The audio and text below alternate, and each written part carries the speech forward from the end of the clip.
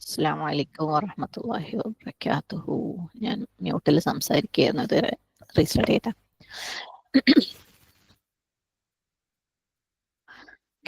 അസ്സലാമു അലൈക്കും വറഹ്മത്തുള്ളാഹി വബറകാതുഹു. ബിസ്മില്ലാ വൽഹംദുലില്ലാ വസ്സലാത്തു വസ്സലാമു അലാ റസൂലില്ലാ. റബ്ബി ഇശ്റഹ് ലി സ്വദ്രി വയസ്സിർ ലി അംരി വഹ്ലുൽ ഉഖ്ദതം മിൻ ലിസാനി യഫ്ഖഹു ഖൗലി. اللهم لا سهل إلا ما جعلته سهلا وأنت تجعل الحزن إذا شئت سهلا. أعوذ بالله من الشيطان الرجيم. بسم الله الرحمن الرحيم. يا أيها الذين آمنوا اتقوا الله وقولوا قولا سديدا يصلح لكم أعمالكم ويغفر لكم ذنوبكم ومن يطع الله ورسوله فقد فاز فوزا عظيما. അൽഹംദുലില്ലാ, കഴിഞ്ഞ ദിവസം നമ്മൾ 227 ആയത്താണ് കവർ ചെയ്തത്. ഇന്ന് നമുക്ക് 228 നോക്കാം. ഓക്കെ. والمطلقات يتربصن بأنفسهن 3 قروء ولا يحل لهن أن يكتمن ما خلق الله في أرحامهن إن كن يؤمن بالله واليوم الآخر وبعولتهن أحق بردهن في ذلك إن أرادوا إصلاحا ولهن مثل الذي عليهن بالمعروف وللرجال عليهن درجة والله عزيز حكيم. വിവാഹമോചനം ചെയ്യപ്പെട്ട സ്ത്രീകൾ അവരുടെ ദേഹങ്ങളുമായി സ്വയം 3 ആർത്തവ ശുദ്ധികൾ വരെ കാത്തിരിക്കണം. അവരുടെ ഗർഭാശയങ്ങളിൽ അള്ളാഹു സൃഷ്ടിച്ചിട്ടുള്ളതിനെ ഒളിച്ചുവെക്കൽ അവർക്ക് അനുവദനീയമാവുകയില്ല. അവർ അള്ളാഹുവിലും അന്ത്യദിനത്തിലും വിശ്വസിക്കുന്നവരാണെങ്കിൽ അതായത് ആ കാലത്തിൽ അവരെ മടക്കിയെടുക്കുന്നതിന് അവരുടെ വരന്മാർ കൂടുതൽ അവകാശപ്പെട്ടവരുമാകുന്നു. അതെ, അവർ നന്മ വരുത്തുന്നതിനെ ഉദ്ദേശിച്ചെങ്കിൽ. അവരുടെ ഭാര്യമാരുടെ മേലുള്ളതുപോലെ സദാചാര മര്യാദ അനുസരിച്ച് അവരോടും ബാധ്യതയുണ്ട്. പുരുഷന്മാർക്ക് അവരെക്കാൾ ഒരു പദവി ഉണ്ടതാനും. അള്ളാഹു പ്രതാപശാലിയും അഗാധജ്ഞനുമാകുന്നു. വാക്കർത്ഥം നോക്കാം. വൽ മുത്തല്ലഖാത്ത്, വിവാഹമോചനം ചെയ്യപ്പെട്ട സ്ത്രീകൾ. തോ ലാം ഖാഫ്. യതറബ്ബസ്ന, അവർ കാത്തിരിക്കണം. റോ ബ സ്വാദ്. ബി അൻഫുസിഹിന്ന, അവരുടെ ദേഹങ്ങളുമായി. നൂൻ ഫ സീൻ. ثلاث 3 ഖുറൂഇൻ, ശുദ്ധികാലം. ഖാഫ് റോ ഹംസ. വലാ യഹില്ലു, അനുവദനീയമല്ല. ലഹുൻ, അവർക്ക്. അൻ യക്തുംന, അവർ മറച്ചുവെക്കൽ. കാഫ് ത മീം. മാ, യാതൊന്ന്. ഖലഖ അല്ലാഹു, അല്ലാഹു സൃഷ്ടിച്ചത്. ഖലഖ ഖ ലാം ഖാഫ്. ഫി അർഹാമിഹിന്ന, അവരുടെ ഗർഭാശയങ്ങളിൽ. റോ ഹാമീം. ഇൻകുന്ന, അവരാണെങ്കിൽ. യുമിന്ന, വിശ്വസിക്കുന്നവർ. ഹംസ മീം നൂൻ. ബില്ലാഹി, അല്ലാഹുവിൽ. വൽ യൗമിൽ ആഖിർ, പരലോകത്തും. വബുഊലതുഹുന്ന, ബുഊലത്ത് എന്താണ്? ബ ഐൻ ലാം, അവരുടെ ഭർത്താക്കന്മാർ. ബുഊലത്തു ഹുന്ന, അല്ലെ? ഹുന്ന എന്ന് വെച്ചാൽ അവരുടെ, സ്ത്രീകളുടെ. അഹഖു, കൂടുതൽ അവകാശപ്പെട്ടവർ. ബിറദ്ദിഹിന്ന, അവരെ മടക്കിയെടുക്കുവാൻ. ഇവിടെ ഞാൻ കുഞ്ഞു കാര്യം നോട്ട് ചെയ്യാൻ വേണ്ടിയിട്ട് തരാം. ഇവിടെ ബുഊലത്തു ഹുന്ന ബിറദ്ദി ഹിന്ന, എന്തുകൊണ്ടാണ് അവിടെ ഹുന്നയും ഹിന്നയും വന്നതെന്ന് ശ്രദ്ധിച്ചു നോക്കാം. ഓക്കെ. നമ്മൾ പറഞ്ഞിരുന്നു ഹർഫ് ജറിന്റെ കാര്യം, അല്ലെ? ഹർഫ് ജറുകൾക്ക് ശേഷം വരുന്ന ഇസ്മ, അതിന്റെ അവസാനം കെസ്ര ഉണ്ടാവും. ഇപ്പൊ ഇവിടെ ബി എന്നുള്ള ഹർഫ് ജർ, ബി ഒരു ഹർഫ് ജറാണ്. ഓക്കെ. എന്നാൽ വാ ഒരു ഹർഫ് ജർ അല്ല. അതുകൊണ്ടാണ് ഇവിടെ ബഉലത്തു വന്നതും ഇവിടെ ബി റദ്ദി എന്ന് വന്നതും. ഓക്കെ. റദ്ദിന് കെസ്ര വരാൻ കാരണം ഇവിടെ ബാ ഇതിന് മുമ്പ് വന്നത് കൊണ്ടാണ്. ഇതിന് മുമ്പ് നമ്മൾ അൻ എന്നുള്ള ഒരു വാക്ക് പഠിച്ചിട്ടുണ്ടായിരുന്നു, അല്ലെ? അവിടെയാണ് ഹർഫ് ജർ പറഞ്ഞത്. അപ്പൊ ബി വന്നത് കൊണ്ട് റദ്ദി വന്നു. വാ ആയതുകൊണ്ട്, വാ ഹർഫ് ജർ അല്ലാത്തതുകൊണ്ട് ബഉലത്തു വന്നു. ഓക്കെ. ഇനി റദ്ദി ഹുന്ന എന്ന് പറയില്ല. കെസ്രയിലാണ് അവസാനിക്കുന്നതെങ്കിൽ ഹുന്നയൊക്കെ ഹിന്നയാവും. ഹും എന്നുള്ളതൊക്കെ ഹിം ആവും. നിങ്ങൾ ശ്രദ്ധിച്ചു നോക്കി ഇനി ഓതുമ്പോട്ടോ. അതുകൊണ്ടാണ് ഇവിടെ സെയിം മീനിങ് ആണ് ഹുന്നക്കും ഹിന്നക്കും. അതായത് അവരെ, അവരുടെ, സ്ത്രീകളുടെ ബഹുവചനം ഉപയോഗിച്ചിട്ട് ഉദ്ദേശം ഉപയോഗിക്കുന്ന വാക്കാണ് ഹുന്നയും ഹിന്നയും. ഓക്കെ.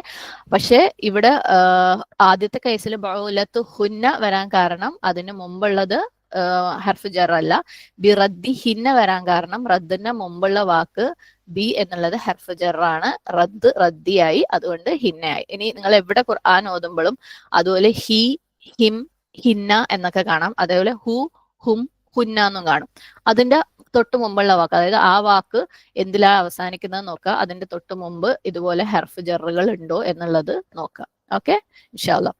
ബിറദ്ദിഹിന്ന ഫീ ദാലിക, അതിൽ, ഇൻ അറാദു, അവർ ഉദ്ദേശിക്കുകയാണെങ്കിൽ, ഇസ്ലാഹ, അറാദു റാ വാവ് ദാൽ, ഇസ്ലാഹ നന്മയുണ്ടാക്കൽ, വലഹുന്ന അവർ സ്ത്രീകൾക്ക് ഉണ്ട്, മിസ്ലു പോലെയുള്ള, അല്ലദി അലൈഹിന്ന അവരുടെ മേലെ, ബിൽ മഅറൂഫി, ഇവിടെ നിങ്ങൾക്ക് ഒരു സംശയം വന്നേക്കാം, അലൈഹിന്ന എന്തുകൊണ്ട് ഹിന്ന ആയിന്ന്. ഇത് നമ്മൾ അല ഗ്രാമർ ടിപ്സിന്റെ ക്ലാസ്സിൽ നമ്മൾ പറഞ്ഞിരുന്നു അല്ലെ, അല, അതുപോലെ ഓരോ ഹർഫുകളുടെ കൂടെ ലൊമീർ അറ്റാച്ച് ചെയ്യുമ്പോൾ എങ്ങനെയാ വരാന്നുള്ളത് അത് നമ്മൾ പഠിച്ചു വെച്ചിട്ടുണ്ടായിരുന്നു. അതിനകത്ത് അലയും കൂടെ പറഞ്ഞിട്ടുണ്ടായിരുന്നു എന്നാണ് എൻ്റെ ഓർമ്മ. അവിടെ നിങ്ങൾ നോക്കുക. ഓക്കെ, ഗ്രാമർ ടിപ്സിന്റെ ക്ലാസ്സിൽ. ബിൽ മഅറൂഫി മര്യാദ അനുസരിച്ച്, വലി റിജാലി പുരുഷന്മാർക്കുണ്ട്, മഅറൂഫ് ഐൻ റോഫ, റിജാൽ റോ ജീം ലാം. ഇവിടെയൊക്കെ കണ്ടോ, ബിൽ മഅറൂഫി, ബി ഹർഫ് ജർ വന്നതുകൊണ്ട് മഅറൂഫ് അവസാനം കെസ്റയായി. വലി റിജാലി ലാം, ലി എന്നുള്ള ഹർഫ് ജർ വന്നതുകൊണ്ട് റിജാലി എന്നുള്ളത് അവസാനം കെസ്റയായി. ഓക്കെ, അലൈഹിന്ന അവരുടെ മേൽ, ദറജത്തുൻ ഒരു പദവി, അല്ലാഹു അല്ലാഹു, അസീസുൻ പ്രതാപശാലി, ഹക്കീം അഗാധജ്ഞനുമാകുന്നു. തഫ്സീറിലേക്ക് പോവാം.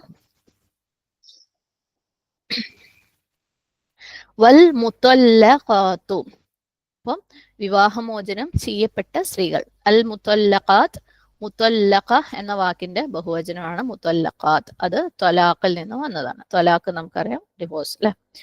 അപ്പം വിവാഹമോചനം നൽകപ്പെട്ട സ്ത്രീകൾ, മുത്തല്ലഖാത്ത് പ്ലൂറലാണ്. നമുക്കറിയാം കഴിഞ്ഞ ആയത്തിൽ നമ്മൾ ത്വലാഖിന്റെ കാര്യം പറഞ്ഞു തുടങ്ങിയിരുന്നു അല്ലെ. വ ഇൻ അസമു ത്വലാഖ ഫഇന്നല്ലാഹ സമീഉൻ അലീം. അപ്പം വിവാഹമോചനം ചെയ്യപ്പെട്ട സ്ത്രീകളെ കുറിച്ച് നമ്മൾ പറയണം. കാരണം പുരുഷന്മാർ അവിടെ വിവാഹമോചനം ചെയ്യാൻ വേണ്ടി തീരുമാനിച്ചാൽ എന്നുള്ള ഒരു കാര്യമാണ് നമ്മൾ അവിടെ പറഞ്ഞു വെച്ചത് അല്ലെ. അപ്പം ഇവിടെ അപ്രകാരം വിവാഹമോചനം ചെയ്യപ്പെട്ട സ്ത്രീകൾ എന്ന് പറഞ്ഞ് അവരെ കുറിച്ച് പറഞ്ഞു തുടങ്ങണം. അല്ലാഹു സുബ്ഹാനഹു വ തആല പറയാണ്, യതറബ്ബസ്ന ബി അൻഫുസിഹിന്ന, അവര് വെയിറ്റ് ചെയ്യണം അവരുടെ സ്വയം ദേഹങ്ങളെ വെച്ച്. യതറബ്ബസ്ന, നമ്മൾ ഇന്നലെ തറബ്ബുസ് എന്നുള്ള വാക്ക് കണ്ടിരുന്നു. റോ ബ സ്വാദ്, എന്തെങ്കിലും ഒരു കാര്യത്തിന് വേണ്ടിയിട്ട് വെയിറ്റ് ചെയ്യാം. അപ്പം ആ സ്ത്രീകള് അവര് വെയിറ്റ് ചെയ്യണം. ബി അംഫുസിഹിന്ന, അംഫുസ് നഫ്സിന്റെ പ്ലൂറലാണ്, അംഫുസ് നമ്മൾ കുറെ പ്രാവശ്യം കണ്ട വാക്കാണ് അല്ലെ. അപ്പം അവര് വെയിറ്റ് ചെയ്യണം എന്തോ ഒരു കാര്യത്തിന് വേണ്ടിയിട്ട് അല്ലെ. എത്ര കാലം അവര് വെയിറ്റ് ചെയ്യണം? സലാസത ഖുറൂഇൻ, സലാസത ഖുറൂഇൻ, 3 പീരിയഡ്സ് വരെ, 3 മെൻസ്ട്രൽ സൈക്കിൾ അല്ലെങ്കിൽ ആർത്തവ കാലം വരെ. ഓക്കെ, 3 ആർത്തവ കാലം വരെ അവര് വെയിറ്റ് ചെയ്യണം. ഇത് എന്തിനാണ് ഇത് റെഫർ ചെയ്യുന്നത്? ഇപ്പൊ ഇവിടെ പറയുന്നത് ഇദ്ദയെ കുറിച്ച് അല്ലെ. അതായത് വിവാഹമോചനം ചെയ്യപ്പെട്ട സ്ത്രീകളുടെ ഇദ്ദയെ കുറിച്ചാണ് ഇവിടെ പറയുന്നത്. അതായത് ഒരു സ്ത്രീ വിവാഹമോചനം ത്വലാഖ് ചെയ്യപ്പെട്ടാൽ അടുത്ത ദിവസം തന്നെ അവൾക്ക് പോയി വേറൊരാളെ കല്യാണം കഴിക്കാനൊന്നും പറ്റൂല അല്ലെ. അവൾക്ക് 3 ആർത്തവ കാലം അല്ലെ ആർത്തവ ശുദ്ധി കാലം വരെ വെയിറ്റ് ചെയ്യേണ്ട കാര്യമുണ്ട്. അതിനുശേഷമാണ് അവളുടെ ത്വലാഖ് ഫൈനലൈസ് ചെയ്യപ്പെടുക. എന്നിട്ട് അവൾക്ക് വേറെ വിവാഹം ചെയ്യാനും പറ്റുള്ളൂ. ഓക്കെ, ഏകദേശം ഒരു 3 മാസം അല്ലെങ്കിൽ 3 പീരിയഡ്സിന്റെ ടൈം എന്നുള്ള ഒരു കണക്കുണ്ട്. ഇതൊക്കെ വിശദമായിട്ട് നമുക്ക് കാണാം. ഈ ഒരു സമയത്ത് അവൾക്ക് എന്താ ചെയ്യാൻ പാടില്ലാത്തത്? മെയിനായിട്ട് മറ്റൊരു വിവാഹം ചെയ്യാൻ പറ്റൂല അല്ലെ. മാത്രമല്ല ഇതൊക്കെ വേറെയും പല കാര്യങ്ങളുണ്ട്. അത് നമ്മൾ ഓരോ കേസ് ഓഫ് ഡിവോഴ്സ് പഠിക്കുമ്പോൾ നമുക്ക് പോകെ കാരണം ഇനിയുള്ള ആയത്തുകളിലൊക്കെ വരുന്നുണ്ട്. പോകെ പഠിക്കാം. അപ്പോൾ മെയിനായിട്ട് അവൾക്ക് വേറെ വിവാഹം ചെയ്യാൻ പറ്റൂല ഈ ഒരു സമയം വരെ. വൽ മുത്തല്ലഖാതു യതറബ്ബസ്ന ബി അൻഫുസിഹിന്ന സലാസത ഖുറൂഇൻ. പിന്നെ ഖുറൂ എന്നുള്ള വാക്ക് ഖർഅന്റെ ബഹുവചനമാണ് ഖുറൂ. ഖാഫ് റോ ഹംസ. എന്ന് പറഞ്ഞു കഴിഞ്ഞാൽ എന്തെങ്കിലും ഒരു കാര്യം കളക്ട് ചെയ്യുക, ശേഖരിക്കുക എന്നുള്ള അർത്ഥമാണ്. ഓക്കെ, ഈ ഖുറൂ എന്ന് പറയുന്ന വാക്കിനെ നമുക്ക്, അല്ലെങ്കിൽ ഇവിടുത്തെ ഖർ എന്നുള്ള വാക്കിനെ നമുക്ക് 2 രീതിയിൽ മനസ്സിലാക്കണം. ആദ്യം ഖുറൂ എന്ന് പറയുന്നത് പീരിയഡ്സ് അല്ലെങ്കിൽ ഹൈദ് അല്ലെങ്കിൽ ആർത്തവം എന്നുള്ള വാക്കിനെ ഉദ്ദേശിച്ചാണെന്ന് മനസ്സിലാക്കാം. ഓക്കെ, അപ്പം സലാസത്തെ ഖുറൂ എന്ന് പറഞ്ഞാൽ 3 ആർത്തവ കാലം. എന്തുകൊണ്ടാണ് പണ്ഡിതന്മാര് ഹൈദ് എന്നുള്ള അർത്ഥം ഖുറൂവിന് ഇവിടെ കൊടുക്കുന്നത് എന്ന് വെച്ചാൽ, നബി സല്ലല്ലാഹു അലൈഹി വസല്ലമ ഇസ്തിഹാദ ഉള്ള സ്ത്രീകളെ കുറിച്ച് പറഞ്ഞ ഒരു ഹദീസ് ഉണ്ട്. ഓക്കെ. അത് ഇസ്തിഹാദ എന്ന് പറഞ്ഞാൽ നമ്മുടെ പീരിയഡ്സിന്റെ ബ്ലീഡിങ് അല്ലാത്ത ബ്ലീഡിങ്. ഓക്കെ, എന്തെങ്കിലും രോഗപരമായിട്ടുള്ള ബ്ലീഡിങ് ഉള്ള സ്ത്രീകളെ കുറിച്ച് നബി സല്ലല്ലാഹു അലൈഹി വസല്ലം പറഞ്ഞ ഒരു ഹദീസിനകത്ത് ഖാല ഫിൽ മുസ്തഹാദതി തദഉ സ്വലാത അയ്യാമ അഖ്റാഇഹ. ഓക്കെ, അതായത് ഇസ്തിഹാദയുള്ള സ്ത്രീകള് അവളുടെ അക്ര എന്ന് പറഞ്ഞാല് ഈ പറഞ്ഞ പോലെ അവളുടെ ഖുറൂഇന്റെ സമയം വരെ നമസ്കാരത്തിൽ നിന്ന് അവൾ വിട്ടു നിൽക്കട്ടെ എന്നാണ് പറഞ്ഞത്. ഓക്കെ, നമസ്കാരം ഉപേക്ഷിക്കട്ടെ. അപ്പം ഇവിടുത്തെ ഖുറു എന്താണ്? അവളുടെ പീരിയഡ്സിന്റെ സമയം. അപ്പം ഈ ഒരു അർത്ഥത്തിലാണ് പണ്ഡിതന്മാര് ഇവിടെ ഖുറു എന്നുള്ള വാക്കിന് പീരിയഡ്സ് എന്നുള്ള അർത്ഥത്തിൽ, അതായത് ആ ഒരു 3 ആർത്തവ കാലം വരെ എന്നുള്ള അർത്ഥത്തിൽ ഉപയോഗിച്ചിട്ടുള്ളത്. നബി സല്ലല്ലാഹു അലൈഹി വസല്ലം അക്ര അല്ലെങ്കിൽ ഖുറു എന്നുള്ള വാക്ക് ഹൈദിനെ സൂചിപ്പിക്കാൻ വേണ്ടിയിട്ട് ഉപയോഗിച്ച ഒരു കാരണം. ഇനി വേറൊരു രീതിയിൽ ഖുറൂനെ മനസ്സിലാക്കേണ്ടതെന്ന് വെച്ചാല്, വേറെ ചില പണ്ഡിതന്മാർ പറഞ്ഞത് ഇത് ഖുറു എന്ന് പറഞ്ഞു കഴിഞ്ഞാൽ അവളുടെ പീരിയഡ്സ് അല്ല, പക്ഷെ അവളുടെ 2 പീരിയഡ്സിന്റെ ഇടയ്ക്കുള്ള ശുദ്ധി. ഓക്കെ, 2 പീരിയഡ്സിന്റെ ഇടയിലുള്ള, അതായത് ആർത്തവ ശുദ്ധി കാലം എന്ന് പറയും. 2 പീരിയഡ്സിന്റെ ഇടയ്ക്ക് അവൾ ക്ലീൻ ആയിട്ടുള്ള ആ ഒരു സമയം ഉണ്ടല്ലോ, അതിനെയാണ് ഉദ്ദേശിക്കുന്നതെന്നും പറയുന്നുണ്ട്. നമുക്കൊരു എക്സാമ്പിൾ എടുത്ത് നോക്കാം, കുറച്ചും കൂടെ മനസ്സിലാവും. ഏകദേശം ഒരു സ്ത്രീക്ക് ഒരു മാസം, ഇപ്പം എല്ലാ മാസവും ഏകദേശം പറയണേ, കറക്റ്റ് നമുക്ക് ഒരേ ഡേറ്റിനൊന്നും അല്ല പീരിയഡ്സ് വരും അല്ലെ. അപ്പൊ എല്ലാ മാസവും 15th വരുന്നത് നോക്കാം. ഓക്കെ, അവളുടെ പീരിയഡ്സ് ഏകദേശം ഒരു 5 ദിവസം നിൽക്കുന്ന നോക്കാം. അപ്പോൾ എല്ലാ മാസവും 15 മുതൽ 20 വരെ നിങ്ങൾക്ക് അറിയാം. എല്ലാ മാസം കറക്റ്റ് ആയിട്ട് 15 മുതൽ 20 വരെ എല്ലാം വരാന്ന് ഞാൻ പറയാനുള്ള ഒരു എളുപ്പത്തിന് എടുക്കുകയാണ്. അപ്പം ആദ്യം പറഞ്ഞ അഭിപ്രായം വെച്ചിട്ട് അവളുടെ ഒരു കർ എന്ന് പറയുന്നത് 15 മുതൽ 20 വരെയുള്ള ദിവസം, അതായത് ആ പീരിയഡ്സിന്റെ ടൈം. അപ്പം ജനുവരിയിൽ അവൾക്ക് 15 മുതൽ 20 വരെ പീരിയഡ്സ് ആയി. ഓക്കെ, അതൊരു കർ. പിന്നെ ഫെബ്രുവരിയിൽ 15 മുതൽ 20 വരെയായി സെക്കൻഡ് കർ. മാർച്ചിൽ 15 മുതൽ 20 വരെയായി തേർഡ് കർ. അങ്ങനെ 3 കുറു കഴിഞ്ഞു കഴിഞ്ഞാൽ മാർച്ച് 20 കൂടി അവളുടെ ഇദ്ദ കഴിഞ്ഞു. ഓക്കെ, ഇതാണ് ആദ്യത്തെ അഭിപ്രായം വെച്ചിട്ടുള്ള കണക്ക്. ഇനി രണ്ടാമത്തെ അഭിപ്രായത്തില് നമ്മൾ പറഞ്ഞു ഈ എന്ന് പറയുന്നത് ശുദ്ധികാലമാണ് അല്ലെ. അപ്പം ഇതേപോലെ 15th പീരിയഡ്സ് ആവുന്ന ഒരു സ്ത്രീക്ക് 15th പീരിയഡ്സ് ആയി, Jan 15th പീരിയഡ്സ് ആയി, 20th അവളുടെ പീരിയഡ്സ് കഴിഞ്ഞു. അപ്പൊ ഈ Jan 20th മുതൽ ഫെബ്രുവരി 15 വരെ, ഓക്കെ, ജനുവരി 20 മുതൽ ഫെബ്രുവരി 15 വരെയാണ് അവളുടെ ശുദ്ധികാലം. 2 ആർത്തവത്തിന്റെ ഇടയിലുള്ള ശുദ്ധികാലം. അപ്പം Jan 20 മുതൽ ഫെബ്രുവരി 15 വരെ ഉള്ളത് ഒരു കർ. ഓക്കെ, പിന്നെ അടുത്തത് എന്താണ്? ഫെബ്രുവരി 20 മുതൽ മാർച്ച് 15 വരെ രണ്ടാമത്തെ കർ. ഇനി മാർച്ച് 20 മുതൽ ഏപ്രിൽ 15 വരെ മൂന്നാമത്തെ കർ. ഓക്കെ, അങ്ങനെ ഏപ്രിൽ 15 അവളുടെ ഇദ്ദ അവസാനിക്കുന്നത്. ഇങ്ങനെ 2 അഭിപ്രായങ്ങളുണ്ട്. അപ്പം ആ രീതിയിൽ കർനെ മനസ്സിലാക്കാം. പറഞ്ഞു വന്നത് വൽ മുതല്ലഖാതു യതറബ്ബസ്ന ബിഅൻഫുസിഹിന്ന സലാസത ഖുറൂഇൻ. ഇനി നമ്മൾ കൺസിഡർ ചെയ്യേണ്ട കാര്യം, പീരിയഡ്സ് ഇറഗുലർ ആയിട്ടുള്ള സ്ത്രീകളുണ്ട് അല്ലെ, കറക്റ്റ് ആയിട്ട് എല്ലാ മാസവും വരാത്ത, ചിലർ മെനോപോസിലൂടെ കടന്നു പോകുന്നവരായിരിക്കും അല്ലെ. അവര് ആർത്തവ വിരാമത്തിന്റെ ടൈം, പീരിയഡ്സ് സ്റ്റോപ്പ് ആവുന്ന സമയത്തിലൂടെ കടന്നു പോകുന്നവരായിരിക്കും. ഇനി ചിലർക്ക് എന്തെങ്കിലും മെഡിക്കൽ കണ്ടീഷൻ കാരണം കറക്റ്റ് ആയിട്ട് പീരിയഡ്സ് വരാത്തവരുണ്ടാവും. ഒരു മാസം വന്നു പിന്നെ 5 മാസത്തേക്ക് വരുന്നില്ല. അപ്പം അങ്ങനെയുള്ള കേസിൽ എങ്ങനെയായിരിക്കും അവളുടെ ഇദ്ദ? കാരണം ഇവരെ 3 പീരിയഡ്സ് വരണമെങ്കിൽ ചിലപ്പോൾ ഒരു കൊല്ലമൊക്കെ കഴിയും അല്ലെ. അപ്പൊ ഒരു കൊല്ലം അവർ ഇദ്ദ ഇരിക്കണോ? ആ ഒരു ചോദ്യം. അതായത് ഞാൻ പറഞ്ഞു, ഈ മെനോപോസ് പോലെയുള്ള കണ്ടീഷൻ അല്ലെങ്കിൽ PCOD പോലെയുള്ളവർക്ക് കറക്റ്റ് ആയിട്ട് റെഗുലർ ആയിട്ട് പീരിയഡ്സ് വരൂല അല്ലെ. അവരുടെ കേസിൽ എങ്ങനെയാണ് ഇദ്ദ എന്ന് ചോദിച്ചു കഴിഞ്ഞാൽ, അവരുടെ കേസിൽ 3 ലൂണാർ മന്ത്സ്, അതായത് ചന്ദ്രമാസം, 3 ചന്ദ്രമാസം കണക്കാക്കിയിട്ട് അതാണ് അവരുടെ ഇദ്ദ. ആരുടെ കേസിൽ? റെഗുലർ ആയിട്ട് പീരിയഡ്സ് വരാത്ത ആൾക്കാരുടെ കേസിൽ 3 ചന്ദ്രമാസം. മറ്റേത് സലാസത്ത് ഖുറൂ എന്ന് പറയുമ്പോൾ 3 പീരിയഡ്സ് അല്ലെങ്കിൽ 3 പീരിയഡ്സിന്റെ ഇടയ്ക്കുള്ള ക്ലീൻ ആയിട്ടുള്ള ടൈം, അങ്ങനെയാണ് കണക്കാക്കുന്നത്. ഇനി വേറൊരു സിറ്റുവേഷൻ, പീരിയഡ്സ് ഇല്ലാത്ത വേറൊരു സിറ്റുവേഷൻ ആണ് സ്ത്രീ പ്രഗ്നന്റ് ആയിരിക്കുന്നത് അല്ലെ. സുബ്ഹാനല്ലാഹ്, അപ്പൊ പീരിയഡ്സ് ഉണ്ടാവില്ല. അവള് ആദ്യത്തെ മാസത്തിലാന്ന് വെക്കുക, ഫസ്റ്റ് മന്ത് 1 മാസം പ്രഗ്നന്റ് ആണെന്ന് വെക്കുക. ഓക്കെ, അപ്പം അവൾക്ക് പീരിയഡ്സ് വരണമെങ്കിൽ പ്രഗ്നൻസി കഴിഞ്ഞ് ഡെലിവറിയും കഴിഞ്ഞ് അല്ലെ, ചിലപ്പോൾ ഡെലിവറി കഴിഞ്ഞിട്ട് 8-10 മാസമൊക്കെ കഴിഞ്ഞ് ചിലർക്ക് വീണ്ടും പീരിയഡ്സ് സ്റ്റാർട്ട് ചെയ്യാൻ. അതും കഴിഞ്ഞ് 3 മാസം എന്ന് പറയുമ്പോഴേക്ക് 1 കൊല്ലം, 1.5 കൊല്ലം, 2 കൊല്ലം ഒക്കെ ആവും അല്ലെ. അത്രയും വേണോ? വേണ്ട. പ്രഗ്നന്റ് ആയിരിക്കുന്ന സ്ത്രീയുടെ ഇദ്ദ എന്ന് പറയുന്നത് അവള് കുട്ടിക്ക് ജന്മം നൽകുന്നത് വരെയാണ്. ഓക്കെ, അതോടുകൂടി അവളുടെ ഇദ്ദ അവസാനിക്കും.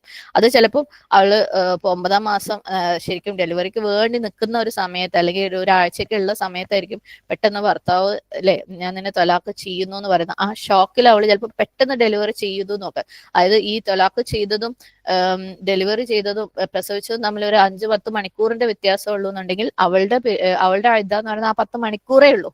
ഓക്കെ, പ്രസവിക്കുന്നത് വരെയാണ് ഗർഭിണിയായിട്ടുള്ള ഒരു സ്ത്രീയുടെ ഇദ്ദ. അതിന് ആദ്യത്തെ മാസത്തിലാണെങ്കിൽ ആ 9 മാസം അവൾക്ക് ഇദ്ദയാണ്. അത് പ്രഗ്നന്റ് ആയിരിക്കുന്ന ഒരു സ്ത്രീയുടെ കേസിൽ. ഇനി വേറൊരു കേസ്, നിക്കാഹ് കഴിഞ്ഞു,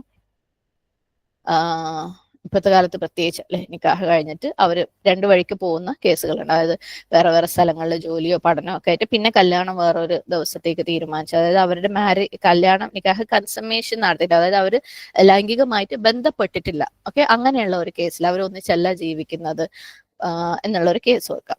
അപ്പം ഈ നിക്കാഹിന്റെ സമയത്ത് എന്തെങ്കിലും പ്രശ്നം കാരണം, ചിലപ്പം അപ്പോഴായിരിക്കും ആൺകുട്ടി ഈ ചെക്കൻ ഇവളുടെ പ്രൊഫൈലൊക്കെ നോക്കി അവൾക്ക് വേറെ പല ബന്ധങ്ങളൊക്കെ ഉണ്ടെന്ന് മനസ്സിലാക്കുന്ന എന്തെങ്കിലും രീതിയിൽ അങ്ങോട്ടോ ഇങ്ങോട്ടോ അവരത് വേണ്ടാന്ന് വെച്ചിട്ട് തൊലാക്ക് ചെയ്യാൻ തീരുമാനിച്ചു കഴിഞ്ഞാൽ, ഇവർ തമ്മിൽ ലൈംഗികമായിട്ട് ബന്ധപ്പെടാത്ത അല്ലെങ്കിൽ മാരേജ് കൺസമ്മേഷൻ നടക്കാത്ത ഒരു സിറ്റുവേഷൻ ആയതുകൊണ്ട് അവൾക്ക് ഇദ്ദയില്ല. ഓക്കെ, അവര് തമ്മിൽ അങ്ങനെ പെട്ടിട്ടില്ലാത്തത് കൊണ്ട് അവർക്ക് ഇദ്ദയില്ല. കാരണം നമുക്കറിയാം ഇദ്ദയുടെ മെയിൻ ആയിട്ടുള്ള റീസൺ എന്ന് പറയുന്നത് സ്ത്രീ പ്രഗ്നന്റ് ആണോ അല്ലേ എന്ന് അറിയാൻ വേണ്ടിയിട്ടാണ് അല്ലെ. അപ്പം സ്വാഭാവികമായിട്ടും ഇതിൽ വരുന്ന വേറൊരു ചോദ്യം, എന്നാ പിന്നെ പ്രഗ്നൻസി ടെസ്റ്റ് എടുത്താൽ പോരെ, കഴിഞ്ഞല്ലോ അല്ലെ, പിന്നെ എന്തിനാ ഈ 3 മാസം വെയിറ്റ് ചെയ്യുന്നത് എന്ന്. സുബ്ഹാനല്ലാഹ്, ചില കേസുകളിൽ പ്രഗ്നൻസി ടെസ്റ്റ് പോലും റിസൾട്ട് തരാത്ത സിറ്റുവേഷൻസ് ഉണ്ട് അല്ലെ. ഇപ്പം ഹോർമോൺ ലെവൽ കുറവാണ്, HCG എന്ന് പറയും, പ്രഗ്നൻസി ഹോർമോൺ, HCG ലെവൽ കുറവായതിന്റെ കേസിൽ പ്രഗ്നൻസി ടെസ്റ്റ് ചിലപ്പോൾ മാസങ്ങളോളം കാണിക്കൂല. എക്ടോപിക് പ്രഗ്നൻസി, അതായത് ട്യൂബിലുള്ള പ്രഗ്നൻസി ടെസ്റ്റ് പെട്ടെന്നൊന്നും റിസൾട്ട് കാണിക്കില്ല. ഇനി വേറെ ഏതെങ്കിലും രീതിയിലുള്ള മെഡിക്കൽ കണ്ടീഷൻ, ശാരീരികമായിട്ടുള്ള പല അസുഖങ്ങളോ കാരണങ്ങളൊക്കെ കാരണം കാണിക്കാത്ത സിറ്റുവേഷൻ ഉണ്ട്. അതേപോലെ എന്തെങ്കിലും മരുന്നുകൾ, സ്പെഷ്യലായിട്ട് എന്തെങ്കിലും മരുന്നുകൾ എടുക്കുന്നവർക്കൊക്കെ ഈ പറഞ്ഞ പോലെ പ്രഗ്നൻസി ടെസ്റ്റ് നടത്തിയാൽ പോലും റിസൾട്ട് കാണിക്കാത്ത കേസ് ഉണ്ട്. ഓക്കെ, പക്ഷെ ഒരു സ്ത്രീ അവളുടെ പീരിയഡ്സ് 3 മാസം, അതായത് റെഗുലർ ആയിട്ട് വരുന്ന സ്ത്രീ അവളുടെ പീരിയഡ്സ് 3 മാസം കണ്ടിന്യൂസ് ആയിട്ട് മിസ്സായി കഴിഞ്ഞാൽ അവള് പ്രഗ്നന്റ് ആണോ അല്ലേന്ന് ക്ലിയർ ആവും. ഓക്കെ, മാത്രമല്ല പ്രഗ്നൻസി ടെസ്റ്റ് അവൈലബിൾ അല്ലാത്ത, അല്ലെങ്കിൽ എല്ലാ സ്ത്രീകൾക്കും ഒരേപോലെ, ഇപ്പൊ നമ്മളൊക്കെ ഭയങ്കര അഡ്വാൻസ്ഡ് മോഡേൺ ലോകത്ത് ജീവിക്കുന്നതുകൊണ്ട് നമുക്ക് മേ ബി ഒരു മെഡിക്കൽ ഷോപ്പിൽ ചെന്നിട്ട് വാങ്ങാം, അല്ലെങ്കിൽ ഓൺലൈൻ ഓർഡർ ചെയ്യാം, ചെക്ക് ചെയ്യാം, ഒക്കെ ചെയ്യാം. ഇതൊന്നും കിട്ടാത്ത നാടുകളുണ്ട്, കിട്ടാത്ത ആളുകളുണ്ട് അല്ലെ, പല ഉൾനാടുകൾ അല്ലെങ്കിൽ ദ്വീപുകൾ പോലെയുള്ള സ്ഥലങ്ങളുണ്ട്. ഇനി പല കാലഘട്ടത്തിൽ അല്ലെ, ഇപ്പോഴല്ലേ ഇതൊക്കെ ഇത്രയും അഡ്വാൻസ്ഡ് ആയത്, ഇങ്ങനെയുള്ള പെട്ടെന്ന് ടെസ്റ്റ് ഒന്നും ചെയ്യാൻ പറ്റാത്ത ഒരു കാലം ഉണ്ടായിരുന്നു. നമ്മൾ ചന്ദ്രനെ എങ്ങനെ ദീനിൽ നമ്മൾ കലണ്ടറായിട്ട് ഉപയോഗിക്കുന്നു എന്ന് പറഞ്ഞ അതേ ലോജിക്കില് ഏത് കാലഘട്ടത്തിലും ഏത് ആളുകൾക്കും ഈ കാര്യം തീരുമാനിക്കാൻ പറ്റിയ ഒരു നിയമമാണ് 3 പീരിയഡ്സ് എന്ന് പറയുന്ന സമയം. ഓക്കെ, അപ്പം അതിനു വേണ്ടിയിട്ടാണ് ഇദ്ദ എന്ന് പറയുന്നത് 3 പീരിയഡ്സിന്റെ കാലഘട്ടം അല്ലെങ്കിൽ 3 ആർത്തവശുദ്ധി കാലം എന്ന് പറഞ്ഞു വെച്ചിട്ടുള്ളത്. ഇനി അടുത്ത ചോദ്യം, എന്തിനാ ഇപ്പൊ പ്രഗ്നൻസി അറിയുന്നത് അല്ലെ? എന്തിനാണ് എന്താണ് അത് അറിഞ്ഞത്? അതിനു വേണ്ടിയിട്ടാണല്ലോ അവള് സ്ത്രീ ഗർഭിണിയാണോ എന്ന് അറിയാൻ വേണ്ടിയിട്ടാണ് നമ്മൾ ഈ ഇദ്ദയുടെ ഒരു സമയം എന്ന് പറഞ്ഞു അല്ലെ. ഇനി എന്തിനാണ് അത് അറിയുന്നത്? അതുകൊണ്ട് എന്താണ് കാര്യം? ഒന്നാമത്തെ കാര്യം എന്ന് പറയുന്നത്, ഭർത്താവ് അറിയാണ്, അവള് തൊലാക്ക് ചൊല്ലി അല്ലെ, തൊലാക്ക് കൊടുത്തു, എന്റെ ഭാര്യ പ്രഗ്നന്റ് ആണ് എന്ന് പറയുമ്പോൾ സ്വാഭാവികമായിട്ടും തിരിച്ചെടുക്കാനുള്ള ഒരു ചാൻസ് അവിടെ ഉണ്ട് അല്ലെ, മനസ്സ് മാറാനുള്ള ഒരു ചാൻസ് ഉണ്ട്. ഞങ്ങൾക്ക് ഒരു കുട്ടി ഉണ്ടാവാൻ പോവാണ് അല്ലെ, കുട്ടിക്ക് ബാപ്പയാണ് ആരാന്ന് അറിയാണ്ട് വളരേണ്ടി വരും, അല്ലെങ്കിൽ ഇപ്പം അവളുടെ ഇനി ഫ്യൂച്ചർ എന്താണെന്ന് അറിയില്ല, ഏത് സാഹചര്യത്തിലാണ് വളരാന്ന് അറിയില്ല. അപ്പം അതുകൊണ്ട് കുഴപ്പമില്ല, എന്റെ കുഞ്ഞിന് വേണ്ടിയിട്ട് അവൾക്കൊരു ഇത്തിരി കുഴപ്പങ്ങളൊക്കെ ഉണ്ടെങ്കിലും അല്ലെ, അവളുടെ കാര്യങ്ങളൊക്കെ ചിലത് എനിക്ക് വിഷമം ഉണ്ടാക്കുന്നെങ്കിലും ഞാൻ ഒക്കെ അഡ്ജസ്റ്റ് ചെയ്തോളാം എന്ന് ഭർത്താവ് വിചാരിക്കുകയാണ്. സുബ്ഹാനല്ലാഹ്, അവന് തിരിച്ചെടുക്കാനുള്ള സാധ്യത ഉണ്ട്. ഒന്നാമത്തെ കാര്യം, എന്റെ കുട്ടി എന്റെ കുടുംബത്തിൽ സമാധാനമായിട്ട് വളരട്ടെ എന്നുള്ള രീതിയിൽ തിരിച്ചെടുക്കാം. ഇനി അവന് മനസ്സൊന്നും മാറുന്നില്ല നോക്കാം, ഇപ്പൊ എന്തെന്നാണെങ്കിലും ഇത് ഡിവോഴ്സ് ഫൈനൽ തന്നെയാണ്, നമ്മൾ രണ്ടാളും ഒത്തു പോവേയില്ല എന്നുള്ള തീരുമാനമാക്കുക. അപ്പൊ പ്രഗ്നൻസി അറിഞ്ഞിട്ട് എന്താ കാര്യം? കുട്ടി ആരുടേതാന്ന് അറിയാൻ പറ്റും അല്ലെ. സുബ്ഹാനല്ലാഹ്, ഈ സ്ത്രീ ഭർത്താവ് ഡിവോഴ്സ് ചെയ്തതിന് ശേഷം ഇദ്ദ ഇല്ലാന്ന് വിചാരിക്കാം അല്ലെ, പിറ്റേ ദിവസം തന്നെ ഇവള് വേറൊരാളെ കല്യാണം കഴിക്കുകയാണ്. സുബ്ഹാനല്ലാഹ്, അതിനുശേഷം അവൾ പ്രഗ്നന്റ് ആണെന്ന് അറിയുന്നത്. ഈ കുട്ടി ആരുടെ ആയിരിക്കും? ആദ്യത്തെ ഭർത്താവിന്റെ രണ്ടാമത്തെ ഭർത്താവിന്റെ അറിയാൻ പറ്റൂല അല്ലെ? സുബ്ഹാനല്ലാഹ്. നമ്മള് കഴിഞ്ഞ ദിവസം മുമ്പ് ഒരു ക്ലാസ്സിൽ ശരിയാ നിയമങ്ങളുടെ ഉദ്ദേശം എന്തൊക്കെയാണെന്ന് പറഞ്ഞപ്പോൾ കുറെ കാര്യങ്ങൾ പറഞ്ഞതിൽ 5 കാര്യങ്ങൾ പറഞ്ഞതിൽ ഒന്നായിരുന്നു പാരമ്പര്യം നിലനിർത്തുക അല്ലെ, ലീനിയേജ് പ്രൊട്ടക്ട് ചെയ്യുക എന്നുള്ളത്. അപ്പം ഒരു കുഞ്ഞ് അതിന്റെ പിതാവ് ആരാണെന്ന് അറിയല് ദീനില് നിർബന്ധമാണ്. നമ്മൾ ദീനിൽ അത്രയും ഇമ്പോർട്ടൻസ് കൊടുക്കുന്ന ഒരു കാര്യമാണ് ലീനിയേജ് അല്ലെങ്കിൽ പാരമ്പര്യം എന്ന് പറയുന്നത്. അപ്പം ഈ കുഞ്ഞ് ആരുടേതാണെന്ന് അറിയാൻ വേണ്ടിയിട്ട് ആ ഒരു പ്രഗ്നൻസി പുറത്ത് അറിയല് നിർബന്ധമാണ്. സുബ്ഹാനല്ലാഹ്. ഇനി അപ്പൊ നമ്മൾ പറഞ്ഞു വന്നത് വൽ മുതല്ലഖാതു യതറബ്ബസ്ന ബിഅൻഫുസിഹിന്ന സലാസത ഖുറൂ വലാ യഹില്ലു ലഹുൻ, അവൾക്കത് ഹലാലല്ല. ഓക്കെ, അവൾക്കത് ഹലാലല്ല. എന്ത്? അയ്യത്തുംന, ഒളിപ്പിച്ചു വെക്കൽ. ഖതമ എന്താണ്? ഒളിപ്പിച്ചു വെക്കൽ അല്ലെ.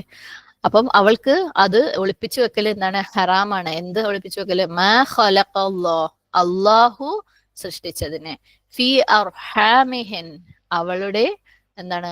അർഹാമില്, അവരുടെ അർഹാമില്. അർഹാം എന്ന് പറഞ്ഞാൽ എന്താണ്? ഗർഭപാത്രം അല്ലെ. അപ്പം സ്ത്രീകൾക്ക് അവരുടെ ഗർഭപാത്രത്തിൽ അല്ലാഹു സുബ്ഹാനഹു വ തആല സൃഷ്ടിച്ചതിനെ, അതായത് അവരുടെ പ്രഗ്നൻസി, അവരുടെ ഗർഭത്തിനെ ഒളിപ്പിച്ചു വെക്കല് ഹറാമാണ്. അത് അനുവദനീയമല്ല. അവര് സ്വയം ഞാൻ പ്രഗ്നന്റ് ആണെന്ന് അറിഞ്ഞു കഴിഞ്ഞാൽ അത് ആ ഭർത്താവിനെ അറിയിക്കണം അല്ലെ, കുട്ടിയുടെ വാപ്പയെ അറിയിക്കണം. അവൾ ഒളിപ്പിച്ചു വെക്കാൻ പറ്റൂല. അർഹാം എന്ന വാക്ക് റഹ്മിന്റെ പ്ലൂറലാണ്. റോ ഹാ മീം. റഹ്മ എന്ന് പറഞ്ഞു കഴിഞ്ഞാല് ഗർഭപാത്രം. നമുക്കറിയാം ഒരു കുട്ടീനെ അല്ലെ നല്ല സേഫ് ആയിട്ട് കുട്ടീനെ വളരാൻ അനുവദിക്കുന്ന, കുട്ടിയെ പോഷിപ്പിക്കുന്ന, സംരക്ഷിക്കുന്ന സ്ഥലമാണ് റഹ്മ അല്ലെങ്കിൽ ഗർഭപാത്രം എന്ന് പറയുന്നത്. അർഹാം എന്ന് പറയുന്ന വാക്ക് നമുക്കറിയാം രക്തബന്ധുക്കളെ, സിലത്തുൽ അർഹാം നമ്മൾ പഠിച്ചിട്ടുണ്ടായിരുന്നു അല്ലെ, ക്ലോസ് ആയിട്ടുള്ള റിലേറ്റീവ്സ്, അതായത് ഗർഭപാത്രം വഴി അല്ലെങ്കിൽ ബ്ലഡ് വഴിയുള്ള ബന്ധുക്കളെയും സൂചിപ്പിക്കാൻ വേണ്ടിയിട്ട് അർഹാം യൂസ് ചെയ്യാറുണ്ട്. എന്തുകൊണ്ടാണ് രണ്ടിനും ഒരേ വാക്ക്? ഈ ഗർഭപാത്രം എത്രത്തോളം കുഞ്ഞിനെ സംരക്ഷിക്കുന്നു അല്ലെ, കുഞ്ഞിനെ വളരാൻ അനുവദിക്കുന്നു, അതേപോലെയാണ് ഈ സിലത്തുൽ അർഹാം, ക്ലോസ് റിലേറ്റീവ്സ് ഒരു വ്യക്തിയെ സംരക്ഷിക്കേണ്ടത്. ഓക്കെ, സംരക്ഷിക്കുന്നത് എന്നുള്ളത് ഉത്തരവാദിത്വമാണ്, ആരൊക്കെ ചെയ്യുന്നില്ല എന്നുള്ളതല്ല. അങ്ങനെയാണ് ഒരു ക്ലോസ് റിലേറ്റീവ്, ബ്ലഡ് റിലേറ്റീവ് ഒരു വ്യക്തിനെ സംരക്ഷിക്കേണ്ടത്. അവരെ ടേക്ക് കെയർ ചെയ്യണം അല്ലെ, അവർക്ക് വേണ്ടത് കൊടുക്കണം, അവർക്ക് വേണ്ട തർബിയ കൊടുക്കണം. അറിഞ്ഞോ അറിയാതെയോ നമ്മുടെ രക്തബന്ധുക്കൾ നമുക്ക് തർബിയ തരുന്നുണ്ട്. സുബ്ഹാനല്ലാഹ്. അപ്പം അവരുടെ കെയറിൽ ആയിരിക്കണം ഒരു കുട്ടി വളരേണ്ടത്, രക്തബന്ധുക്കൾ. അപ്പൊ ഇത് രണ്ടിനും ഗർഭപാത്രത്തിൽ എങ്ങനെ സംരക്ഷിക്കപ്പെടുന്നു അതേപോലെയാണ് സിലത്തുൽ അർഹാമും ഒരു കുട്ടീനെ സംരക്ഷിക്കേണ്ടത്. സുബ്ഹാനല്ലാഹ്. ഇനി റഹമീം എന്നുള്ള സെയിം റൂട്ടിൽ നിന്ന് വരുന്ന മറ്റൊരു വാക്കാണ് റഹ്മ അല്ലെ, റഹ്മത്ത്, കാരുണ്യം. അള്ളാഹു സുബ്ഹാനഹു തആലയുടെ കാരുണ്യത്തിന്റെ കാര്യം നമ്മൾ മുമ്പും ഈ റഹ്മും അള്ളാഹുവിന്റെ കാരുണ്യം കമ്പയർ ചെയ്ത് സംസാരിച്ചിട്ടുണ്ട് ഏതോ ക്ലാസ്സിൽ അല്ലെ. അത്രയും സേഫാണ് അള്ളാഹുവിന്റെ കാരുണ്യത്തിൽ, നമ്മൾ അത്രയും സംരക്ഷിക്കപ്പെട്ടിട്ടുണ്ട് അല്ലെ. നമുക്ക് വേണ്ട റിസ്കുകൾ തരുന്നുണ്ട്, നമ്മൾ വളരുന്നുണ്ട്, നമ്മൾ പോഷിപ്പിക്കപ്പെടുന്നുണ്ട്, നമുക്ക് തർബിയ കിട്ടുന്നുണ്ട്. സുബ്ഹാനല്ലാഹ്. അപ്പം ഇതെല്ലാം കണക്റ്റഡ് ആണ് അല്ലെ, ഗർഭപാത്രവും രക്തബന്ധുക്കളും സുബ്ഹാനല്ലാഹ്, അള്ളാഹു സുബ്ഹാനഹു തആലയുടെ കാരുണ്യമൊക്കെ കണക്റ്റഡ് ആണ്. അപ്പം സ്ത്രീകളുടെ അടുത്ത് പറയാണ്, നിങ്ങൾ പ്രഗ്നൻസി, നിങ്ങളുടെ ഗർഭം നിങ്ങൾ രഹസ്യമാക്കി വെക്കരുത്, കൺസീൽ ചെയ്ത് വെക്കരുത്. എന്തുകൊണ്ടായിരിക്കണം ഒരു സ്ത്രീ അവളുടെ ഗർഭം ഒളിപ്പിച്ചു വെക്കുക? അങ്ങനെ ഒരു സ്ത്രീ ഒളിപ്പിച്ചു വെക്കുന്നുണ്ടെങ്കിൽ അതിന്റെ കാരണം എന്തായിരിക്കും? അവൾക്ക് ഈ ബന്ധത്തിൽ നിന്നും പെട്ടെന്ന് രക്ഷപ്പെടാൻ വേണ്ടി അല്ലേ? സുബ്ഹാനല്ലാഹ്. എന്റെ ഭർത്താവ് എങ്ങാനും ഞാൻ പ്രഗ്നന്റ് ആണെന്ന് അറിഞ്ഞാൽ അയാൾ മനസ്സ് മാറിയേക്കോ, എനിക്ക് വേണ്ട, എനിക്ക് എങ്ങനെയെങ്കിലും ഇതിൽ നിന്ന് രക്ഷപ്പെട്ടാൽ മതി അല്ലേ. അപ്പം അവള് ഇതാണെന്ന് ആക്ട് ചെയ്യണം. ഇതയിൽ എനിക്ക് ഒരു പീരീഡ്സ് ആയി, 2 പീരീഡ്സ്, കാരണം അവൾക്ക് മാത്രമേ അറിയുള്ളൂ അവൾക്ക് പീരീഡ്സ് ഉണ്ടോ ഇല്ലേ എന്നുള്ളത്. സുബ്ഹാനല്ലാഹ്. പീരീഡ്സ് ഇല്ലെങ്കിൽ പോലും എനിക്ക് 1 കഴിഞ്ഞു, 2 കഴിഞ്ഞു, 3 കഴിഞ്ഞു, എന്റെ ഇദ്ദേഹം കഴിഞ്ഞു, കല്യാണം തീർന്നു എന്ന് പറഞ്ഞിട്ട് അല്ലെ, അവൾക്ക് അതിൽ നിന്ന് രക്ഷപ്പെടാൻ വേണ്ടിയിട്ട്. കാരണം ഇതിനു ശേഷം ഇവള് പ്രഗ്നന്റ് ആണെന്ന് അറിഞ്ഞുമ്പോൾ അവൻ പറയും, അല്ല നീ പ്രഗ്നന്റ് ആണെന്ന് അറിയെങ്കിൽ ഞാൻ എന്റെ മനസ്സ് മാറിയേനെ, ഞാൻ നിന്നെ തിരിച്ചെടുക്കുമായിരുന്നു. അപ്പൊ അവൾക്ക് അത് വേണ്ട. അപ്പൊ ഇതിൽ നിന്ന് എങ്ങനെയെങ്കിലും രക്ഷപ്പെടാൻ വേണ്ടിയിട്ടാണ് ഒരു സ്ത്രീ ഒരു പക്ഷെ അവളുടെ പ്രഗ്നൻസി ഹൈഡ് ചെയ്ത് അല്ലെങ്കിൽ ഒളിപ്പിച്ച് വെക്കുക. അല്ലെങ്കിൽ അവൾക്ക് ഈ കുട്ടീനെ ഈ ഉപ്പയുമായിട്ട്, അതായത് അവളുടെ ആദ്യത്തെ ഹസ്ബൻഡുമായിട്ട് ഷെയർ ചെയ്യണ്ട. എന്റെ കുഞ്ഞല്ലേ, ഞാൻ നോക്കിക്കോളാം, അവന്റെ ആ കുഞ്ഞിന്റെ എല്ലാ കാര്യങ്ങളും ഞാൻ നോക്കിക്കോളാം, ഞാൻ അവനെ വളർത്തിക്കോളാം എന്നുള്ള ആ ഒരു മൈൻഡ് സെറ്റ് ആണെങ്കിലും ഈ പറഞ്ഞ പോലെ അതിന്റെ ഉപ്പ അറിയാതിരിക്കാൻ വേണ്ടിയിട്ട് ശ്രമിക്കും. പക്ഷെ അള്ളാഹു സുബ്ഹാനഹു വ തആല പറയുന്നു അനുവദനീയമല്ല. നിന്റെ ഗർഭം നീ ഒളിപ്പിച്ചു വെക്കല് നിനക്ക് അനുവദനീയമല്ല, ഹലാലല്ല, അല്ലെ, അത് ഹറാമാണ്. ഇൻ കുന്ന അവൾ ആണെങ്കിൽ യുഅ്മിന്ന ബില്ലാഹി വൽ യൗമിൽ ആഖിർ, അള്ളാഹുവിലും പരലോകത്തിലും വിശ്വസിക്കുന്നവൾ ആണെങ്കിൽ. ഇവിടെ നമ്മൾ കുറേ നൂനുകൾ കാണുന്നുണ്ട് അല്ലെ, നമ്മൾ മുമ്പും ഈ കാര്യം പറഞ്ഞിട്ടുണ്ട്. സുബ്ഹാനല്ലാഹ്, അർഹാമിഹിന്ന കുന്ന യുഅ്മിന്ന, ഇനിയും വരുന്നുണ്ട് ബഉലതുഹുന്ന, അല്ലെ, സുബ്ഹാനല്ലാഹ്. അപ്പം എപ്പോഴും ഈ നൂൻ ശബ്ദ വരുമ്പം അത് സ്ത്രീകള് പ്ലൂരൽ ആയിട്ട് ഉപയോഗിക്കുന്നതാണെന്ന് മനസ്സിലാക്കുക. കുന്ന യുഅ്മിന്ന അതൊക്കെ കാണുമ്പോൾ നമ്മൾ സ്ത്രീകൾക്ക് പ്ലൂറൽ ആയിട്ടുള്ള ബഹുവചനം രൂപത്തിൽ സ്ത്രീകളെ റെഫർ ചെയ്തിട്ട് ഉദ്ദേശിക്കുന്ന പറയുന്നതാണെന്ന് മനസ്സിലാക്കുക. സോ യുഅ്മിന്ന ബില്ലാഹി വൽ യൗമിൽ ആഖിർ, അപ്പം അവര് ശരിയായ രീതിയിൽ അള്ളാഹുവിലും അന്ത്യദിനത്തിലും വിശ്വസിക്കുന്നവരാണെങ്കിൽ അവരുടെ പ്രഗ്നൻസി മറച്ചു വെക്കാൻ പാടില്ല. ഇത് വളരെ സീരിയസ് ആയിട്ടുള്ള കാര്യമാണ്, അല്ലെ, വളരെ സീരിയസ് ആയിട്ടുള്ള കാര്യമാണ്. കാരണം അവരെങ്ങാനും പ്രഗ്നൻസി മറച്ചു വെക്കുന്നുണ്ടെങ്കിൽ അവരുടെ ഈമാന് കുഴപ്പമുണ്ട്, അല്ലെ, യൗമുൽ ആഖിറയിൽ അവരുടെ വിശ്വാസത്തിന് കുഴപ്പമുണ്ട്, അള്ളാഹുലുള്ള അവരുടെ വിശ്വാസത്തിന് കുഴപ്പമുണ്ട്. അപ്പൊ ശരിയായി വിശ്വസിക്കുന്നവര്, അള്ളാഹുവിനെ ഭയപ്പെടുന്നവര്, പരലോകത്തിൽ വിശ്വസിക്കുന്നവര്, പരലോകത്തെ ഭയപ്പെടുന്നവര് ഒരിക്കലും അവരുടെ ഇത്തരത്തിലുള്ള അവരുടെ പ്രഗ്നൻസി അവര് ഒളിപ്പിച്ച് വെക്കൂല. അവരുടെ ഭർത്താക്കന്മാർ, ബഉൽ ബഅലിന്റെ പ്ലൂരലാണ്. ബഅൽ എന്ന് പറഞ്ഞാല് ഭർത്താവ്. ഓക്കെ, സൗജ് എന്ന് പറഞ്ഞാൽ ശരിക്കും ഇണയാണ്, അത് ഭർത്താവിനും ഭാര്യയ്ക്കും. സൗജ എന്ന് പറഞ്ഞാൽ ഭാര്യയാണ്. അപ്പൊ രണ്ട് രീതിയിലും ഉപയോഗിക്കാം. പക്ഷെ ബഅൽ എന്ന് പറയുന്ന വാക്ക് ഭർത്താവിന് മാത്രം ഉപയോഗിക്കുന്നതാണ്. ഓക്കെ, സൂറത്ത് ഹൂദിലെ 72-ാമത്തെ ആയത്തിൽ ഇബ്രാഹിം അലൈഹി ഇസ്ലാമിന്റെ ഭാര്യ വഹാദ ബഅലി ഷെയ്ഖ, എന്റെ ഭർത്താവ് വൃദ്ധനായില്ലേ, എങ്ങനെയാണ് ഇപ്പൊ ഒരു കുട്ടി ഉണ്ടാവുന്നത് എന്ന് ഉള്ള അർത്ഥത്തിൽ ചോദിക്കുന്നുണ്ട്, ബഅലി. അപ്പൊ അവിടെ ഭർത്താവ് എന്നുള്ള അർത്ഥത്തിലാണ് ബഅൽ എന്ന് ഉള്ള വാക്ക് ഉപയോഗിക്കുന്നത്. സോ ബഉലതുഹുന്ന അവരുടെ ഭർത്താക്കന്മാർ, അഹഖു ബിറദ്ദിഹിന്ന, അഹഖു അവരുടെ ഭർത്താക്കന്മാർക്കാണ് എന്ത്, കൂടുതൽ അവകാശം എന്തിന്, അവരെ തിരിച്ചെടുക്കാൻ. അഹഖ് ഹക്കിൽ നിന്നുള്ളതാണ്, അല്ലെ. ഹക്ക് എന്ന് പറഞ്ഞാൽ നമുക്കറിയാം സത്യം എന്ന ഒരർത്ഥമുണ്ട്, മാത്രമല്ല അവകാശം എന്നുള്ള ഒരർത്ഥമുണ്ട്, അല്ലെ. ഇത് എന്റെ ഹക്കാണെന്ന് നമ്മൾ പറയും, അല്ലെ. എനിക്ക് പഠിക്കാനുള്ള ഹക്കുണ്ട്, അല്ലെങ്കിൽ എനിക്ക് അതിന് സ്വത്ത് കിട്ടാനുള്ള ഹക്കുണ്ട്, അതെന്റെ ഹക്കിൽ പെട്ടതാണ്. അപ്പം ഹക്ക് എന്ന് പറഞ്ഞാല് അത് അവകാശം എന്ന് ഉള്ള അർത്ഥം, ഞാൻ അതിന് അർഹിക്കുന്നുണ്ട്. അപ്പം ഇവിടെ പറയുന്നത് അവരുടെ ഭർത്താക്കന്മാർക്കാണ് എന്താണ്, അവരെ തിരിച്ചെടുക്കാൻ കൂടുതൽ അവകാശമുള്ളത്. ബിറദ്ദിഹിന്ന, റദ്ദ് റ ദാൽ ദാൽ, റദ്ദ് എന്ന് പറഞ്ഞു കഴിഞ്ഞാൽ തിരിച്ചെടുക്കുക, മടങ്ങി വരിക എന്നൊക്കെ അർത്ഥം. അപ്പം ഭാര്യ പറയാണ്, ഇല്ല എനിക്ക് മതിയായി, ഏതായാലും തൊലാക്ക് ചെല്ലല്ലോ, എനിക്കിത് ഇനി ഈ മനുഷ്യന്റെ കൂടെ എനിക്ക് ജീവിക്കേണ്ട, ഇത് അവസാനിപ്പിക്കണം എന്ന്. പക്ഷെ അള്ളാഹു പറയാണ് ഇവിടെ തിരിച്ചെടുക്കാനുള്ള അവകാശം ഭർത്താക്കന്മാർക്കാണ് കൂടുതലുള്ളത്.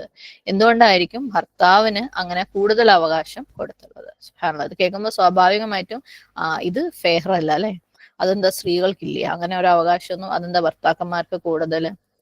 ഭർത്താവ് തീരുമാനിക്കുകയാണെങ്കിൽ അവൾ അനുസരിക്കണം, അല്ലെ, ഭർത്താവ് തിരിച്ചെടുക്കാൻ തീരുമാനിക്കുകയാണെങ്കിൽ അവൾ അനുസരിക്കണം. എന്തുകൊണ്ടായിരിക്കും അവൾക്ക് ഈ ഒരു കാര്യത്തിൽ അവർക്ക് കൂടുതൽ അവകാശം കൊടുത്തിട്ടുള്ളത്? എന്തായിരിക്കും അതിന്റെ റീസൺ?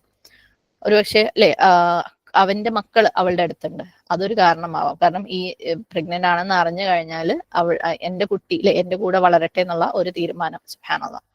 മാത്രമല്ല സ്ത്രീകള് നാച്ചുറലി ഏറ്റവും കൂടുതൽ അവരൊരു തീരുമാനം എടുക്കുന്നത് ഇമോഷന്റെ മേലെ, വികാരങ്ങളുടെ പേരിലാണ്. സ്ത്രീകൾ അധിക കാര്യങ്ങളും ഹാൻഡിൽ ചെയ്യുന്നത് എന്നുവെച്ചാൽ കമ്പാരിറ്റീവ്ലി ജനറലി സ്ത്രീകൾ കൂടുതൽ വികാര ജീവികളാണ്, ഇമോഷണലാണ്. പുരുഷന്മാർ കുറച്ച് വികാരം കുറവും വിവേകം കൂടുതലും ചിന്ത കൂടുതലും ഉള്ള ആളുകളാണ്, അല്ലെ. അവർ കുറച്ചും കൂടെ ബുദ്ധിപൂർവ്വം ചിന്തിച്ചിട്ട് കാര്യങ്ങൾ ഹാൻഡിൽ ചെയ്യുന്ന ആൾക്കാരാണ്, പ്രത്യേകിച്ച് ഇങ്ങനെയുള്ള കാര്യങ്ങൾ വരുമ്പോൾ. അവര് തീരെ ഇമോഷണൽ അല്ല എന്നും തിരിച്ച് സ്ത്രീകൾക്ക് ബുദ്ധിയില്ല എന്നല്ല പറയുന്നത്. ഇങ്ങനെയുള്ള കാര്യങ്ങൾ പ്രത്യേകിച്ച് വിവാഹം, മാരേജ്, തലാക്ക് പോലെയുള്ള കാര്യങ്ങൾ വരുമ്പം, അല്ലെങ്കിൽ ആ ഒരു ബന്ധങ്ങളുടെ കാര്യങ്ങൾ വരുമ്പം ഭയങ്കര ഇമോഷണൽ ആയിരിക്കും സ്ത്രീകൾ. ഓക്കെ, അപ്പം അങ്ങനെ നോക്കുമ്പം അവര് പെട്ടെന്ന് ഇത്തരത്തിലുള്ള തീരുമാനം എടുക്കാൻ സാധ്യത കൂടുതലുള്ളത് കൊണ്ട്, പുരുഷന്മാർക്ക് വിവേകത്തോടു കൂടി ഇത് ഹാൻഡിൽ ചെയ്യാനുള്ള കപ്പാസിറ്റി കൂടുതലുള്ളത് കൊണ്ട് ആണ് അവർക്ക് അവർക്ക് കൂടുതൽ അവകാശം കൊടുത്തിട്ടുള്ളത്. സത്യം പറയുകയാണെങ്കിൽ സ്ത്രീകൾക്ക് തൊലാക്ക് ചെല്ലാനുള്ള ഒരു അവകാശം അധികാരം അല്ലാഹു സുബ്ഹാനഹു വ തആല കൊടുത്തിരുന്നെങ്കിൽ അവർ ഓരോ ഇമോഷൻസിന്റെ മേലും തൊലാക്ക് ചൊല്ലി സത്യം പറയുകയാണെങ്കിൽ ഒരു വിവാഹം ഇന്നത്തെ കാലത്ത് നിലനിൽക്കൂലായിരുന്നു, അല്ലെ. കാരണം പെട്ടെന്നല്ലേ ഓരോ തീരുമാനങ്ങൾ എടുക്കുന്നത്, വികാരം കൊള്ളുന്നതും മതിയാക്കാൻ തോന്നുന്നതും, ഇനി ഒരിക്കലും അങ്ങനെ ചെയ്യില്ല ഇങ്ങനെ ചെയ്യില്ല എന്നൊക്കെ ചെയ്യാൻ തോന്നുന്നതും അല്ലെ. നമ്മളൊരു 100 പ്രാവശ്യം പറയുമ്പോൾ ആണുങ്ങൾ ഒരു പ്രാവശ്യം 2 പ്രാവശ്യം അങ്ങനത്തെ കാര്യങ്ങളൊക്കെ പറയാറുള്ളൂ. സുബ്ഹാനല്ലാഹ് അല്ലെ. കുറേ നമ്മൾ പറയുന്നത് അവർ മിണ്ടാണ്ടും മൈൻഡ് ചെയ്യാതെയും അല്ലെ തിരിച്ചു പറയാതെ ഒക്കെ നിൽക്കും. നമ്മൾ പറയുന്ന അത്രയും അവർ തിരിച്ചു പറഞ്ഞിരുന്നെങ്കിൽ എന്താവുമായിരുന്നു കാര്യം. അപ്പം സ്ത്രീകൾക്ക് ഇതുപോലെ തലാഖിനുള്ള ഒരു അവകാശം കൊടുത്തിരുന്നെങ്കിൽ ഒരൊറ്റ കല്യാണവും ഒരുപാട് കാലം മുന്നോട്ട് പോവില്ലായിരുന്നു. സുബ്ഹാനല്ലാഹ്. അല്ലാഹു സുബ്ഹാനഹു വതആലയുടെ നിയമങ്ങൾക്കൊക്കെ ഒരു ഹിക്മത്ത് ഉണ്ട് അല്ലെ. അപ്പൊ ആ കാര്യത്തില് ഭർത്താക്കന്മാർക്കാണ് തിരിച്ചെടുക്കാനുള്ള കൂടുതൽ അവകാശം. പക്ഷെ ഒരു കണ്ടീഷൻ ഉണ്ട്. ഇൻ അറാദു ഇസ്ലാഹ, അവര് നന്മ ഉണ്ടാക്കൽ ഉദ്ദേശിക്കുന്നുണ്ടെങ്കിൽ അല്ലെ.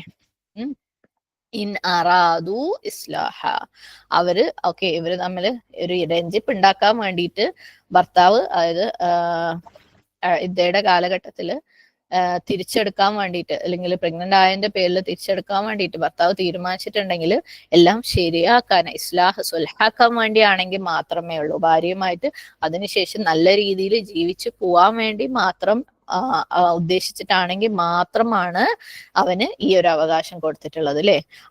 അവൻ പറയണ എനിക്ക് അതിനുള്ള അധികാരമുണ്ട് അവളെ തിരിച്ചെടുക്കാൻ, അവളെ ഞാൻ തിരിച്ചെടുത്തിട്ട് വീണ്ടും ഡിവോഴ്സ് ചെയ്യും. സുബ്ഹാനല്ലാഹ്.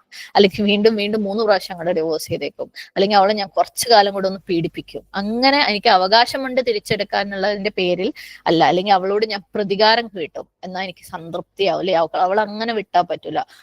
നിയമങ്ങളൊക്കെ എനിക്ക് അനുകൂലമാണല്ലോ. സത്യം പറയുകയാണെങ്കിൽ ഇത്തരത്തിലുള്ള നിയമങ്ങളൊക്കെ അനാവശ്യമായിട്ട് കൈകാര്യം ചെയ്തത് കൊണ്ട് തന്നെയാണ് ഇന്നത്തെ കാലഘട്ടത്തിൽ ഇത്തരത്തിലുള്ള സാഹചര്യങ്ങളൊക്കെ നമ്മുടെ നാട്ടിൽ വന്നിട്ടുള്ളത് അല്ലെ. സുബ്ഹാനല്ലാഹ്. സുബ്ഹാനഹു വതആലയുടെ നിയമം ശരിക്കും ഇൻ അറാദു ഇസ്ലാഹ എന്നുള്ള കാര്യം ശരിക്കും നല്ല രീതിയിൽ ഉൾക്കൊണ്ടിട്ടാണ് കാര്യങ്ങൾ നടത്തിയെങ്കിൽ ഒരുപക്ഷെ ഇന്ന് മക്കൾക്ക് ഇത്രയും വെറുപ്പ് വിവാഹത്തിനോ ആ ഒരു കാര്യങ്ങളോടും ഉണ്ടാവില്ലായിരുന്നു അല്ലെ. ഖുർആൻ അറിയാത്തതിന്റെ ദോഷം തന്നെയാണ്. അപ്പം ഇന്നത്തെ നമ്മൾ കാണുന്ന എല്ലാ പ്രശ്നങ്ങൾക്കുള്ള പരിഹാരം ഒന്നേ ഉള്ളൂ, അള്ളാഹു സുബ്ഹാനഹു വതആല അറിയിച്ചു കൊടുക്കുക എന്നുള്ളതും അള്ളാഹുവിന്റെ നിയമങ്ങളും അല്ലെ അള്ളാഹു ഖുർആനിലൂടെ നമ്മളെ പഠിപ്പിച്ച കാര്യങ്ങളും അവരെ അറിയിച്ചു കൊടുക്കുക എന്നുള്ളതേ ഒരൊറ്റ പരിഹാരം എല്ലാത്തിനും ഉള്ളൂ. കാരണം അത് അറിയാതെ പോയതിന്റെ പേരിലാണ് ഇതൊക്കെ സംഭവിച്ചിട്ടുള്ളത്.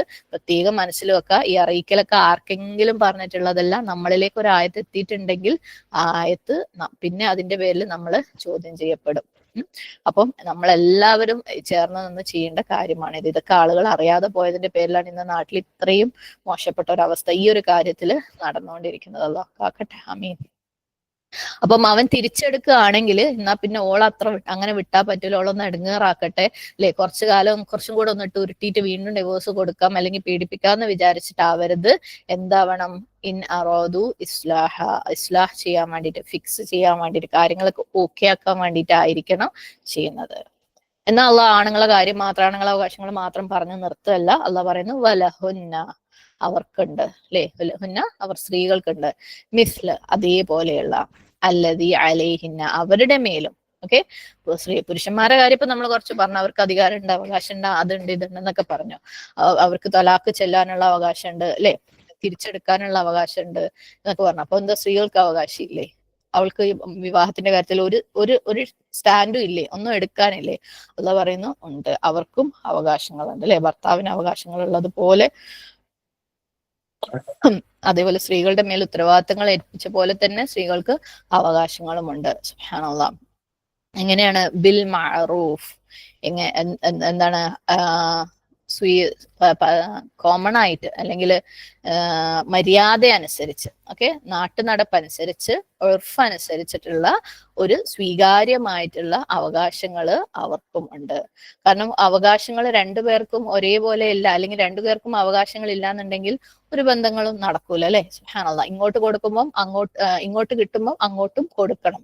ഭർത്താവിന് അവകാശം ഉണ്ടെങ്കിൽ ഭാര്യയ്ക്കും അവകാശമുണ്ട്. അല്ലാതെ ഒരാൾ മാത്രം അടിച്ചമർത്തി തന്നു കഴിഞ്ഞാൽ ഒരു ബന്ധങ്ങളും വർക്ക് ആവില്ല അല്ലെ. അള്ളാഹു സുബ്ഹാനഹു വതആല അത്രയ്ക്കും നീതിയുള്ളവനാണ്. അള്ളാഹു ഒരു സൈഡിൽ കൊടുത്തിട്ടുണ്ടെങ്കിൽ അത് മറ്റേ സൈഡിലും കൊടുക്കും, ഒരു സൈഡിനെ കുറിച്ച് പറഞ്ഞിട്ടുണ്ടെങ്കിൽ അത് മറ്റേ സൈഡിനെ കുറിച്ചും പറയും. അല്ലെങ്കിൽ ഒരു മാരേജും ഒരു വിവാഹവും നടക്കൂല. സുബ്ഹാനല്ലാഹ്. അപ്പം അള്ളാഹു ഇവിടെ ക്ലിയർ ആക്കുകയാണ്, അവർക്കും ചിലതൊക്കെ ഉണ്ട് അല്ലെ. ഭർത്താക്കന്മാരും ഭാര്യമാർക്കും കൊടുക്കേണ്ട ചില കാര്യങ്ങൾ ഉണ്ട്. സുബ്ഹാനല്ലാഹ്. അപ്പം എന്തൊക്കെയാണ് ഭാര്യയുടെ അവകാശങ്ങള്? ഇവിടെ നമ്മൾ പറഞ്ഞു ഭർത്താവിന് ഡിവോഴ്സ് ചെയ്യാം, തലാക്ക് ചെയ്യാം, തിരിച്ചെടുക്കാം. അപ്പൊ ഭാര്യക്ക് എന്താണ് ഉള്ളത്? സത്യം പറയുകയാണെങ്കിൽ ഇതിവിടെ പറയേണ്ട ആവശ്യമേ ഇല്ല അല്ലെ. നമുക്കൊക്കെ നമ്മളെ അവകാശങ്ങളെ കുറിച്ച് നല്ല വ്യക്തമായ ധാരണയുണ്ട്. സുബ്ഹാനല്ലാഹ്. ഡ്യൂട്ടീസിനെ കുറിച്ച് ചിലപ്പോൾ അത്രയ്ക്ക് അങ്ങോട്ട് അറിയില്ലായിരിക്കും അല്ലെ, അവകാശം. കാരണം നമ്മളെ ഓരോ ദിവസവും ഇത് പറഞ്ഞ് വാദിച്ചുകൊണ്ടിരിക്കുന്നവരാണ് പലരും അല്ലെ. എനിക്ക് അത് ചെയ്തില്ല, നിങ്ങൾ അത് ചെയ്തിട്ടില്ലെങ്കിൽ ഇങ്ങനെ ശിക്ഷയുണ്ട് പഠിച്ചവനോട്, അങ്ങനെ ശിക്ഷയുണ്ട് പഠിച്ചവനോട്. സുബ്ഹാനല്ലാഹ്. നമുക്ക് നല്ല വൃത്തിക്ക് നമ്മളുടെ അവകാശങ്ങൾ അറിയാം. അപ്പൊ എന്തൊക്കെയാണ് അവകാശങ്ങൾ? ഇബ്നു അബ്ബാസ് റളിയല്ലാഹു അൻഹു പറഞ്ഞതായിട്ട് ഒരു കാര്യം പറയുന്നുണ്ട്. ഇന്നി ലഉഹിബ്ബു അൻ അതസയ്യന ലിൽമർഅതി കമാ ഉഹിബ്ബു അൻ തസയ്യന ലി لأن الله عز وجل يقول ولهن مثل الذي عليهن. ഈ ഒരു ആയത്തിനെ റെഫർ ചെയ്തുകൊണ്ട് അദ്ദേഹം പറയാണ്, എനിക്ക് എന്റെ ഭാര്യയുടെ മുമ്പില് ഒരുങ്ങി, ഓക്കെ, തസയ്യൻ എന്ന് പറഞ്ഞിട്ടുള്ളത്, അതായത് നല്ല ഭംഗിയായിട്ട് അവൾക്ക് തൃപ്തിയാവുന്ന രീതിയിൽ ഭംഗിയായിട്ട് ഒരുങ്ങാൻ എനിക്ക് ഇഷ്ടമാണ്. അവൾ എങ്ങനെ എനിക്ക് വേണ്ടിയിട്ട് ഒരുങ്ങുന്നുവോ. സല്ലല്ലാഹു അലൈഹി വസല്ലമയുടെ പ്രിയപ്പെട്ട സഹാബാക്കളിൽ ഒരാൾ ഇബ്നു അബ്ബാസ് പറയാണിത്. സുബ്ഹാനല്ലാഹ്. അപ്പം ഇത് ഭാര്യയുടെയും കൂടെ ഒരു അവകാശമാണ്. ഭർത്താവ് അവളുടെ മുമ്പിൽ ഏറ്റവും ഭംഗിയായിട്ട് അല്ലെ, നമ്മൾ സാധാരണ ഭർത്താക്കന്മാരെ കാണല് ലുങ്കിയും ബനിയനും അല്ലെ, അതല്ലാതെ വീട്ടിൽ അതില്ല തന്നെ. അവര് എന്നാ പുറത്തേക്ക് ഇറങ്ങുമ്പോഴോ സുബ്ഹാനല്ലാഹ് ഒരുമാതിരി പപ്പടം പൊരിച്ച പോലെ ക്രിസ്പായിട്ട് അയൺ ചെയ്ത് അല്ലേ, എന്തൊക്കെ മുക്കാനുണ്ടോ അതൊക്കെ മുക്കി തേച്ച് സ്പ്രേ അടിച്ച് ഏറ്റവും ബെസ്റ്റ് വാച്ചിട്ട് അത് ഡ്രസ്സ് ചെയ്ത് കഴിഞ്ഞാൽ പിന്നെ ഒന്നും തൊടാതെ, ഭക്ഷണത്തിന്റെ അടുത്തേക്ക് പോവുക പോലും ചെയ്യാതെ, കുട്ടികളെ തൊടാതെ വളരെ വൃത്തിയായിട്ട് ഭംഗിയായിട്ട് അവർ പുറത്തേക്ക് പോകും. തിരിച്ചു വന്നാൽ തന്നെ അതൊന്ന് കുട്ടികളെ പിടിക്കുന്ന ഞാൻ എന്റെ ഡ്രസ്സ് മാറി വരട്ടെ അല്ലെ, അപ്പൊ ഈ ഡ്രസ്സിൽ നീ എന്നെ അധികം കാണണ്ട എന്നുള്ള ഒരു ആറ്റിറ്റ്യൂഡിലാണ് അവർ വരുന്നതും പോകുന്നതും. സുബ്ഹാനല്ലാഹ്. എന്നിട്ട് വേഗം ആ ലുങ്കി അങ്ങോട്ട് എടുത്തു കൊടുക്കും അല്ലെ. സുബ്ഹാനല്ലാഹ്. അപ്പം അവര് നമുക്കും അതേപോലെ ഭംഗിയുള്ള അപ്പിയറൻസ് തരാന്നുള്ളത് അതൊരു അവകാശത്തിൽ പെട്ടതാണ്. ഓക്കെ. പിന്നെ നമ്മളെ ഇതുപോലെ അവർക്ക് വേണ്ടിയിട്ട്, അത് നമ്മൾ പ്രത്യേകം പറയേണ്ട കാര്യമില്ല, എല്ലാവർക്കും അറിയാവുന്ന അല്ലെങ്കിൽ ഏറ്റവും കൂടുതൽ പറയപ്പെട്ടിട്ടുള്ള ഒരു കാര്യമാണ്. സ്ത്രീകൾ ഭർത്താക്കന്മാർക്ക് അവർക്ക് ഏറ്റവും തൃപ്തിയുള്ള രീതിയിൽ ഭംഗിയുള്ള രീതിയിൽ ഒരുങ്ങിയിട്ട് ഇരിക്കണം എന്നുള്ളത്. നമ്മൾ ആരും ചെയ്യാറില്ലെങ്കിൽ പോലും അല്ലെ, നമ്മൾ ഏതെങ്കിലും കല്യാണത്തിന് പോകുമ്പോഴും ഒക്കെ ആണെങ്കിലും വീട്ടില് അടുക്കളയിൽ നിന്ന് മണക്കുന്ന മാക്സി ഇട്ടിട്ടാണ് ഓടി വന്ന് വാതിൽ ഉറങ്ങുന്നത്. ഇപ്പോഴും എല്ലാവരും അങ്ങനെ തന്നെയാണോ എന്ന് അറിയില്ല. അപ്പം അത് ആവാത്തവർ എന്തായാലും ചേഞ്ച് ചെയ്യുക, കാരണം അത് അവരുടെ അവകാശങ്ങളിൽ പെട്ടതാണ്. സുബ്ഹാനല്ലാഹ്. അവർക്ക് തൃപ്തിയുള്ള, അവർക്ക് സന്തോഷമുള്ള കാര്യങ്ങൾ ആ ഒരു രീതിയിൽ ചെയ്യാന്നുള്ളത്. ഇനി ഭർത്താവ് തന്നെ വിചാരിക്കും, ഇവിടെ എത്രയേ പൈസയാണല്ലേ ഷോപ്പിങ്ങിന് വേണ്ടി പൊടി പൊടിക്കുന്നിട്ട് എന്റെ മുമ്പിൽ ഇടാനുള്ള കയ്യിൽ മര്യാദയ്ക്ക് ഒരു ഡ്രസ്സ് പോലും ഇല്ലല്ലോ. സുബ്ഹാനല്ലാഹ്. വേറെ ഒരു കാര്യം എന്ന് പറയുന്നത്, ഭാര്യയെ വളരെ സ്നേഹത്തോടു കൂടി കാരുണ്യത്തോടു കൂടി ട്രീറ്റ് ചെയ്യണം എന്നുള്ളത് ഭാര്യയുടെ അവകാശങ്ങളിൽ പെട്ടതാണ്.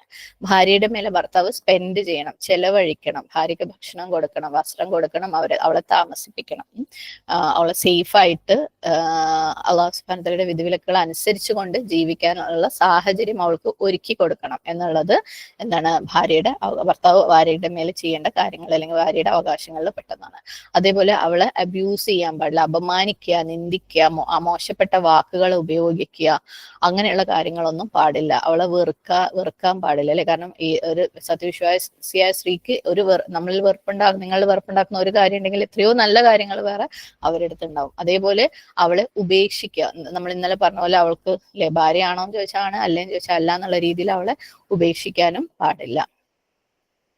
അപ്പം നാട്ടുനടപ്പനുസരിച്ച്, സംസ്കാരം അനുസരിച്ച്, കോമൺ സെൻസ് അനുസരിച്ച് എന്താണോ അവൾക്ക് റീസണബിൾ ആയിട്ടുള്ളത് ആ ഒരു രീതിയിൽ അവളെ മാന്യതയോടുകൂടി സംരക്ഷിക്കണം. സമൂഹത്തില് അവളെ മാന്യതയോടുകൂടി ട്രീറ്റ് ചെയ്യണം. സ്വഹീഹ് മുസ്ലിമില് ഒരു ഹദീസ് നബി സല്ലല്ലാഹു അലൈഹി വസല്ലം പറഞ്ഞതായിട്ട് നമുക്ക് കാണാം. ഫത്തഖുല്ലാഹ ഫിന്നിസാഇ ഫഇന്നകും അഹദ്തുമൂഹുന്ന ബിഅമാനില്ലാഹി ഫസ്തഹ്ലൽതും ഫുറൂജഹുന്ന ബികലിമത്തില്ലാഹ്. നിങ്ങൾ സ്ത്രീകളുടെ കാര്യത്തിൽ അള്ളാഹു സുബ്ഹാനഹു വതആലയെ ഭയപ്പെടുക. കാരണം നിങ്ങൾ അള്ളാഹുവിന്റെ ഉടമ്പടിയോട് കൂടിയാണ് അവരെ എടുത്തത് അല്ലെ. സുബ്ഹാനല്ലാഹ്. അള്ളാഹുവിന് ഉടമ്പടി കൊടുത്തുകൊണ്ടാണ് നിങ്ങൾ അവരെ ഭാര്യയായിട്ട് സ്വീകരിച്ചത്. അതുകൊണ്ട് തന്നെ അവരുമായിട്ട് നിങ്ങൾക്ക് ലൈംഗിക ബന്ധത്തിൽ ഏർപ്പെട്ട ആ ഒരു എൻജോയ്മെന്റ് നിങ്ങൾക്ക് ലഭിക്കുന്നുണ്ടെങ്കിൽ അതുപോലും എന്താണ് അള്ളാഹുവിന്റെ വാക്കാണ് അല്ലെ. അള്ളാഹ്ക്ക് നിങ്ങൾ കൊടുത്ത വാക്കാണ്. ആ പ്രോമിസ് നിങ്ങൾ കീപ്പ് ചെയ്യണം. അള്ളാഹിന്റെ പേരിൽ നിങ്ങൾ എടുത്ത വാക്കാണ്. അള്ളാഹു ആണ് നിങ്ങൾക്ക് ഈ ബന്ധം ഹലാലാക്കി തന്നത് അല്ലെ. അപ്പൊ അതുകൊണ്ട് നിങ്ങൾ അവരുടെ കാര്യത്തിൽ അള്ളാഹുവിനെ ഭയപ്പെടുക. സുബ്ഹാനല്ലാഹ്. വലക്കും അലൈഹിന്ന അല്ലാ യൂതിഅന ഫുറൂശക്കും അഹദൻ തക്റഹു. തക്റഹൂനഹു. അതായത് നിങ്ങൾക്ക് താല്പര്യമില്ലാത്ത ഇഷ്ടമില്ലാത്ത ആരെങ്കിലും നിങ്ങളുടെ വിരിപ്പിൽ അല്ലെങ്കിൽ നിങ്ങളുടെ ചെയറിൽ നിങ്ങളുടെ സോഫയിൽ നിങ്ങളുടെ മാറ്റിൽ അവള് കയറ്റി ഇരുത്തിയാൽ, ഓക്കെ, അങ്ങനെ വന്നു കഴിഞ്ഞാൽ നിനക്ക് എന്താണ് അവളെ അത് നിന്റെ അവകാശത്തിൽപ്പെട്ട, അതായത് അവൾക്ക് അത് ചെയ്യാൻ പാടില്ല. ഫൈൻ ഫഅൽന, ഇനി അഥവാ അവൾ അത് ചെയ്തു കഴിഞ്ഞാൽ ദാലിക ഫൈൻ ഫഅൽന ദാലിക ഫദ്രിബൂഹുന്ന ദർബൻ ഗൈറ മുബർറഹിൻ, അവളെ നിനക്ക് ചെറിയ തോതിൽ അല്ലെ വളരെ ലീനിയന്റ് ആയിട്ട് ക്ഷമയോടുകൂടി ദയോടുകൂടി ദാക്ഷിണ്യത്തോടുകൂടി അവളെ നിനക്ക് ശിക്ഷിക്കാം. ഒരു മുറിവോ അല്ലെങ്കിൽ വേദനയോ വരുത്താത്ത രീതിയിൽ അവളെ നിനക്ക് ഡിസിപ്ലിൻ ചെയ്യാം. ഓക്കെ, അത് ഡിസിപ്ലിൻ ചെയ്യുമ്പോൾ പോലും അള്ളാഹു സുബ്ഹാനഹു വ തആല അവിടെ അതിന് വാക്കുപയോഗിച്ചിട്ടുണ്ട്, ഗൈറ മുബർറിഹിൻ, നിനക്ക് അവളെ വേദനിപ്പിക്കാതെ ദാക്ഷിണ്യത്തോടു കൂടി നിനക്ക് അവളെ എന്താണ് കറക്റ്റ് ചെയ്യാം. അള്ളാഹു കൊടുത്ത അവകാശമാണ് അത്. ഓക്കെ, പുരുഷന്മാർക്ക് അള്ളാഹു കൊടുത്ത അവകാശമാണ്. പക്ഷെ ഈ അവകാശത്തെ പോലും പലപ്പോഴും മിസ്യൂസ് ചെയ്യാറുണ്ട് അല്ലെ. ഭാര്യയെ എന്തും ചെയ്യാന്നുള്ള ഒരു അവസ്ഥയിലേക്ക് എത്തി നിൽക്കാറുണ്ട്. ഞാൻ പറഞ്ഞത് അവൾ കേൾക്കുന്നില്ല, അതുകൊണ്ട് അടിപിടി അല്ലെ. സുബ്ഹാനല്ലാഹ്, കാക്കട്ടെ, ആമീൻ. അപ്പം നമ്മളിപ്പോ സത്യം പറയുകയാണെങ്കിൽ ഇവിടെ ഭാര്യയുടെ അവകാശങ്ങളാണ് പറയുന്നത് അല്ലെ. ശരിക്കും ഭർത്താക്കന്മാരോട് പറയേണ്ട കാര്യങ്ങളാണ് ഇതൊക്കെ, നമ്മളോട് പറയേണ്ട കാര്യങ്ങളല്ല. പക്ഷെ എന്തിനാ നമ്മളടുത്ത് പറയുന്നതെന്ന് ചോദിച്ചാൽ ഇവിടെ കുറേ ഉമ്മമാരുണ്ട് അല്ലെ, ആൺമക്കളുടെ ഉമ്മമാരുണ്ട്. സുബ്ഹാനല്ലാഹ്. അല്ലെങ്കിൽ ഭാവിയിൽ ഇതുപോലെ വളർന്നു വരുന്ന കുട്ടികൾ അല്ലെങ്കിൽ ആൺമക്കൾ ഉണ്ടായേക്കാവുന്ന ഉമ്മമാരും ഉണ്ട്. സുബ്ഹാനല്ലാഹ്. അപ്പം നമ്മൾ ആൺമക്കളെ വളർത്തുന്നതിന്റെ ഭാഗമായിട്ട് നമ്മൾ കൊടുക്കുന്ന തർബിയയുടെ ഭാഗമാണ് ഇത്. അവരെങ്ങനെയാണ് അവരുടെ ഭാര്യമാരെ ട്രീറ്റ് ചെയ്യേണ്ടതെന്ന്. സുബ്ഹാനല്ലാഹ്. പക്ഷെ പലരും ഇന്നത്തെ കാലത്ത് അത് കുറവാണെങ്കിലും പണ്ടൊക്കെ പലരും ആ മോന്റെ ഭാര്യ വരാൻ കാത്തിരിക്കുകയായിരുന്നു, അവളെ ട്രീറ്റ് ചെയ്യേണ്ടത് അവര് തീരുമാനിച്ചു വെച്ചിട്ടുണ്ടാവും എങ്ങനെയാണ്. പക്ഷെ നമ്മളുടെ മുമ്പിൽ ആൺമക്കൾ വളരുന്നുണ്ടെങ്കിൽ അവർക്ക് ചെറുപ്പം മുതലേ പറഞ്ഞു കൊടുക്കേണ്ട കാര്യത്തിൽ പെട്ടതാണ് വന്നു കയറുന്ന അവന്റെ ഭാര്യയെ അവനെങ്ങനെ ട്രീറ്റ് ചെയ്യണം എന്നുള്ളത്. ഓക്കെ, ദയോടുകൂടി കാരുണ്യത്തോടുകൂടി ദാക്ഷിണ്യത്തോടുകൂടി അത് ഉമ്മമാര് തന്നെ പറഞ്ഞു കൊടുക്കുകയും വേണം. അപ്പം അവരുടെ ഉത്തരവാദിത്തങ്ങൾ എന്തൊക്കെയാണെന്ന് പറഞ്ഞു കൊടുക്കുക. ഇനി അഥവാ അവളെ കറക്റ്റ് ചെയ്യുകയാണെങ്കിൽ പോലും അത് ബഹുമാനത്തോടു കൂടി കാരുണ്യത്തോടു കൂടി സ്നേഹത്തോടു കൂടി വേണം കറക്റ്റ് ചെയ്യാൻ. കാരണം മെജോറിറ്റി അല്ലെ, അതും വേറൊരു കാരണമാണ് ഇന്നത്തെ കാലത്തെ വിവാഹ മാർക്കറ്റ് ഇങ്ങനെ ആവാൻ അല്ലെങ്കിൽ കുട്ടികൾ വേണ്ടാന്ന് പറയാനുള്ള വേറൊരു കാരണം. കാരണം സ്ത്രീകൾ എന്ന് പറയുന്നത് ഇൻസൾട്ട് ചെയ്യപ്പെട്ടിട്ടുള്ളൂ. സുബ്ഹാനല്ലാഹ് അല്ലെ. പല പല കാര്യങ്ങൾ അവർ തെറ്റുകൾ ചെയ്താൽ പോലും പബ്ലിക്കായിട്ട് അവരെ മോശമായിട്ട് ചിത്രീകരിക്കുക, അവരെ വിഷമിപ്പിക്കുക, കുത്തിനോവിക്കുക, വേദനിപ്പിക്കുക, ശാരീരികമായും മാനസികമായിട്ടും അത്രയും അവളെ എന്തൊക്കെ രീതിയിൽ വിഷമിപ്പിക്കാവോ. ഇതിന്റെയും കാരണം എന്താണ്? ഖുർആൻ അറിയാത്തത് തന്നെയാണ് അല്ലെ. ആണിനും പെണ്ണിനും നമ്മൾ ഒരുപോലെ ഖുർആൻ അറിയിച്ചു കൊടുക്കണം. നമ്മളുടെ ഉത്തരവാദിത്തത്തിൽ പെട്ടത് തന്നെയാണ് ഇത്. ഓക്കെ, അപ്പം ഇത്തരത്തിൽ പെണ്ണ് എന്തെങ്കിലും ഒരു തെറ്റ് ചെയ്താൽ അള്ളാഹ് ശിക്ഷിക്കാനുള്ള അനുവാദം തന്നിട്ടുണ്ടെന്ന് പറഞ്ഞിട്ട് ഏതറ്റം വരെയും പോകുന്ന ഒരവസ്ഥ, അത്രയും ഇൻസൾട്ട് ചെയ്യുന്ന ഒരവസ്ഥകളൊക്കെയാണ് നമ്മുടെ നാട്ടിൽ നടന്നുകൊണ്ടിരുന്നത്. ഇനിയിപ്പോ അത് നടത്താൻ പെൺകുട്ടികൾ സമ്മതിക്കും തോന്നില്ല. പക്ഷെ അതുകൊണ്ട് അത് മറ്റൊരു എക്സ്ട്രീമിലേക്ക് പോകാനും സാധ്യതയുണ്ട് അല്ലെ. കാരണം ഇനി അള്ളാഹു സുബ്ഹാനഹു വ തആല പറയാൻ പോകുന്ന ഒരു കാര്യമുണ്ട്. അതായത് പുരുഷന്മാർക്കൊരു അവരുടെ ഒരു ഉത്തരവാദിത്വം അല്ലെങ്കിൽ അവരുടെ ഒരു പൊസിഷൻ ഉണ്ട് അല്ലെ, അത് വകവെച്ച് കൊടുക്കാത്ത ഒരവസ്ഥയിലേക്ക് ഒന്നെങ്കിൽ ഈ അറ്റം അല്ലെങ്കിൽ ആ അറ്റത്തിലേക്ക് പോകുന്ന ഒരവസ്ഥ എല്ലാം എന്തുകൊണ്ടാണ്? ഖുർആൻ അറിയാത്തത് കൊണ്ട് വരുന്നതാണ്. സുബ്ഹാനല്ലാഹ്. അതുകൊണ്ട് അത് അറിയുന്നവര് അറിയിച്ചു കൊടുക്കൽ നിർബന്ധമാണ്. സുബ്ഹാനല്ലാഹ്. വലഹുന്ന അലൈക്കും റിസ്ഖുഹുന്ന വകിസ്വതുഹുന്ന ബിൽ മഅറൂഫ്, ഈ ഹദീസിന്റെ തുടർച്ച. അതായത് അവരെന്തെങ്കിലും തെറ്റ് ചെയ്താൽ അവരെ മാന്യമായിട്ട് സ്നേഹത്തോടു കൂടി ശിക്ഷിക്കാം, അല്ലെങ്കിൽ അവർക്ക് വേദന ആവാത്ത രീതിയിൽ ചെയ്യാം എന്ന് പറഞ്ഞിട്ട് കണ്ടിന്യൂസ് ആയിട്ട് പറയാം. വലഹുന്ന അലൈക്കും റിസ്ഖുഹുന്ന വകിസ്വതുഹുന്ന ബിൽ മഅറൂഫ്, മാന്യമായ നിലയിൽ അവരുടെ ഭക്ഷണവും പാർപ്പിടവും വസ്ത്രവും നിങ്ങളുടെ ബാധ്യതയാണ്. ബിൽ മഅറൂഫ്, മാന്യമായ രീതിയിൽ. അതായത് എന്താണോ അല്ലെ ഓരോരുത്തരുടെ കഴിവിനനുസരിച്ച് നാട്ടുനടപ്പിനനുസരിച്ച് എന്ന് വെച്ചാൽ ഇപ്പം ഒരു നാട്ടിലല്ലേ ഓരോ നാട്ടിലെ വസ്ത്രധാരണത്തിന്റെ രീതികൾ അല്ലെങ്കിൽ അതിന്റെ ആ ഒരു എക്സ്പെൻസ് കാര്യങ്ങൾ അല്ലെങ്കിൽ താമസിക്കുന്ന വീടിന്റെ രീതികൾ, അതും ഈ ഭർത്താവിന്റെ കഴിവും, അത് രണ്ടും മാച്ച് ചെയ്യുന്ന രീതിയിൽ ഏറ്റവും ഭംഗിയായിട്ട് എങ്ങനെ കൊടുക്കാവോ ആ രീതിയിൽ കൊടുക്കണം. അപ്പം എന്നോട് അള്ളാഹ് നിങ്ങളോട് എനിക്ക് വേണ്ടി ചെലവഴിക്കാൻ പറഞ്ഞാണ് ഒരു 10,000 ഉറുപ്പ്യ ഇങ്ങോട്ട് കൊണ്ടാ ഞാൻ പോയി അബായ വാങ്ങട്ടെ, അതല്ല. നാട്ടുനടപ്പും മൂപ്പരുടെ കഴിവും അനുസരിച്ച് റീസണബിൾ ആയിട്ടുള്ളത് എന്തോ അത് സ്പെൻഡ് ചെയ്യണം. തുടർന്ന് വലി റിജാലി അലൈഹിന്ന ദറജ, എന്താണ് നമ്മളിപ്പോ പറഞ്ഞു ഭാര്യമാർക്ക് അവകാശങ്ങൾ ഉണ്ടെന്ന് അല്ലെ, ഭർത്താക്കന്മാർക്കും അവകാശങ്ങൾ ഉണ്ടെന്ന്. അള്ളാഹു സുബ്ഹാനഹു വ തആല അത് രണ്ടും പറയുമ്പം ഇവിടെ വേറൊരു കാര്യം വളരെ ക്ലിയർ ആയിട്ട് പറയാണ്. എന്ത്? നിശ്ചയമായും പുരുഷന്മാര് എന്താണ് ഒരു ദറജ സ്ത്രീകളെക്കാളും മേലെയാണ്, ഒരു റാങ്ക് അല്ലെ, ഒരു ലെവല് അവര് സ്ത്രീകളെക്കാളും മേലെയാണ്. പുരുഷന്മാർക്ക് ഒരു പദവി കൂടുതലുണ്ട്. സുബ്ഹാനല്ലാഹ്. അപ്പം നമ്മൾ പറയുന്ന പോലെ സമത്വം അല്ലെ, ഈക്വൽ ആണ് എന്ന് പറയുന്നതിൽ ചെറിയൊരു വ്യത്യാസം, ഒരു പദവി അവർക്ക് കൂടുതലുണ്ട്. ഒരാള് വേറൊരാളെക്കാളും കൂടുതലാണ്. ആരുടെ മേലെ? ഭർത്താവ്. ഓക്കെ, പലപ്പോഴും സ്ത്രീകൾക്ക് കേൾക്കാൻ ഇഷ്ടമില്ലാത്തൊരു കാര്യമാണ്. അതെങ്ങനെ, അത് ശരിയാവില്ല അല്ലെ, അതെങ്ങനെയാണ്? സുബ്ഹാനല്ലാഹ്, അള്ളാഹു സുബ്ഹാനഹു തആലയുടെ ഹിക്മത്താണ് അല്ലെ. അപ്പം അള്ളാഹു ഒരാളെ ലീഡറാക്കി വെച്ചിരിക്കുകയാണ്. എന്തൊരു കാര്യം മുന്നോട്ട് നടന്നു പോകണമെങ്കിലും ഒരു ലീഡർ വേണം അല്ലെ. നിങ്ങൾ ഏതെങ്കിലും ഒരു ജോലി സ്ഥലത്ത് ഒരു ശരിയായ ഡിഫൈൻ ചെയ്തിട്ടുള്ള ഒരു ലീഡർ ഇല്ലാത്ത സ്ഥലത്ത് നമ്മൾ ഒരു ജോലിക്കാക്കി കഴിഞ്ഞാൽ, ഒരു ബോസ് ഇല്ലാത്ത സ്ഥലത്ത് ജോലിക്കാക്കി കഴിഞ്ഞാൽ അവിടെ എന്തെങ്കിലും നടക്കുമോ? എന്താ ചെയ്യേണ്ടതെന്ന് അറിയില്ല. അല്ലെങ്കിൽ 2-3 ആൾക്കാർ പറയും നീ ഇങ്ങനെ ചെയ്യും, നീ അങ്ങനെ ചെയ്യും. ഇപ്പം നമ്മളെ വീട്ടിൽ ജോലിക്ക് ഒരു സ്ത്രീ പെണ്ണ് വരാന്ന് വെച്ചോ, അടിച്ചു വരാനും തുടയ്ക്കാനും പാത്രം കഴുകാനും ഭക്ഷണം ഉണ്ടാക്കാനൊക്കെ. അവിടെ ഞാനുണ്ട്, ഉമ്മയുണ്ട്, വല്യമ്മയുണ്ട്, അമ്മായിണ്ട്, എല്ലാവരും ഉണ്ട്. ഓരോരുത്തരും പറയാം നീ ഇങ്ങനെ ചെയ്തു, നീ അങ്ങനെ ചെയ്തു. ആ പെണ്ണ് ആകെ കൺഫ്യൂഷൻ ആവും അല്ലെ.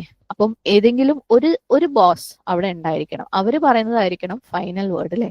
അല്ലെങ്കിൽ ആകെ ഇടങ്ങേറാവും അങ്ങനെയുള്ള ഒരു സ്ഥലത്ത് ഒരാൾ ഒരു ജോലിക്ക് വന്നു കഴിഞ്ഞാൽ. സുബ്ഹാനല്ലാഹ്, അവര് പറയുന്നേക്കണോ ഇവര് പറയുന്നേക്കണോ, 2-3 ദിവസം കൊണ്ട് മൂപ്പര പാട്ടിന് പോലെ ആകെ കൂടെ കൺഫ്യൂഷൻ ആവും, പ്രയാസമാവും.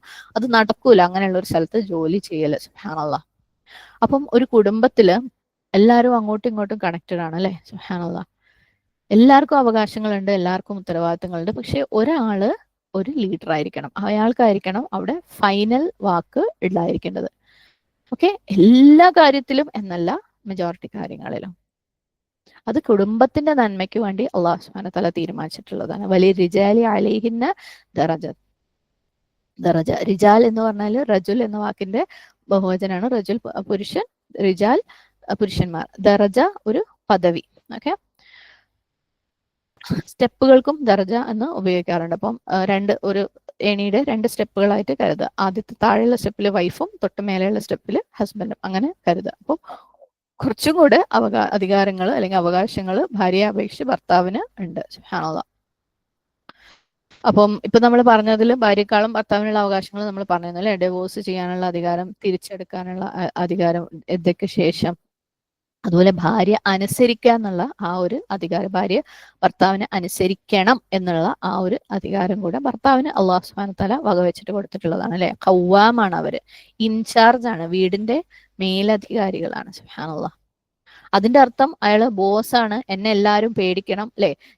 ഞാനാണ് ഇവിടുത്തെ എല്ലാ കാര്യങ്ങളും തീരുമാനിക്കുന്നത്, ഞാൻ ഭാര്യയെ ചീത്ത പറയും, തെറി വിളിക്കും, അത് ആരും ഒന്നും എൻ്റെ അടുത്ത് ചോദിക്കാൻ പാടില്ല, ഞാനാണ് ബോസ്. അതല്ല അല്ലെ. എനിക്ക് നിന്നെ എപ്പോ വേണമെങ്കിലും തൊലാക്ക് ചൊല്ലാം, എനിക്ക് എപ്പോ വേണമെങ്കിലും തിരിച്ചെടുക്കാം, ഞാൻ നിന്നെ എപ്പോ വേണമെങ്കിലും വീട്ടിൽ നിന്ന് പുറത്താക്കും, ഇതെന്റെ വീടാണ് അല്ലെ, നീ ഇറങ്ങിപ്പോ. അതല്ല. സുബ്ഹാനല്ലാഹ്, ഏതൊരു എക്സ്ട്രാ അവകാശത്തിന്റെ മേലെയും എന്താണ്, ഒരു റെസ്പോൺസിബിലിറ്റി ഉണ്ട്. സുബ്ഹാനല്ലാഹ്, എന്തൊരു അവകാശം, എന്തൊരു ബ്ലെസ്സിങ് അള്ളാഹു സുബ്ഹാനഹു വ തആല തന്നു കഴിഞ്ഞാലും അതിന്റെ മേലെ ഒരു ഉത്തരവാദിത്വം കൂടെയുണ്ട്. ഇവിടെ പുരുഷന് അള്ളാഹു സുബ്ഹാനഹു വ തആല ഒരു പദവി കൊടുത്തിട്ടുണ്ടെന്നുണ്ടെങ്കിൽ അവന് ആ പദവിയെ പോലെ തന്നെ ഉത്തരവാദിത്തങ്ങളുണ്ട്, അക്കൗണ്ടബിലിറ്റി ഉണ്ട്. സുബ്ഹാനല്ലാഹ്.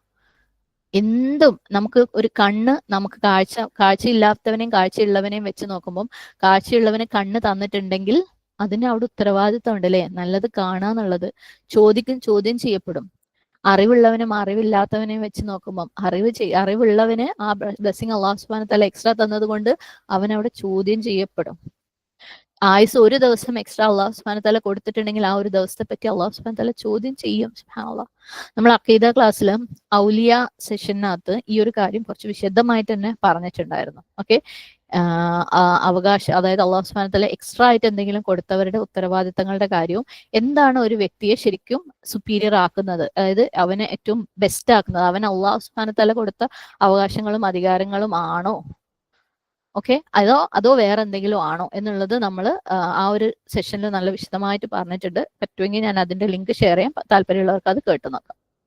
ഓക്കെ, അപ്പം ഈ ഒരു എക്സ്ട്രാ അവകാശം പുരുഷന്മാർക്ക് അള്ളാഹു സുബ്ഹാനഹു വ തആല വെച്ച് കൊടുത്തിട്ടുള്ള എക്സ്ട്രാ അവകാശം. ഇപ്പൊ നമ്മളൊരു കമ്പനി മനസ്സിൽ കാണാം. ഓക്കെ, ഒരു വലിയ കമ്പനി, അതിന്റെ പ്രസിഡന്റ് അല്ലെങ്കിൽ സിഇഒ, അയാൾക്ക് എന്തായാലും കൂടുതൽ റൈറ്റ്സ് അവിടെ എന്തായാലും ഉണ്ടാവും അല്ലെ. അയാൾക്ക് കൂടുതൽ സാലറി എടുക്കാം, അല്ലെങ്കിൽ അയാൾക്ക് സ്പെഷ്യൽ കാർ ഉണ്ടാവും, സ്പെഷ്യൽ ഓഫീസ് ഉണ്ടാവും അല്ലെ. അയാൾക്ക് മാത്രം ഒരു കോഫി മെഷീൻ ഉണ്ടാവും, ബാക്കിയുള്ളവർക്ക് എല്ലാവർക്കും കൂടെ ചിലപ്പോൾ ഒരു മെഷീനിന് മുകളിലായിരിക്കും എല്ലാവർക്കും ചായ കിട്ടുന്നത്, ഇയാൾക്ക് മാത്രം സ്പെഷ്യൽ ഉണ്ടാവും. കാരണം ഇയാൾക്ക് കൂടുതൽ ഉത്തരവാദിത്തങ്ങളുണ്ട്, ആ കമ്പനി നിലനിർത്തി പോകേണ്ട ഉത്തരവാദിത്തം അയാൾക്കാണ്. അല്ലെ? ബാക്കിയുള്ളവർ ചെയ്യുന്ന ജോലിയൊക്കെ മാനേജ് ചെയ്യുന്നത് ഇയാളാണ്. അയാൾ അവിടെ നിന്ന് അത് ചെയ്തില്ല എന്നുണ്ടെങ്കിൽ ഇവിടെ താഴെയുള്ള ആർക്കും ജോലിയേ ഉണ്ടാവില്ലായിരുന്നു. സുബ്ഹാനല്ലാഹ്. ബാക്കിയുള്ളവർക്ക് പണിയേ ഉണ്ടാവില്ലായിരുന്നു. അയാൾ അത് അത്രയും ഭംഗിയായിട്ട് അത്രയും വൃത്തിയായിട്ട് മേലെ ഇരുന്നുകൊണ്ട് അത് ഏറ്റവും നല്ല രീതിയിൽ ഹാൻഡിൽ ചെയ്യുന്നതുകൊണ്ടാണ് ഇവിടെ താഴെയുള്ളവർക്കൊക്കെ പണിയുള്ളതും പൈസ കിട്ടുന്നതും, അല്ലെ? അപ്പം അയാൾക്ക് കൂടുതൽ അധികാരങ്ങളും കൂടുതൽ ഉത്തരവാദിത്വം ഉണ്ട്. അതിനനുസരിച്ച് അയാൾക്ക് കൂടുതൽ അവകാശങ്ങൾ ഉണ്ട്. അയാൾക്ക് വലിയ ഓഫീസ് കിട്ടും, അയാൾക്ക് വലിയ കാർ ഉണ്ടാവും. സുബ്ഹാനല്ലാഹ്.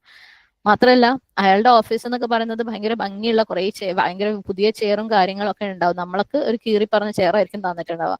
എന്തുകൊണ്ടാ? അവിടെ ഒരുപാട് പുറത്തു നിന്ന് ആളുകൾ വരാനുണ്ട്, അല്ലെ? കാണാനുണ്ട്, സംസാരിക്കാനുണ്ട്, ബിസിനസ് ഡെവലപ്പ് ചെയ്യണം, ബിസിനസ് ഗ്രോ ചെയ്യണം. അങ്ങനെ ഗ്രോ ചെയ്യുമ്പോഴാണ് ഇവിടെ താഴെയുള്ളവർക്ക് സാലറി ഹൈക്കും കാര്യങ്ങളും ഒക്കെ കിട്ടുന്നത്. അപ്പം കൂടുതൽ ഉത്തരവാദിത്തങ്ങളും കൂടെ അല്ല, കൂടുതൽ അവകാശങ്ങളുടെ കൂടെ എപ്പോഴും കൂടുതൽ ഉത്തരവാദിത്തങ്ങളുണ്ട്. സുബ്ഹാനല്ലാഹ്. അപ്പം ഇവിടെ ഭർത്താവ് എന്ന് പറയുന്നത്, ഭർത്താവിന് എന്തൊക്കെയോ കൂടുതൽ അള്ളാഹ് കൊടുത്തിട്ടുണ്ട്, അല്ലെ? ഭാര്യ അനുസരിക്കണം എന്നുള്ളത് കൊടുത്തിട്ടുണ്ട്, ത്വലാഖ് ചെയ്യാന്നുള്ളത് കൊടുത്തിട്ടുണ്ട്, തിരിച്ച് എടുക്കാന്നുള്ളത് കൊടുത്തിട്ടുണ്ട്. സുബ്ഹാനല്ലാഹ്. അപ്പം ഇത്രയും അവകാശങ്ങൾ അവന് കൊടുക്കുന്നുണ്ടെങ്കിൽ അവന് അതേപോലെ അള്ളാഹു സുബ്ഹാനഹു വ തആല ഉത്തരവാദിത്തങ്ങൾ കൊടുത്തിട്ടുണ്ട്, അല്ലെ? ഭാര്യയെ സംരക്ഷിക്കണം, ഭാര്യയ്ക്ക് ചെലവിന് കൊടുക്കണം, ഭാര്യയ്ക്ക് ഭക്ഷണം കൊടുക്കണം, ഭാര്യയ്ക്ക് വസ്ത്രം കൊടുക്കണം. സുബ്ഹാനല്ലാഹ്. അപ്പം എക്സ്ട്രാ അള്ളാഹു സുബ്ഹാനഹു വ തആല എക്സ്ട്രാ ഉത്തരവാദിത്തം കൊടുത്തിട്ടുണ്ടെങ്കിൽ അവൻ എക്സ്ട്രാ അവകാശവും പറ്റൂലേ? ഭാര്യയ്ക്ക് പൈസ കൊടുക്കുന്നുണ്ടെങ്കിൽ ഈ പൈസ നീ എന്ത് ചെയ്തു എന്ന് ചോദിക്കാനുള്ള അവകാശം അവനില്ലേ? ഉണ്ട്, അല്ലെ? അവൻ മെഹർ കൊടുത്ത് കല്യാണം കഴിച്ചിട്ടുണ്ടെന്നുണ്ടെങ്കിൽ അവൻ വാങ്ങിയ വീട്ടിൽ അവൻ കഷ്ടപ്പെട്ട് അധ്വാനിച്ച് രാവും പകലും അധ്വാനിച്ചുണ്ടാക്കിയ വീട്ടിൽ അവളെ താമസിപ്പിക്കുന്നുണ്ട് എന്നുണ്ടെങ്കിൽ, സുബ്ഹാനല്ലാഹ്, അവളുടെ മേലെ ചെലവഴിക്കുന്നുണ്ട് എന്നുണ്ടെങ്കിൽ, അവൾക്കും കുടുംബത്തിനും വേണ്ടി രാവും പകലും ഇല്ലാതെ അവൻ അധ്വാനിക്കുന്നുണ്ടെന്നുണ്ടെങ്കിൽ അവന് ചോദിച്ചൂടെ നീ എന്ത് ചെയ്യുന്നു, അല്ലെങ്കിൽ നീ എന്ത് ചെയ്തു, അല്ലെങ്കിൽ നീ ഇത് ചെയ്യണ്ട? ന്യായമായ രീതിയിൽ. ഓക്കെ, എക്സ്ട്രീം കാര്യത്തിലേക്കല്ല പോണത്. സുബ്ഹാനല്ലാഹ്. അതേപോലെ വീട്ടിലെ കാര്യങ്ങളും, അല്ലെ? നീ അങ്ങനെ ചെയ്യണ്ട, ഇങ്ങനെ ചെയ്യാം എന്ന് പറയാനുള്ള അവകാശം അവന് ഉണ്ട്. അവനൊരു ലാസ്റ്റ് വാക്കുണ്ട്. അതുപോലെ അല്ലാഹു സുബ്ഹാനഹു വ തആല ഒരു ലീഡർ ആയിട്ടാണ് അവനെ നിശ്ചയിച്ചിട്ടുള്ളത്. എപ്പോഴും മനസ്സിലാക്കുക, ഒരു അവകാശം അള്ളാഹു എക്സ്ട്രാ വെച്ച് കൊടുത്തിട്ടുണ്ടെങ്കിൽ അതിന്റെ ഒരു ഫ്ലിപ്പ് സൈഡ് എന്താണ്? അതിന് ഒരു എക്സ്ട്രാ ഉത്തരവാദിത്വം ഉണ്ട്. അങ്ങനെ നോക്കുമ്പോൾ അള്ളാഹു സുബ്ഹാനഹു വ തആല അവിടെയും നമ്മളെ പാമ്പർ ചെയ്തതാണ്, അല്ലെ? നമ്മളെ ആലോചിക്കാണ്, നിങ്ങൾക്ക് കുഴപ്പമില്ല, നിങ്ങൾക്ക് ഇത്രയും വലിയ അവകാശങ്ങൾ ഇല്ലെങ്കിലും അത്രയും ഉത്തരവാദിത്തം നിങ്ങൾക്കുള്ളൂ. നിങ്ങളടുത്ത് ചോദിക്കൂല, അല്ലെ? നമ്മളടുത്ത് ചോദിക്കോ, നീ വീട് നോക്കിയോ, നീ വീടുണ്ടാക്കിയോ, നീ ഭക്ഷണം വാങ്ങി കൊടുത്തോ, അല്ലെ? ഭക്ഷണം ഉണ്ടാക്കുക എന്നുള്ളത് നമ്മൾ ചെയ്യുന്നതാണ്. സുബ്ഹാനല്ലാഹ്. നീ കുടുംബത്തിന് ഭക്ഷണം വാങ്ങി കൊടുത്തോ? ചോദിക്കോ അല്ലാഹ്? ഇല്ല, അല്ലാഹ് നമുക്ക് ആ ഉത്തരവാദിത്തം തന്നിട്ടില്ല. സുബ്ഹാനല്ലാഹ്. ഇനി അഥവാ ആരെങ്കിലും അത് എടുത്ത് ചെയ്യുന്നുണ്ടെങ്കിൽ അത് അവൾക്ക്, അല്ലെങ്കിൽ ആ ഒരു സ്ത്രീക്ക്, സുബ്ഹാനല്ലാഹ്, അത് അവൾ ചെയ്യുന്ന സ്വതക്ക പോലെയാണ്. സാഹചര്യങ്ങൾ കൊണ്ട് ഏതെങ്കിലും സ്ത്രീ അത് ചെയ്യുന്നുണ്ടെങ്കിൽ അപ്പൊ അവൾക്ക് അത് എക്സ്ട്രാ ബെനിഫിറ്റ് ആണ്. അതായത് അവള് സുന്നത്ത് ചെയ്യുന്ന പോലത്തെ കാര്യമാണ്, ഫർളല്ല, അല്ലെ? ഫർള് ചെയ്തിട്ടില്ലെങ്കിൽ ശിക്ഷയാണ്, ചോദ്യം ചെയ്യപ്പെടും. പക്ഷെ സുന്നത്തിന് എക്സ്ട്രാ ബെനിഫിറ്റ്. സുബ്ഹാനല്ലാഹ്. അപ്പം അവരുടെ അടുത്ത് കൂടുതൽ ചോദ്യം ചെയ്യപ്പെടും. അതുകൊണ്ട് അവർക്ക് എക്സ്ട്രാ ഉത്തരവാദിത്തം ഉള്ളത് കൊണ്ട് അള്ളാഹു സുബ്ഹാനഹു വ തആല അവർക്ക് ഒരു ദറജ അധികം കൊടുത്തിട്ടുണ്ട്. അതുകൊണ്ട് തന്നെ അത് ഫെയർ ആണ്, നീതിയാണ്. ആരും വിചാരിക്കേണ്ട അതെങ്ങനെ പുരുഷൻ അങ്ങനെ നമ്മൾ ഇങ്ങനെ ആരും വിചാരിക്കേണ്ട. സുബ്ഹാനല്ലാഹ്. ആർക്കെങ്കിലും ഈ ഒരു കാര്യം മനസ്സിലാവുന്നില്ല, ഈക്വാലിറ്റി, വിമൻ എംപവർമെന്റ് എന്നൊക്കെയുള്ള ചിന്ത മനസ്സിലുണ്ടെങ്കിൽ അത് ആർക്കാണ് അങ്ങനെ വരിക? അവർക്ക് ആ ഒരു പരലോകത്തെ അക്കൗണ്ടബിലിറ്റിയെ കുറിച്ച് അറിയാം. അള്ളാഹു ചോദിക്കും എന്നുള്ള ആ ചോദ്യത്തിനെ കുറിച്ചുള്ള വിശ്വാസമില്ലാത്തവർക്ക്, അതിനെക്കുറിച്ചുള്ള അറിവില്ലാത്തവർക്കാണ് ആണും പെണ്ണും ഒരുപോലെ ആവണമെന്ന് തോന്നുന്നത്. ഒരു ദറജ കൂടുതലുള്ളത് ഇഷ്ടപ്പെടാത്ത ആൾക്കാർ അതാണ്. അവർക്ക് ആ അക്കൗണ്ടബിലിറ്റിനെ കുറിച്ച് അറിയില്ല, ആ റെസ്പോൺസിബിലിറ്റിനെ കുറിച്ച് അറിയില്ല. അള്ളാഹു അവരോട്, പുരുഷന്മാരോട് ചോദ്യം ചെയ്യും എന്നുള്ളത് അവർക്ക് അറിയാത്തത് കൊണ്ടാണ്. സുബ്ഹാനല്ലാഹ്. ഇനി ഇത് കേൾക്കുമ്പോൾ സ്വാഭാവികമായിട്ട് നമ്മളെ മനസ്സിൽ അപ്പം ഈ അബ്യൂസ് ചെയ്യുന്ന പുരുഷന്മാരുണ്ടല്ലോ, അല്ലെ? ഭാര്യമാരെ മേലെ സ്പെൻഡ് ചെയ്യാത്ത, ഭാര്യമാരെ ചെലവിന് കൊടുക്കാത്ത, താമസിപ്പിക്കാത്ത, ഭക്ഷണം കൊടുക്കാത്ത, അവരുടെ ആവശ്യങ്ങൾ നിറവേറ്റാത്ത, അപ്പം ഇതൊരു അനീതിയല്ലേ? അല്ലെങ്കിൽ നിന്നെ ഞാൻ ഇപ്പോൾ ഡിവോഴ്സ് ചെയ്യും, നീ ഇവിടുന്ന് വീട്ടിൽ നിന്ന് ഇറങ്ങിപ്പോയിക്കോ. സുബ്ഹാനല്ലാഹ്. നമ്മൾ അത് അത്തരത്തിലുള്ള കാര്യങ്ങളെ കുറിച്ചല്ല. അതായത് അത് ഭർത്താവ് അറിഞ്ഞിരിക്കുകയും ഭർത്താവ് ഹാൻഡിൽ ചെയ്യുകയും ചെയ്യേണ്ട കാര്യമാണ്, തെറ്റാണ്. അതിൽ നമുക്ക് അള്ളാഹു സുബ്ഹാനഹു വ തആല ഇന്നലെ നമ്മൾ പറഞ്ഞതുപോലെ അള്ളാഹു അനുവദിച്ചു വെച്ചിട്ടുള്ള, വകവെച്ച് തന്നിട്ടുള്ള നിയമങ്ങളൊക്കെ അവിടെയുണ്ട്. അതിലൂടെയൊക്കെ കടന്നു പോകാനുള്ള അവകാശം സ്ത്രീക്ക് കൊടുത്തിട്ടുമുണ്ട്. ഓക്കെ, ഇത് നമ്മൾ ഇത്രയും നേരം പറഞ്ഞത് അള്ളാഹു സുബ്ഹാനഹു വ തആലയുടെ നിയമങ്ങളാണ്. പുരുഷൻ ഇങ്ങനെ ആയിരിക്കണം, സ്ത്രീ ഇങ്ങനെ ആയിരിക്കണം എന്നുള്ളത്. അപ്പം വലിരിജാലി അലൈഹിന്ന ദറജ. പിന്നെ നമുക്ക് എല്ലാവർക്കും പൊതുവേ അറിയാവുന്ന ഒരായത്താണ് സൂറത്തുൻ നിസായിലുള്ള 34-ാമത്തെ ആയത്ത്. അർരിജാലു ഖവ്വാമൂന അലൻ നിസാ. പുരുഷന്മാർ സ്ത്രീകളുടെ മേൽ നിയന്ത്രണാധികാരമുള്ളവരാണ്. എന്തുകൊണ്ടാണ് അവരെ അങ്ങനെ നിയന്ത്രണാധികാരം ഉള്ളതാക്കിയത്? അവരെ അല്ലാഹു സുബ്ഹാനഹു വ തആല എന്തുകൊണ്ടാണ് ലീഡേഴ്സ് ആക്കിയത്? ബിമാ ഫദ്ദലല്ലാഹു ബഅദഹും അലാ ബഅദ്. മനുഷ്യരിൽ ഒരു വിഭാഗത്തിന് മറ്റു വിഭാഗത്തെക്കാൾ അള്ളാഹു കൂടുതൽ കഴിവ് നൽകിയത് കൊണ്ടും, അല്ലെ? പിന്നെന്താണ്? വബിമാ അൻഫഖു മിൻ അംവാലിഹിം. അവർ പുരുഷന്മാർ അവരുടെ ധനം ചെലവഴിച്ചത് കൊണ്ടുമാണ്. അവർ ഈ പുരുഷന്മാർ അധ്വാനിച്ചുണ്ടാക്കുന്ന, രാവും പകലും അധ്വാനിച്ചുണ്ടാക്കുന്ന പൈസ അവരെവിടെയാ ചെലവഴിക്കുന്നത്? അവർ വീടുകളല്ലേ, ഭാര്യമാരുടെ മക്കളുടെ മേലെ ചെലവഴിക്കുന്നത്. അപ്പൊ അവർക്ക് എക്സ്ട്രാ അധികാരം അല്ലാഹു സുബ്ഹാനഹു വ തആല കൊടുത്തതിൽ എന്തെങ്കിലും തെറ്റുണ്ടോ? അത് ഇഷ്ടപ്പെടാതെ അതിനൊക്കെ ചോദ്യം ചെയ്യുമ്പോൾ നമ്മൾ ചെയ്യുന്നത് എന്തൊരു വലിയ തെറ്റായിരിക്കും, അല്ലെ? സുബ്ഹാനല്ലാഹ്. അപ്പം ആലോചിക്കാം, കർത്താവ് നമ്മളെ മേലെ സ്പെൻഡ് ചെയ്തിട്ടില്ലായിരുന്നുണ്ടെങ്കിൽ, അല്ലെ, നമുക്ക് ഇതുപോലെ വീട് തന്ന് ഭക്ഷണം തന്ന് സംരക്ഷിച്ചിട്ടില്ലായിരുന്നുണ്ടെങ്കിൽ എന്തായിരിക്കും അവസ്ഥ? സുബ്ഹാനല്ലാഹ്. നമ്മൾ പലരും, അല്ലെ, എല്ലാരും എന്ന് പറയുന്നില്ല, പലരും അതുപോലെ ഭർത്താവിന്റെ മേല് ഡിപ്പെൻഡ് ചെയ്യുന്ന ആൾക്കാരാണ്, അല്ലെ? വേറെ ഒരു വരുമാനം ഇല്ലാണ്ട് അവരുടെ ജീവിതം എന്താണ്, ഭക്ഷണം, താമസവും വസ്ത്രവും ഒക്കെ ഭർത്താവിന്റെ മേലെ ഡിപ്പെൻഡ് ചെയ്യുന്ന ആൾക്കാരാണ് നമ്മൾ അധികം ആളുകളും. സുബ്ഹാനല്ലാഹ്. ഒരുപക്ഷെ നമ്മുടെയൊക്കെ മാതാപിതാക്കളുടെ, അല്ലെ, മാതാപിതാക്കളൊന്നും ഉണ്ടാവില്ല. ഇനി ഉണ്ടെങ്കിൽ തന്നെ നമ്മളെ സംരക്ഷിക്കാനുള്ള ഒരു സാഹചര്യത്തിലായിരിക്കില്ല. നമുക്ക് സ്വന്തമായിട്ട് വേറെ സമ്പാദ്യങ്ങളോ ഒന്നും ഉണ്ടാവില്ല. സുബ്ഹാനല്ലാഹ്. അപ്പം ഭർത്താക്കന്മാരുടെ മേലെ ഡിപ്പെൻഡ് ചെയ്ത് ജീവിക്കുന്നവരാണ്. ആ ഒരു സുഖമുള്ളപ്പം നമുക്ക് അതിന്റെ വാല്യൂ മനസ്സിലാവില്ല, അല്ലെ? എല്ലാത്തിനും ചോദ്യം ചെയ്തേക്കാം, കച്ചറ ഉണ്ടാക്കിയേക്കാന്നൊക്കെ നമുക്ക് തോന്നും. പക്ഷെ അതില്ലാതിരിക്കുന്ന ഒരു സാഹചര്യത്തെ കുറിച്ച് ആലോചിച്ച് നോക്കാം. മൂപ്പര് സംരക്ഷിക്കാനില്ലാതിരുന്നെങ്കിൽ, അല്ലെ, അള്ളാഹു സുബ്ഹാനഹു വ തആല മൂപ്പർക്ക് ആ ഉത്തരവാദിത്വം കൊടുത്തിട്ട് മൂപ്പർക്ക് അനുവദിച്ചു കൊടുത്ത അവകാശമാണ് മൂപ്പര് പറയുന്നത് നമ്മൾ അനുസരിക്കുക എന്നുള്ളത്. സുബ്ഹാനല്ലാഹ്. ഇനി ചില സ്ത്രീകൾ, അല്ലെ, ഇപ്പം പലർക്കും ജോലിയുള്ളവരുടെ, പ്രത്യേകിച്ച് ഇന്നത്തെ കാലഘട്ടം അതിലേക്കാണ് പോകുന്നത്. എനിക്ക് ജോലി എടുക്കാം, എനിക്ക് ഞാൻ തന്നെ മതി, അല്ലെ, എനിക്ക് എന്നെ കൊണ്ട് തന്നെ താങ്ങും എന്നുള്ളത്. ശരിക്കും അല്ലാഹു സുബ്ഹാനഹു വ തആല പറഞ്ഞിട്ടുണ്ട്, അവർ ചെയ്തോട്ടെ, നിങ്ങൾ ജീവിതത്തിൽ ഇന്ന ചെറിയ കാര്യങ്ങളൊക്കെ ചെയ്ത് നിങ്ങൾ ജീവിതം ആസ്വദിച്ചോളാനും നമുക്ക് അല്ലാഹു സുബ്ഹാനഹു വ തആല അവകാശം തന്നിട്ടുണ്ട്, അല്ലെ? സുബ്ഹാനല്ലാഹ്. അല്ലെങ്കിൽ നമുക്ക് ചില, എന്താ പറയാ, കുഞ്ഞു കുഞ്ഞു ഉത്തരവാദിത്തങ്ങളൊക്കെ തന്നിട്ട് അത് ചെയ്തോ എന്ന് പറഞ്ഞിട്ടുണ്ട്. പക്ഷെ നമ്മൾ അവരെ പോലെ ആവാൻ ശ്രമിക്കുമ്പോൾ നമുക്ക് അല്ലാഹു സുബ്ഹാനഹു വ തആല ഏൽപ്പിച്ച ആ കുഞ്ഞു കുഞ്ഞു ഉത്തരവാദിത്തങ്ങൾ അതുപോലും നമുക്ക്, അതായത് നമ്മളെ ഫർളായിട്ടുള്ള കാര്യങ്ങൾ പോലും നമുക്ക് ചെയ്യാൻ പറ്റാതെ ആവും. അപ്പൊ നമുക്ക് വളരെ കുറച്ച്, അവരെ അപേക്ഷിച്ച് വളരെ കുറച്ച് കാര്യങ്ങളെ നമുക്ക് തന്നിട്ടുള്ളൂ. അത് നമ്മൾ ചെയ്യാൻ പറ്റാതെ ആവുമ്പോൾ നമുക്ക് അവിടെ ശിക്ഷ ബാക്കി കിടക്കണം, അല്ലെ? സുബ്ഹാനല്ലാഹ്. അപ്പം പ്രത്യേകം ഓർക്കുക, അവരെ അല്ലാഹു സുബ്ഹാനഹു വ തആല നമുക്ക് തന്നിട്ടുള്ളത് നമ്മളെ കാര്യങ്ങൾ എളുപ്പമാക്കാൻ വേണ്ടിയിട്ടാകും. അപ്പോൾ അങ്ങനെ അള്ളാഹു എളുപ്പമാക്കുന്നുണ്ടെങ്കിൽ അതിൽ ചില ഉത്തരവാദിത്തങ്ങളും ചില കാര്യങ്ങളും നമ്മൾ അനുസരിക്കാനും ഒക്കെ ഉണ്ട്. പ്രത്യേകം ഓർക്കാം. എന്നാൽ അവര് മനുഷ്യന്മാരാണ്, അല്ലെ? അവർക്കും ചില തെറ്റുകൾ പറ്റും. അവർക്കും അവരെത്രയും വലിയ വലിയ കാര്യങ്ങൾ, ഉത്തരവാദിത്തങ്ങൾ തലയിൽ എടുത്തിട്ടാണ് നടക്കുന്ന ചില പാകപ്പിഴകളൊക്കെ അവർക്കും പറ്റും. അപ്പോൾ നമ്മൾ അതും കൂടെ മനസ്സിലാക്കാം. അവർക്ക് എപ്പോഴും അല്ലാഹു സുബ്ഹാനഹു വ തആല അധികം ഉത്തരവാദിത്തം കൊടുത്തവരാണ്. അധികം അള്ളാഹു ചോദ്യം ചെയ്യുന്നവരാണ് അവർ. വലിരിജാലി അലൈഹിന്ന ദറജ. ഇനി ഇങ്ങനെയൊക്കെ ആണെന്ന് വെച്ചിട്ട് അവര് എന്താണ്, അവർക്ക് അള്ളാഹു എല്ലാം എക്സ്ട്രാ കൊടുത്തെന്ന് വെച്ചിട്ട് അവർ മുത്തഖീങ്ങളൊന്നും ആവുന്നില്ല കേട്ടോ. അള്ളാഹു സുബ്ഹാനഹു വ തആല ഈ ജെൻഡർ ആണ് പെണ്ണ് നോക്കിയിട്ടല്ല ആരാ മുത്തഖീൻ തീരുമാനിക്കുന്നത്. ഇന്ന അക്രമക്കും ഇൻദല്ലാഹി അത്ഖാക്കും, അല്ലേ? തീർച്ചയായും അള്ളാഹുവിന്റെ അടുത്ത് നിങ്ങളിൽ ഏറ്റവും ആദരണീയൻ നിങ്ങളിൽ ഏറ്റവും ധർമ്മനിഷ്ഠ, തഖ്വ പാലിക്കുന്നവരാകുന്നു. അപ്പം അവർക്ക് ആണാണ് അധികാരങ്ങൾ കൊടുത്തെന്ന് വെച്ചിട്ട് അവർക്ക് അല്ലാഹു സുബ്ഹാനഹു വ തആല അവിടെ സ്പെഷ്യൽ സ്ഥാനമൊന്നും കൊടുക്കുന്നില്ല. അവരെ നമസ്കാരങ്ങൾ അവർ നമസ്കരിക്കണം, അവര് നോമ്പില് ഈ ഉത്തരവാദിത്തങ്ങളൊക്കെ പുറമെ ഇതൊക്കെ അവർ ചെയ്യണം. അവര് നോമ്പ് അവരെടുക്കണം, അവർ കൊടുക്കേണ്ട സദഖ അവർ കൊടുക്കണം, സകാത്ത് അവർ കൊടുക്കണം. സുബ്ഹാനല്ലാഹ്, അല്ലെ? അവർ ചെയ്യേണ്ടതൊക്കെ നമ്മളെ പോലെ തന്നെ അവരും ചെയ്യണം. അപ്പം ദീനിപരമായിട്ടുള്ള നിർബന്ധങ്ങളുടെ കാര്യത്തിൽ ഈക്വൽ ആണ്.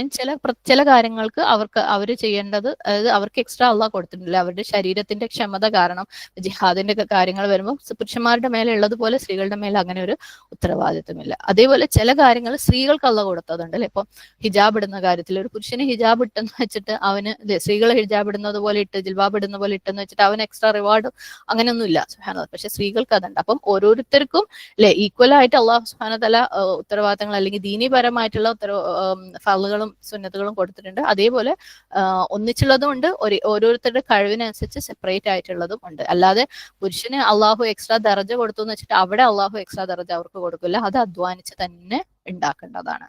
അപ്പൊ നമ്മളെ ദീനിൽ എപ്പോഴും പുരുഷനാണ്, സ്ത്രീ സ്ത്രീയാണ്, അല്ലെ? പുരുഷന് ഒരു ദർജ അധികമുണ്ട്, അതിന് കാരണങ്ങളുമുണ്ട്, അതിനെ നമ്മൾ സ്വീകരിച്ചേ മതിയാവൂ. സമത്വവും എംപവർമെന്റും ഒന്നും അവിടെ വർക്കൗട്ട് ആവില്ല. അത് നമുക്ക് ബെസ്റ്റ് ആയിട്ട്, നമുക്ക് ഏറ്റവും ഹയറിന് വേണ്ടി അള്ളാഹു സുബ്ഹാനഹു വ തആല ഉണ്ടാക്കിയിട്ടുള്ളതാണ്. അതുകൊണ്ട് അള്ളാഹുവിന്റെ ആ കൽപ്പനകൾക്ക് കീഴൊതുങ്ങലാണ് നമുക്ക് ഏറ്റവും ഉത്തമം. അല്ലാതെ അതന്നെ പറഞ്ഞുകൊണ്ട് തല്ലുണ്ടാക്കിയും റെസിസ്റ്റ് ചെയ്തും ഇപ്പൊ പ്രശ്നം ഉണ്ടാക്കി മുന്നോട്ട് പോയി കഴിഞ്ഞാൽ നമുക്ക് തന്നെ നമ്മൾ ഉപദ്രവം വരുത്തി വെക്കുള്ളൂ. കാരണം നമ്മളെ സൃഷ്ടിച്ച റബ്ബ് ഉണ്ടാക്കിയിട്ടുള്ള നിയമങ്ങളാണ് ഇതൊക്കെ. ഓക്കെ, അള്ളാഹു പറഞ്ഞിട്ടുണ്ട് വല തത്മന്ന, അല്ലെ? നിങ്ങൾ മറ്റുള്ളവർക്കുള്ളത് ആഗ്രഹിക്കേണ്ട. അള്ളാഹു അവർക്ക് എക്സ്ട്രാ കൊടുത്തിട്ടുണ്ടെങ്കിൽ അത് അവർക്ക് അവകാശപ്പെട്ടതാണ്, നമുക്ക് തന്നിട്ടുണ്ടെങ്കിൽ അത് നമുക്ക് അവകാശപ്പെട്ടതാണ്. സുബ്ഹാനല്ലാഹ്. ഓരോരുത്തരും അവര് സമ്പാദിച്ചതും കൊണ്ടാണ് നാളെ അങ്ങോട്ട് പോണത്. തുടർന്ന് അള്ളാഹ് പറയുന്നു വല്ലാഹു അസീസുൻ ഹക്കീം. അപ്പൊ നിങ്ങൾ ഇത് ഓർത്തു വെച്ചോ, അള്ളാഹുവിന്റെ ഈ ഒരു പേരുകളിൽ അള്ളാഹു അസീസുമാണ് ഹക്കീമുമാണ്. എന്താണ് അസീസ്? അതി പവറുള്ളവനാണ്, അല്ലെ? നമ്മൾ മുമ്പേ പറഞ്ഞിട്ടുണ്ടായിരുന്നു, അള്ളാഹിന്റെ കൽപ്പനകള് സുബ്ഹാനല്ലാഹ് അത് ആക്സെപ്റ്റ് ചെയ്തിട്ടില്ല എന്നുണ്ടെങ്കിൽ, അതിനെതിരെ നമ്മൾ പോയി കഴിഞ്ഞാൽ അള്ളാഹ് അതികഠിനമായി ശിക്ഷിക്കാൻ കഴിവുള്ളവനാണ്, അല്ലെ? നമ്മളുടെ മേലെ പ്രതികാരം എടുക്കാൻ കഴിവുള്ളവനാണ്. ഭർത്താവിന്റെ അതോറിറ്റി അള്ളാഹു വകവെച്ചു കൊടുത്ത അവരുടെ അതോറിറ്റി നമുക്ക് സ്വീകരിക്കാൻ പറ്റൂല എന്നുണ്ടെങ്കിൽ, നമ്മൾ നമ്മളുടെ രീതിയിൽ ഭർത്താവിനെ ഭരിച്ച് നടക്കുന്നുണ്ടെന്നുണ്ടെങ്കിൽ, അതിൽ നമുക്ക് അഭിമാനം തോന്നുന്നുണ്ടെന്നുണ്ടെങ്കിൽ, സുബ്ഹാനല്ലാഹ്, നമുക്ക് അള്ളാഹുവിന്റെ കൽപ്പന അനുസരിക്കാൻ പറ്റാത്തത് കൊണ്ടാണ്, അല്ലെ? അപ്പൊ അത് നമ്മൾ ഓർക്കുക, വല്ലാഹു അസീസുൻ ഹക്കീം. സുബ്ഹാനല്ലാഹ്. അവരെ നമ്മൾ അനുസരിക്കേണ്ട കാര്യങ്ങളിൽ അനുസരിക്കുന്നില്ല എന്നുണ്ടെങ്കിൽ, നമ്മളെ ചെറിയ ആങ്ങളമാരെ പോലെ, കുട്ടികളെ പോലെ അവരെ കണക്കാക്കിയിട്ട് ഞാൻ പറഞ്ഞെടുത്ത മൂപ്പരെ നിർത്തുന്നുണ്ട് എന്നുണ്ടെങ്കിൽ ഓർക്ക് വല്ലാഹു അസീസുൻ ഹക്കീം. ഹക്കീം, അല്ലെ? അള്ളാഹ്ക്ക് അതിന്റെ പിന്നിൽ ഒരു ഹിക്മയുണ്ട്. അള്ളാഹിന്റെ ഏത് കൽപ്പനയുടെ പിന്നിലും ഒരു ഹിക്മയുണ്ട്. സുബ്ഹാനല്ലാഹ്. നമ്മൾ മനസ്സിലാക്കിയാലും ഇല്ലെങ്കിലും, നമ്മൾ അതിനെ ഉൾക്കൊണ്ടാലും ഇല്ലെങ്കിലും അള്ളാഹു എന്താണ്? അൽ ഹക്കീമാണ്. അള്ളാഹുവിന്റെ നിയമങ്ങൾക്ക് പ്രയോജനങ്ങളുണ്ട്, അതിന്റെ പിന്നിൽ ഹിക്മത്തും ഉണ്ട്. ഒന്ന് ആലോചിച്ചൊക്കെ, ഒരു കാറിന് 2 ഡ്രൈവർമാരുണ്ടാവാൻ പറ്റുമോ? 2 സൈഡിലും ഇരുന്നിട്ട് അങ്ങോട്ടും ഇങ്ങോട്ടും വലിച്ചാൽ എങ്ങനെ ഉണ്ടാവും, അല്ലെ? ഒരാൾ റൈറ്റിലേക്ക് തിരിക്കുമ്പോൾ മറ്റേ ലെഫ്റ്റിലേക്ക് തിരിച്ചാൽ എങ്ങനെ ഉണ്ടാവും? ഒരാൾ ബ്രേക്ക് ചവിട്ടുമ്പോൾ മറ്റേ ആക്സിലറേറ്റർ ചവിട്ടിയാൽ എങ്ങനെ ഉണ്ടാവും? ഒരാൾക്ക് കാർ നിർത്തണം തോന്നുമ്പോൾ മറ്റേ വണ്ടി ഓടിച്ചുകൊണ്ടിരിക്കണം തോന്നിയാൽ എങ്ങനെ ഉണ്ടാവും? കാറിന് മര്യാദയ്ക്ക് ഫങ്ഷൻ ചെയ്യാൻ പറ്റുമോ? ഉറപ്പായിട്ടും അത് ആക്സിഡന്റിലേക്ക് പോകും, അല്ലെ? മാത്രമല്ല, കാറിന് അകത്തിരിക്കുന്ന മറ്റാൾക്കാർക്ക് അത് ഭയങ്കര പ്രയാസമായിരിക്കും, ഇങ്ങനെ ഡ്രൈവ് ചെയ്ത് കഴിഞ്ഞാൽ. അവർ ഹാപ്പി ആയിരിക്കും? ഇല്ല. ഇതേപോലെയാണ് കുടുംബത്തിനകത്തും. എല്ലാവരുടേതായ പൊസിഷൻസും, എല്ലാവർക്കും എല്ലാവരുടേതായ ഉത്തരവാദിത്തങ്ങളും ഉണ്ട്. പക്ഷേ ഒരാള് ലീഡറാണ്. ആ ഒരു ലീഡർ ഇല്ലാന്നുണ്ടെങ്കിൽ, ആ ലീഡർ സ്ഥാനം വകവെച്ച് കൊടുത്തിട്ടില്ല എന്നുണ്ടെങ്കിൽ, ആ ലീഡർ ആ സ്ഥാനം എടുക്കുക എന്നുള്ളതിന്റെ പോലെ തന്നെ ഇമ്പോർട്ടന്റ് ആണ് മറ്റുള്ളവർ ആ സ്ഥാനം വകവെച്ച് കൊടുക്കുക എന്നുള്ളത്. സുബ്ഹാനല്ലാഹ്. നമ്മൾ ഓരോരുത്തരും ചിന്തിക്കണം, നമ്മളുടെ കുടുംബങ്ങളിൽ നമ്മൾ അത് വകവെച്ച് കൊടുക്കുന്നുണ്ടോ എന്നുള്ളത്. സുബ്ഹാനല്ലാഹ്. അവിടെ പ്രശ്നങ്ങൾ ഉണ്ടാവും, ഡിസ്യൂണിറ്റി ഉണ്ടാവും, വഴക്കുകൾ, ഫൈറ്റുകൾ എപ്പോഴും ഉണ്ടാവും. നമ്മളെ വീട്ടിൽ എപ്പോഴും എന്തെങ്കിലും രീതിയിൽ ഫൈറ്റുകൾ ഉണ്ടാവുന്നുണ്ടെന്നുണ്ടെങ്കിൽ, അത് വാക്കുകൾ കൊണ്ടും പ്രവൃത്തികൾ കൊണ്ടും തർക്കങ്ങൾ എപ്പോഴും ഉണ്ടാവുന്നുണ്ടെങ്കിൽ മനസ്സിലാക്കുക, അത് ഇബ്ലീസിന്റെ പ്രസൻസാ. അത് അള്ളാഹു സുബ്ഹാനഹു വതആല അനുസരണക്കേട് കാണിക്കുന്നത് കൊണ്ട് തന്നെയാണ്. നമ്മൾ അതിന് എന്തൊക്കെ കാരണങ്ങൾ, മുപ്പരാത് ചെയ്തിട്ടാ, മറ്റുള്ള ഇത് ചെയ്തിട്ടാ, അതാണ് ഇതാണെന്നൊക്കെ പറഞ്ഞാൽ, എന്തൊക്കെ കാരണങ്ങൾ നമ്മൾ അതിനെ നിരത്താൻ ശ്രമിച്ചാലും അത് ഇബ്ലീസിന്റെ പ്രസൻസാ. അങ്ങനെ നമ്മുടെ വീട്ടിൽ ഫുൾ ടൈം വാക്തർക്കങ്ങളും ഫൈറ്റും ആർഗ്യുമെന്റ്സും റെസിസ്റ്റൻസും ഉണ്ടാവുന്നുണ്ടെന്നുണ്ടെങ്കിൽ, ഓക്കെ. അപ്പം ഒരു ലീഡർ അത് ഇമ്പോർട്ടന്റ് ആണ്, അത് അത്യാവശ്യമാണ്. സുബ്ഹാനല്ലാഹ്. അപ്പൊ നമ്മളൊരു വലിയതായിട്ട് ഫംഗ്ഷൻ ചെയ്യുന്ന ഒരു കമ്പനി എടുക്കുക, ഓക്കെ. അവിടെ ഒരു സിഇഒ ഉണ്ടാവും, അല്ലെ? സിഇഒക്ക് തെറ്റുകൾ പറ്റും, സിഇഒനെ കറക്റ്റ് ചെയ്യുകയും വേണം, അല്ലെ? എന്ന് വെച്ച് നിങ്ങൾക്ക് കമ്പനി അറ്റ്മോസ്ഫിയർ അറിയോ? അല്ലെങ്കിൽ ഒന്ന് ജസ്റ്റ് ഇമാജിൻ ചെയ്ത് നോക്കിയാൽ, ഒരു ഫോർമൽ ആയിട്ടുള്ള ഒരു കമ്പനിയിൽ സിഇഒക്ക് പറ്റിയ തെറ്റ് ഒരു എംപ്ലോയി പബ്ലിക് ആയിട്ട് നിന്നിട്ട് കമ്പനി ഇതിന്റെ നടുവിൽ എണീറ്റ് നിന്നിട്ട് ഉറക്കെ ഷൗട്ട് ചെയ്യുക, അയാൾ അങ്ങനെ ചെയ്തിടണം, അയാൾ ഇങ്ങനെ ചെയ്തിടണം, അത് സമ്മതിക്കും? അങ്ങനെയല്ല അവിടെ കാര്യങ്ങൾ നടക്കല്ലേ. അങ്ങനെ അയാൾ ഈ ഒരു എംപ്ലോയി അത് ചെയ്തു കഴിഞ്ഞാൽ അത് എല്ലാ എംപ്ലോയീസിന്റെ ഇടയിലും പ്രശ്നങ്ങൾ ഉണ്ടാക്കും, മനസ്സിന് പ്രശ്നങ്ങൾ ഉണ്ടാക്കും, അവർക്ക് മുന്നോട്ട് പോകാൻ പ്രയാസം ഉണ്ടാവും. അതിനൊരു മാനേഴ്സ് ഉണ്ട്, ആ കമ്പനിയിൽ അതിനൊരു മാനേഴ്സ് ഉണ്ട്, അല്ലെ? അതെങ്ങനെയാ നടത്തുക? ബോർഡ് മീറ്റിംഗ്സ് ഉണ്ടാവും, അല്ലേ? ബോർഡ് മീറ്റിംഗിൽ സംസാരിക്കുക അതിനെക്കുറിച്ച്. എംപ്ലോയിയുടെ മാനേജർ അറിയിക്കും ഇങ്ങനെ ഒരു പ്രശ്നമുണ്ട്, നിങ്ങൾ അറിയിക്കണം, അത് എസ്കലേറ്റ് ചെയ്യണം, അല്ലേ? അങ്ങനെ നടന്നാലേ ആ കമ്പനി സ്മൂത്ത് ആയിട്ട് പോവുള്ളൂ. അല്ലാണ്ട് എല്ലാ ദിവസവും ഓരോ എംപ്ലോയീസ് എണീറ്റ് നിന്ന് സിഇഒനെ തെറി വിളിച്ചു കഴിഞ്ഞാൽ, അല്ലേ, നമ്മളെ നാട്ടിലെ രാഷ്ട്രീയമൊക്കെ പോലെ കുട്ടിച്ചോറേ ഉണ്ടാവുള്ളൂ. സുബ്ഹാനല്ലാഹ്. അതേസമയം സിഇഒനെ കറക്റ്റ് ചെയ്യാൻ ഞാൻ അനുഭവം കൊണ്ട് പറയാം, കറക്റ്റ് ചെയ്യാനുള്ള വഴികളുണ്ട്. കമ്പനികൾ വളരെ ട്രാൻസ്പെറന്റ് ആയിട്ട് നമുക്ക് അതിന് ഓരോരുത്തരും ഓരോ സ്റ്റെപ്പുകളുണ്ട്. ഇങ്ങനെ ചെയ്തു കഴിഞ്ഞാൽ നമുക്കത് കറക്റ്റ് ചെയ്യാൻ പറ്റും, കറക്റ്റ് ചെയ്യാറുമുണ്ട്. ഓക്കെ, അതിനൊരു രീതിയുണ്ട്, അതിനൊരു വഴിയുണ്ട്, അതിനൊരു മാന്യതയുണ്ട്. സുബ്ഹാനല്ലാഹ്. അതേപോലെ നമ്മുടെ വീടിന്റെ ലീഡേഴ്സിനും പല തെറ്റുകളൊക്കെ പറ്റും. അവർ പുരുഷന്മാർക്ക് പല തെറ്റുകളും പറ്റും. അവർ ചിലപ്പോൾ നമ്മളെ പോലെ സമയമില്ല, അവർക്ക് ഒരുപാട് കാര്യങ്ങളൊന്നും നമ്മളെ പോലെ ഇരുന്ന് ചിന്തിക്കാനില്ല. നമുക്ക് ജീവിതം സെറ്റാക്കുന്നതിന്റെ നെട്ടോട്ടത്തിൽ ഓടുന്ന ആളുകളാണ്. സുബ്ഹാനല്ലാഹ്. നമുക്ക് ചിന്തിക്കാനുള്ള അത്രയും സമയം അവർക്കില്ല. അവർ ചെയ്യുന്ന ജോലികളിൽ അതിനില്ല അവർക്ക് സമയം. അപ്പൊ അവർക്ക് തെറ്റുകൾ പറ്റും. പക്ഷെ ആ തെറ്റുകൾ തിരുത്തുന്നതിന് ഒരു രീതിയുണ്ട്. നടു റോട്ടിൽ നിന്ന് ഉറക്ക വിളിച്ച് പറയലല്ല അതിന്റെ രീതി, അത് രാഷ്ട്രീയമാണ്. സുബ്ഹാനല്ലാഹ്, അല്ലേ? അപ്പം നമ്മൾ തന്നെ ആലോചിക്കുക എങ്ങനെ ആയിരിക്കണം അങ്ങനെയുള്ള തിരുത്തലുകൾ. അല്ലാതെ നമ്മൾ എന്ത് വാദപ്രതിവാദങ്ങൾ നമ്മൾ നടത്തിയാലും നമ്മൾ മനസ്സിലാക്കുക ഇബ്ലീസിന്റെ പ്രസൻസ് ആണ് വീട്ടിൽ. എപ്പോഴും അതുപോലെയുള്ള തർക്കങ്ങളും കാര്യങ്ങളും വാക്കുകൊണ്ട് എറിഞ്ഞ് അങ്ങോട്ടെറിഞ്ഞ് ഇങ്ങോട്ടെറിഞ്ഞ് ഞാൻ ജയിച്ച് നീ ജയിച്ച് ഫോമാറ്റിൽ പോകുന്നുണ്ടെന്നുണ്ടെങ്കിൽ എന്ത് റീസൺ നിങ്ങൾ അതിന് പറഞ്ഞു കഴിഞ്ഞാലും അത് ഇബ്ലീസിന്റെ പ്രസൻസാണ്. ഓക്കെ, അപ്പൊ ഞാൻ പറഞ്ഞു ഒരു ലീഡർ ഉണ്ടാവേണ്ട, ലീഡർ ഉത്തരവാദിത്തം ഏറ്റെടുക്കേണ്ട അതേപോലെ ഇമ്പോർട്ടന്റ് ആണ് ലീഡറുടെ സ്ഥാനം വകവെച്ച് കൊടുക്കൽ. പലപ്പോഴും ഇന്നത്തെ കാലത്ത് പ്രത്യേകിച്ച് പലരും ആ ലീഡർ സ്ഥാനം ഏറ്റെടുക്കാത്തവരാണ്. എത്ര സ്ത്രീകളുണ്ടെന്നറിയോ? സുബ്ഹാനല്ലാഹ്. ആ പുരുഷന്മാര് അവരുടെ ഉത്തരവാദിത്തം ഏറ്റെടുക്കാത്തതിന്റെ പേരിൽ പ്രയാസം അനുഭവിക്കുന്നവര്. അപ്പൊ നമ്മളുടെയൊക്കെ വീടുകളിൽ നമ്മുടെയൊക്കെ ഭർത്താക്കന്മാര്, നമ്മുടെ വാപ്പന്മാര്, അങ്ങനെയുള്ള പലരും ഉത്തരവാദിത്തം ഏറ്റെടുക്കുന്നുണ്ടെങ്കിൽ അതിന് ആ ഒരു സ്ഥാനം നമ്മൾ വകവെച്ച് കൊടുക്കുന്നില്ല എന്നുണ്ടെങ്കിൽ ശരിക്കും നമ്മൾ എന്തൊരു അഹങ്കാരികളാണല്ലേ? സുബ്ഹാനല്ലാഹ്. ചിന്തിച്ചു നോക്കാം. അള്ളാഹു സുബ്ഹാന തആല ഒരു ബാലൻസ് ഉണ്ടാക്കിയിട്ടുണ്ട് എല്ലാ കാര്യങ്ങൾക്കും. ഓക്കെ, അപ്പം ലീഡർ ഉത്തരവാദിത്തം ഏറ്റെടുക്കുന്നുണ്ടെന്നുണ്ടെങ്കിൽ ലീഡറുടെ സ്ഥാനം വകവെച്ച് കൊടുക്കാൻ അള്ളാഹു പറഞ്ഞിട്ടുണ്ട്. ഇല്ലെങ്കിൽ അള്ളാഹു നമ്മളെ ഓർമ്മിച്ചിട്ടുണ്ട് എന്ത്? അസീസുൻ ഹക്കീം, അല്ലെ? അള്ളാന്റെ പവർ ഭയങ്കര. ഇപ്പൊ നമുക്ക് തോന്നുന്നുണ്ടാവോ നമ്മൾ ജയിച്ച് മൂപ്പര മുമ്പിൽ, അല്ലെ, ഞാൻ എന്റെ കാലിന്റെ അടിയിലാ മൂപ്പരെന്ന്. പക്ഷെ ഒരു ദിവസം ഉണ്ട്, വല്ലാഹു അസീസുൻ ഹക്കീം എന്നാണ് അള്ളാഹു നമ്മളെ ഓർമ്മിപ്പിക്കുന്നത്. ഓക്കെ, അപ്പം അതേപോലെ ലീഡർമാരുടെ കാര്യത്തിൽ അവര് കുടുംബത്തിൽ വേറെ ആർക്കും ഒരു ഇമ്പോർട്ടൻസും കൊടുക്കാതെ എല്ലാം ഞാൻ തന്നെ അങ്ങോട്ട് ചെയ്യും, ആരോടും ഒന്നും ചോദിക്കൂല എന്ന് പറഞ്ഞ് മൂപ്പര് ചെയ്യാൻ പറ്റുമോ? അതും പാടില്ല, അല്ലെ? അവര് ഒരു നല്ല ലീഡർ എങ്ങനെയാണ്? ആ ലീഡർ ചെയ്യുന്നതിന്റെ കൂടെ തന്നെ എല്ലാരെയും കൊണ്ടുപോകുന്നവരാണ് ഒരു നല്ല ലീഡർ, അല്ലെ? ഏറ്റവും ബെസ്റ്റ് ലീഡർഷിപ്പ് എന്ന് പറഞ്ഞു കഴിഞ്ഞാൽ ഫോളോവേഴ്സ് അവരെ ഫോളോ ചെയ്യാൻ അവർക്ക് തോന്നണം ഉള്ളിൽ നിന്ന്, അല്ലെ? സുബ്ഹാനല്ലാഹ്. അപ്പൊ നിങ്ങളൊക്കെ തന്നെയും പലതിന്റെയും ഭാഗങ്ങളായിട്ട് വർക്ക് ചെയ്യുന്നവരുണ്ട്. അപ്പം വലിയ വലിയ കമ്പനികളിലൊന്നും അല്ലെങ്കിലും ഈവൻ ഒരു ഇസ്ലാമിക് ഓർഗനൈസേഷന്റെ ഭാഗമായിട്ടുള്ള എന്തെങ്കിലും ക്ലാസ്സുകളോ അതൊക്കെ കോർഡിനേറ്റ് ചെയ്യുമ്പോൾ അപ്പൊ അവിടെ എന്തായാലും നമ്മളെ മേലെ ആരെങ്കിലും ഉണ്ടാവും, അല്ലെ?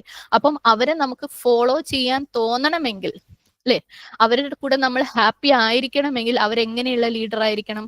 അവര് നമ്മളടുത്ത് ഉപദേശമൊക്കെ ചോദിച്ച് ആ ഉപദേശങ്ങളെ എടുത്ത് നമ്മളെല്ലാരെയും ഒരേപോലെ കൺസിഡർ ചെയ്ത് നമുക്ക് തരേണ്ട ഫ്രീഡം തന്ന്, എന്നാൽ തിരുത്തേണ്ട സമയത്ത് തിരുത്തി, അല്ലെ, നമ്മൾ ചെയ്ത കാര്യങ്ങളെ അപ്രീഷിയേറ്റ് ചെയ്ത് അങ്ങനെ പോകുമ്പോഴേ അതൊരു ബെസ്റ്റ് ലീഡർഷിപ്പ് ആവുന്നുള്ളൂ. അങ്ങനെയുള്ള ലീഡേഴ്സിനെ ഫോളോ ചെയ്യാൻ ഭയങ്കര സന്തോഷത്തോടു കൂടി ഫോളോവേഴ്സിന് ഫോളോ ചെയ്യാൻ പറ്റും. ഓക്കെ, എന്തെങ്കിലും ഒരു കാര്യം ഉണ്ടെങ്കിൽ എല്ലാരെയും അറിയിച്ച്, അല്ലെ, അല്ലാണ്ട് ഞാൻ തീരുമാനം എടുത്ത്, അല്ലെ, എന്റെ വഴിയൊക്കെ എല്ലാവരും വരുന്നില്ലെങ്കിൽ ഞാൻ എന്റെ സ്വന്തം വഴിക്ക് പോകുന്നുള്ളവരെ ഫോളോ ചെയ്യാൻ ആർക്കും തോന്നൂല. സ്വാഭാവികമായും കുറച്ച് കഴിയുമ്പോൾ മൂപ്പര അങ്ങ് വിട്ടേക്കും. ആരും അതിന് കാര്യമാക്കി എടുക്കൂല, അല്ലെ? അപ്പം അവിടെ ഒരു കമ്മ്യൂണിക്കേഷൻ വേണം, അണ്ടർസ്റ്റാൻഡിങ് വേണം, അപ്രിസിയേഷൻ വേണം, അല്ലെ? അങ്ങനെയാണ് ഒരു ബെസ്റ്റ് ലീഡർ. അപ്പം ഭർത്താവ് ശരിയാണ്, ഭർത്താവിന് അള്ളാഹു സുബ്ഹാനഹു വതആല സ്ഥാനങ്ങളും ഒക്കെ കൽപ്പിച്ചു കൊടുത്തിട്ടുണ്ട്. അതേപോലെ തന്നെ അവരെന്തായിരിക്കണം? ഭാര്യയുടെ അടുത്തും, അല്ലെ, മക്കളുടെ അടുത്തും ഒക്കെ ഉപദേശങ്ങൾ എന്താ ചെയ്യേണ്ടതെന്ന് ചോദിക്കുന്നവരായിരിക്കണം. തീരുമാനങ്ങൾ ഒന്നിച്ചെടുക്കുന്നവരായിരിക്കണം. എന്ന് വെച്ച് ഭാര്യ പറയുന്നതിന് തീരുമാനം എടുക്കണം എന്നല്ല, ചോദിക്കുക, അല്ലെ, അതിനകത്ത് ബെസ്റ്റ് എന്താണെന്ന് കൺസിഡർ ചെയ്യുക, തീരുമാനം എടുക്കുക, അങ്ങനെയുള്ളവരായിരിക്കണം. നബി സല്ലല്ലാഹു അലൈഹി വസല്ലം, അല്ലെ, നബിയായിരുന്നു. അതേപോലെ നബി ലീഡർ ആയിരുന്നു. സുബ്ഹാനല്ലാഹ്. എന്നാലും അള്ളാഹു സുബ്ഹാനഹു വതആല എന്താ പറഞ്ഞത്? ഉപദേശങ്ങൾ തേടാൻ വേണ്ടിയിട്ടല്ലേ സ്വഹാബാക്കളുടെ അടുത്ത്. സുബ്ഹാനല്ലാഹ്.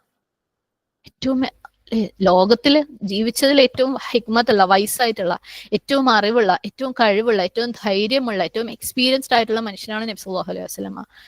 മലായികത്ത് നേരിട്ട് സംസാരിച്ചിട്ടുള്ള, അള്ളാഹു സുബ്ഹാനഹു വതആലയോട് സംസാരിച്ചിട്ടുള്ള, വഹി ഇറങ്ങിയിട്ടുള്ള മനുഷ്യനാണ് നബി സല്ലല്ലാഹു അലൈഹി വസല്ലം. എന്നിട്ട് നബി സല്ലല്ലാഹു അലൈഹി വസല്ലമയുടെ അടുത്ത് പറയാണ്, നീ ഷൂറ നടത്തല്ലേ, നീ ഉപദേശം സ്വീകരിക്കുക, നീ ഡിസ്കസ് ചെയ്യ. ആരെടുത്ത്? സഹാബാക്കളുടെ അടുത്ത്. അല്ലാതെ നിനക്ക് നല്ല ലീഡർ ആവാൻ പറ്റൂല അല്ലെ. സുബ്ഹാനല്ലാഹ്. അതേപോലെ ഭർത്താക്കന്മാരും വീട്ടിൽ ഡിസ്കസ് ചെയ്യണം അല്ലെ, സ്നേഹത്തോടു കൂടി. ചിലപ്പം നമ്മളോ അല്ലെങ്കിൽ ഭാര്യമാരോ മക്കളൊക്കെ കൊടുക്കുന്ന ഉപദേശങ്ങളെ സ്വീകരിക്കാൻ അവർക്ക് പറ്റാത്ത ചില കാര്യങ്ങൾ, അപ്പം അതിനെ നല്ല രീതിയിൽ കൺവിൻസ് ചെയ്ത് അല്ലെ, അങ്ങനെ ഹാപ്പി ആയിട്ട് മുന്നോട്ട് കൊണ്ടുപോകാം. എപ്പോഴും തല്ലുണ്ടാക്കി ഇതാക്കി നമ്മൾക്ക് അതിലെന്തെങ്കിലും നമുക്ക് ശരിയുണ്ടെന്ന് തോന്നുന്നുണ്ടെങ്കിൽ നമ്മൾ നമ്മളെ തന്നെ ഓർമ്മിപ്പിക്കുക, നമ്മുടെ വീടിന്റെ ചുറ്റും ഇബ്ലീസിന്റെ പ്രസൻസ് ഉണ്ട്, വീട്ടിനകത്ത് നമ്മൾ ഇബ്ലീസിന്റെ പ്രസൻസ് ഉള്ളത് കൊണ്ട് തന്നെയാണ് ഈ എന്ത് കാരണം നമുക്ക് പറയാനുണ്ടെങ്കിലും അത് തന്നെയാണ് അതിന്റെ റീസൺ. ഓക്കെ. അപ്പം ആ ഒരു ലീഡർ എന്ന് പറയുന്ന, ആ ഭർത്താവ് എന്ന് പറയുന്ന പൊസിഷൻ വീട്ടിൽ എല്ലാവർക്കും കൊടുക്കേണ്ട ഇമ്പോർട്ടൻസ് കൊടുത്തിട്ടില്ല എന്നുണ്ടെങ്കിൽ പ്രശ്നമുണ്ടാവും. അതേപോലെ ലീഡറിനെ വകവെച്ച് കൊടുത്തിട്ടില്ല എന്നുണ്ടെങ്കിലും പ്രശ്നങ്ങൾ ഉണ്ടാവും. സുബ്ഹാനല്ലാഹ്. ഇനി നമുക്കറിയാം അല്ലെ, നമ്മൾക്കൊക്കെ നമ്മുടെ ചുറ്റുപാടും പലരും നമ്മുടെ സുഹൃത്തുക്കളാവാം. സമയം ഒരുപാടായോ? പറയാൻ സമയമുണ്ടോ? 8 മണി. കുഴപ്പമില്ല അല്ലെ. പല വിഷമങ്ങളും അല്ലെ, അവരുടെ വീട്ടില് അവരുടെ ദാമ്പത്യപരമായിട്ടുള്ള പ്രശ്നങ്ങളുമായിട്ട് നമ്മളെ അടുത്ത് വരാറുണ്ട്. നമ്മൾ ഓരോരുത്തരുടെ അടുത്തും വരുന്നുണ്ട്. ചിലരുടെ അടുത്ത് അധികമായിട്ട് വരുന്നുണ്ടാവും. ഇനി ഇതുവരെ വന്നു തുടങ്ങിയിട്ടില്ല എന്നുണ്ടെങ്കിൽ വന്നോളും. കാരണം എല്ലാ വീട്ടിലും പ്രശ്നങ്ങളുണ്ട് അല്ലെ. സുബ്ഹാനല്ലാഹ്. മൂപ്പർക്ക് ആ പ്രശ്നം, മൂപ്പര ദേഷ്യം, എനിക്ക് ഫ്രസ്ട്രേഷൻ, അല്ലെങ്കിൽ മൂപ്പര ഉമ്മ അങ്ങനെ, വാപ്പ ഇങ്ങനെ. സുബ്ഹാനല്ലാഹ്. ഇതൊക്കെ റിയൽ ആയിട്ടുള്ള പ്രശ്നങ്ങളാണ്. നമുക്ക് അതിനൊന്നും ഇല്ലാന്ന് വെക്കാൻ പറ്റൂല അല്ലെ.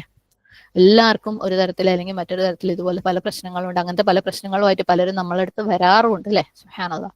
അതിനൊന്നും അങ്ങനെയൊന്നും ഇല്ല, നിങ്ങൾ അങ്ങനെ ചെയ്താൽ മതി, അല്ലെങ്കിൽ ദുആ ചെയ്താൽ മാത്രം മതി. ദുആ ചെയ്താൽ മതി, ദുആ ചെയ്താൽ എല്ലാ പ്രശ്നത്തിനും പരിഹാരമാവും. ഈ പറയുന്ന നമ്മളടുത്ത് പ്രശ്നം വന്ന് പറയുന്നവർക്കും ദുആ ചെയ്താൽ മതി എന്നറിയാം. പക്ഷേ അല്ലെ, അതിനങ്ങ് തള്ളിവിടാൻ പറ്റൂല. നമുക്ക് അവർക്ക് ഒരു റെസ്പോൺസ് കൊടുക്കണം അല്ലെ. അവർക്ക് അതിന് ഉൾക്കൊള്ളാൻ വേണ്ടി നമ്മളെ സൈഡിൽ നിന്നും ഒരു ഉപദേശങ്ങൾ വേണ്ടിയിട്ടാണ് അവർ വരുന്നത്.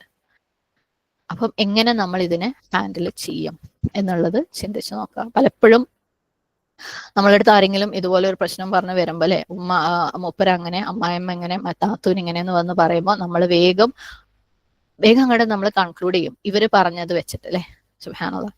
നീ അങ്ങനെ ചെയ്താൽ മതി, ഭാര്യ ഭർത്താവിനോട് അല്ല ഇങ്ങനെ പറഞ്ഞോ, അമ്മായിയമ്മയോട് അങ്ങനെ പറഞ്ഞോ. സുബ്ഹാനല്ലാഹ് അല്ലെ. എപ്പോഴും നമുക്ക് ഇവിടെ ഈ പറഞ്ഞ അവകാശം, റെസ്പോൺസിബിലിറ്റി, ബാലൻസ് ഉണ്ട് അല്ലെ. അള്ളാഹു സുബ്ഹാനഹു തആല പറഞ്ഞ ഒരു രീതിയുണ്ട്. രണ്ടും അങ്ങോട്ടും ഇങ്ങോട്ടും ബാലൻസ് ആയിട്ടെങ്കിലേ പ്രശ്നങ്ങൾ മാറുള്ളൂ. നമ്മള് ഉപദേശിക്കുമ്പം ഖുർആനികമായിട്ട് ഉപദേശിക്കാൻ ശ്രമിക്കുക. വേഗം ആരെങ്കിലും വന്ന് പറയുമ്പോഴേക്കും ഈ ഓളോട് അങ്ങനെ പറഞ്ഞു, ഇവളോട് ഇങ്ങനെ പറഞ്ഞു എന്ന് പറഞ്ഞിട്ട് കൂടുതൽ പ്രശ്നങ്ങളിലേക്ക് അവരെ തള്ളിവിടല്ല. വതവാസൗ ബിൽ ഹഖി വതവാസൗ ബിസ്സബ്ർ അല്ലേ. സുബ്ഹാനല്ലാഹ്. ഇനി ക്ഷമ എന്ന് പറയുമ്പോൾ ഇന്നലെ നമ്മൾ ഡിസ്കഷനിൽ പറഞ്ഞ പോലെ ഈ ക്ഷമ എന്ന് പറയുന്ന സാധനം വേഗം അങ്ങോട്ട് പറഞ്ഞു കൊടുത്തു കഴിഞ്ഞാൽ അവർക്ക് അതെന്താവും, സഹനമായിട്ടേ മാറുള്ളൂ. അപ്പം അതിനെ എങ്ങനെ ഉൾക്കൊള്ളണം എന്നുള്ളതും കൂടെ നമ്മൾ പറഞ്ഞു കൊടുക്കണം. സുബ്ഹാനല്ലാഹ്. ഇങ്ങനെ അതിനെ, അതായത് ജീവിതത്തിലെ പ്രശ്നങ്ങളെ തന്നെ എങ്ങനെ ഉൾക്കൊള്ളണം എന്നുള്ളത് നമ്മൾ പറഞ്ഞു കൊടുക്കണം. കാരണം ഞാൻ പറഞ്ഞല്ലോ, പ്രശ്നങ്ങൾ ഇങ്ങനെ വന്നുകൊണ്ടേയിരിക്കും, ഒന്ന് കഴിഞ്ഞാൽ. അപ്പോൾ ഓരോ പ്രശ്നങ്ങളുമായിട്ട് വരുമ്പോൾ നമ്മൾ ആ ഓരോ പ്രശ്നങ്ങളെ ഡീൽ ചെയ്യാൻ അങ്ങനെ ചെയ്താൽ മതി, ഇങ്ങനെ ചെയ്താൽ മതി എന്ന് പറഞ്ഞു കഴിഞ്ഞാൽ ആ പ്രശ്നങ്ങളൊന്നും ഒരിക്കലും അവസാനിക്കില്ല. ഈ ഭാര്യ ഭർത്താവ് എന്ന് പറയുന്ന സിസ്റ്റം ദുനിയാവിലുള്ളിടത്തോളം കാരണം മരണം വരെ ഈ പ്രശ്നങ്ങൾ ഉണ്ടായിക്കൊണ്ടേയിരിക്കും. അപ്പോൾ മുപ്പര് അങ്ങനെ പറഞ്ഞു എന്ന് പറയുമ്പോൾ മുപ്പരോട് ഇങ്ങനെ പറഞ്ഞു എന്ന് പറഞ്ഞു കഴിഞ്ഞാൽ ആ പ്രശ്നം അവിടെ അവസാനിക്കുന്നില്ല. അപ്പൊ നമ്മൾ പ്രശ്നങ്ങളെ ഹാൻഡിൽ ചെയ്യാനുള്ള ആ ഒരു വൺ സ്റ്റോപ്പ് സൊല്യൂഷൻ ഉണ്ട് അല്ലെ, അതാണ് അവർക്ക് പറഞ്ഞു കൊടുക്കേണ്ടത്. അതെന്താന്ന് വെച്ചാല് അതൊറ്റ വാക്കുകൊണ്ട് പറഞ്ഞു കഴിഞ്ഞാൽ നമുക്ക് ഉൾക്കൊള്ളാൻ പറ്റില്ല. നിങ്ങൾക്ക് സമയം ഓക്കെ ആണെന്നുണ്ടെങ്കിൽ ചെറിയ രീതിയിൽ ഞാൻ ആ ഒരു നമ്മൾ വിവാഹ ജീവിതവും അതിലെ പ്രശ്നങ്ങളെയും എങ്ങനെ കാണണം എന്നുള്ളത് ഒരു എന്റേതായ ഒരു തോട്ട് പ്രോസസ്സ് ഞാൻ ഷെയർ ചെയ്യാം ഇൻഷാ അല്ലാഹ്. ഓക്കെ. ഉൾക്കൊള്ളാൻ പറ്റുന്നവർ ഉൾക്കൊള്ളാം. നമ്മള് ഒക്കെ പൊതുവെ നമ്മള് ഇപ്പോഴും ഇത്രയും ഒരു 50-60 വയസ്സുള്ളവരും വിവാഹത്തിനെ കുറിച്ചൊരു തെറ്റിദ്ധാരണയും കൊണ്ട് നടക്കുന്നവരാണ്. ഒരു പെർഫെക്ഷൻ തോട്ട്. അറിയാം, നമുക്കൊക്കെ അറിയാം പെർഫെക്റ്റ് ആവുമൊന്നുമില്ല എന്നുള്ളത് നമുക്ക് എല്ലാവർക്കും അറിയാവുന്ന കാര്യമാണ്. എന്നാലും നമ്മളുടെ ആ ഒരു പ്രതീക്ഷകളും കാര്യങ്ങളും ഒക്കെയാണ് എപ്പോഴും നമ്മളെ ഭരിക്കുക അല്ലെ. എപ്പോഴും നമ്മളെ ഭരിക്കുക പ്രതീക്ഷകളും എന്താണ്, എന്റെ അവകാശങ്ങൾ എനിക്ക് കിട്ടണം എന്നുള്ള ആ ഒരു തോട്ട് പ്രോസസ്സിലാണ് എല്ലാവരും ജീവിക്കുന്നത്. ഓക്കെ. എല്ലാം, അതായത് എന്റെ അവകാശങ്ങൾ എല്ലാം കിട്ടണം എന്നുള്ളത് അല്ലെങ്കിലും, കാരണം എല്ലാം എന്നുള്ളതൊക്കെ നമുക്ക് കല്യാണം കഴിഞ്ഞ് കുറച്ച് മുന്നോട്ട് പോകുമ്പോൾ എല്ലാം എന്നുള്ള വാക്ക് അങ്ങോട്ട് മാറിയിട്ട് മോസ്റ്റ് കുറേയെങ്കിലും ആവും. പിന്നെ കുറെ കാലം കഴിയുമ്പോൾ അറ്റ്ലീസ്റ്റിലെത്തും, ഇത്രയെങ്കിലും കിട്ടിയാൽ മതി എന്നുള്ള ഒരു അവസ്ഥയിൽ നമ്മൾ എത്തും. പക്ഷെ എന്നാൽ പോലും നമ്മളുടെയൊക്കെ വീടുകളിലെ വിവാഹ ജീവിതത്തിലെ പ്രശ്നങ്ങൾ ആ ഒരു റൈറ്റ്സ്, അവകാശങ്ങളുടെ ബിസിനസ്സാണ്. അത് കിട്ടിയില്ല, ഇത് കിട്ടിയില്ല എന്നുള്ള പ്രശ്നം തന്നെയാണ് എല്ലാവർക്കും. ഞാൻ പറഞ്ഞു, ആദ്യം എല്ലാ അവകാശങ്ങളും എന്നാവും, പിന്നെ കുറേയെങ്കിലും കിട്ടണം എന്നാവും, പിന്നെ എന്തെങ്കിലും കിട്ടിയാൽ മതി എന്നുള്ളതാവും. അപ്പോഴും അവകാശങ്ങളാണ് ബാക്കി. സുബ്ഹാനല്ലാഹ് അല്ലെ. എന്നിട്ട് അതുമായിട്ട് ബന്ധപ്പെട്ട കംപ്ലൈന്റുകളാണ് എല്ലാം ദാമ്പത്യ ജീവിതത്തിലെയും പ്രശ്നം അല്ലെ. അപ്രിസിയേഷൻ കിട്ടുന്നില്ല, സ്നേഹം കിട്ടുന്നില്ല, കെയർ കിട്ടുന്നില്ല, സാമ്പത്തികമായ സപ്പോർട്ട് കിട്ടുന്നില്ല, ദീനില്ല, ഹിദായത്തില്ല, മൂപ്പര് തെറ്റ് ചെയ്യുന്നു, അത് ഇത് എന്നൊക്കെ പറഞ്ഞിട്ട്, അല്ലെങ്കിൽ മൂപ്പര് കുടുംബത്തിൽ നിന്ന് എത്തുന്ന പ്രശ്നങ്ങൾ, ഇതൊക്കെയാണ്. സുബ്ഹാനല്ലാഹ്. അപ്പം എങ്ങനെ നമ്മൾ വിവാഹത്തിനെ കാണണം എന്നുള്ളത് ഇവിടെ എന്നെക്കാളും മുതിർന്ന വളരെ എക്സ്പീരിയൻസ്ഡ് ആയിട്ടുള്ള ആൾക്കാരൊക്കെ ഉണ്ടെന്ന് എനിക്കറിയാം. എന്നാലും ഞാൻ എൻ്റെ ഒരു തോട്ട് പ്രോസസ്സ് ഷെയർ ചെയ്യാണ്. നിങ്ങൾക്ക് ഹെൽപ്പ് ആവുന്നുണ്ടെങ്കിൽ നിങ്ങൾ എടുക്കുക, ഓക്കെ. ഇല്ലെങ്കിൽ വിട്ടേക്ക് ഇൻഷാല്ലാ. ഇത് തഫ്സീറിന്റെ ക്ലാസ്സിന്റെ ഭാഗമായിട്ടൊന്നല്ല, ഇത് എല്ലാവർക്കും ആവശ്യമുള്ളതും ഹെൽപ്പ് ആവുന്നുള്ളത് കൊണ്ട് മാത്രം ഞാൻ ഷെയർ ചെയ്യാണ് ഇൻഷാല്ലാ. നമ്മൾ വിവാഹത്തിന് ശരിക്കും ഒരു ഇൻസ്റ്റിറ്റ്യൂട്ട് ആയിട്ട് കാണാം, ഓക്കെ. ഇൻസ്റ്റിറ്റ്യൂട്ടാ എന്തിനു വേണ്ടിയിട്ട്? നമ്മൾ എന്തിനാ സാധാരണ ഒരു ഇൻസ്റ്റിറ്റ്യൂട്ടിൽ ജോയിൻ ചെയ്യുക? എന്തെങ്കിലും ഒരു എൻട്രൻസ് പ്രിപ്പറേഷന് വേണ്ടിയിട്ട് അല്ലേ? സുബ്ഹാനല്ലാഹ്. അപ്പം IAS പോലെയുള്ള അല്ലെങ്കിൽ നീറ്റ് പോലെയുള്ള ഏറ്റവും വലിയ ഭയങ്കര പ്രയാസമുള്ള നാഷണൽ ലെവലിലുള്ള എക്സാമുകൾ, എൻട്രൻസ് എക്സാമുകളുണ്ട്.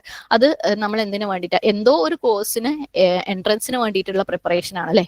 സുബ്ഹാനല്ലാഹ്. അപ്പം നമ്മളെ നാട്ടിൽ ഇപ്പം നിലനിൽക്കുന്നതിൽ ഏറ്റവും ടഫായിട്ടുള്ള എക്സാമുകളാണ് JEE, അതായത് IIT-കളിലേക്കുള്ള എൻട്രൻസ്, IAS എൻട്രൻസ്, നീറ്റ്. അതൊക്കെ ഏറ്റവും ടഫായിട്ടുള്ള, വളരെ കോമ്പറ്റേറ്റീവ് ആയിട്ടുള്ള അത്രയും ആളുകൾ മത്സരിക്കുന്നത്. അവരൊക്കെ എന്തിനാ? വളരെ വിശേഷപ്പെട്ട ഒരു കോഴ്സിലേക്ക്, ഒരു കരിയറിലേക്ക് എൻട്രിക്ക് വേണ്ടിയിട്ട് ചെയ്യുന്നതാണ് അല്ലെ? സുബ്ഹാനല്ലാഹ്. നിങ്ങൾക്ക് കുറെ ആൾക്കാരെ അറിയായിരിക്കും അത് ക്ലിയർ ചെയ്ത ആൾക്കാരൊക്കെ അല്ലെ? ആരൊക്കെ അത് സ്വന്തമായിട്ട് പഠിച്ച് ക്ലിയർ ചെയ്തിട്ടുണ്ട്? അത് IAS-ഓ നീറ്റോ JEE-ഓ ഒക്കെ ഒരു കോച്ചിങ് ഇൻസ്റ്റിറ്റ്യൂട്ടിന്റെയും സഹായമില്ലാതെ പഠിച്ച് ക്ലിയർ ചെയ്ത ആരെങ്കിലും നിങ്ങൾക്ക് അറിയോ? ചിലപ്പം ഒരു കോടിയിൽ അല്ലെങ്കിൽ ഒരു 10 ലക്ഷത്തിൽ ഒരാളൊക്കെ ഉണ്ടാവില്ല. എന്റെ അറിവിൽ അത്രയൊക്കെ ഉള്ളൂ. സുബ്ഹാനല്ലാഹ്. വളരെ റെയർ. ഇനി അഥവാ ഉണ്ടെങ്കിൽ തന്നെ അവർ ചിലപ്പോൾ കുറെ വർഷങ്ങൾ കഷ്ടപ്പെട്ടിട്ടായിരിക്കും.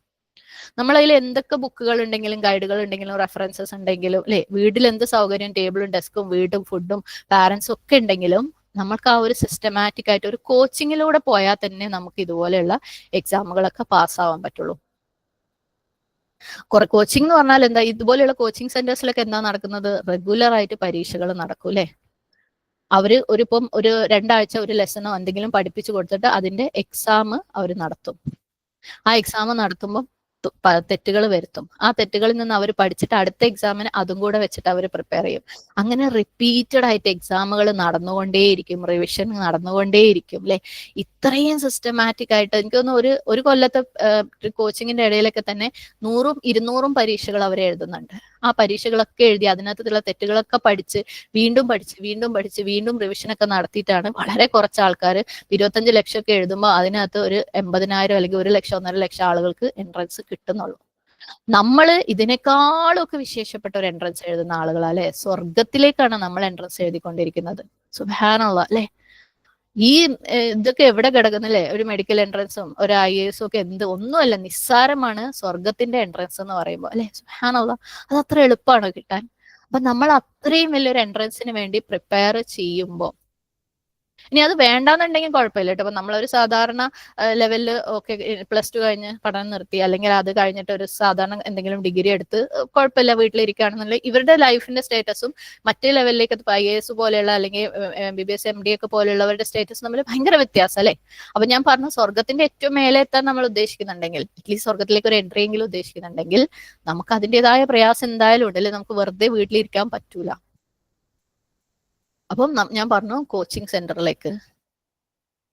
ആ കോച്ചിങ് സെന്ററിൽ വരുന്ന ഒരു കുട്ടി, ഞാൻ പറഞ്ഞു ഒരു കൊല്ലത്തിൽ 100 എക്സാം എഴുതുന്നുണ്ടെങ്കിൽ ഈ 100 എക്സാമിന് 100% മാർക്ക് വാങ്ങിയ ഏതെങ്കിലും കുട്ടി ഉണ്ടോ?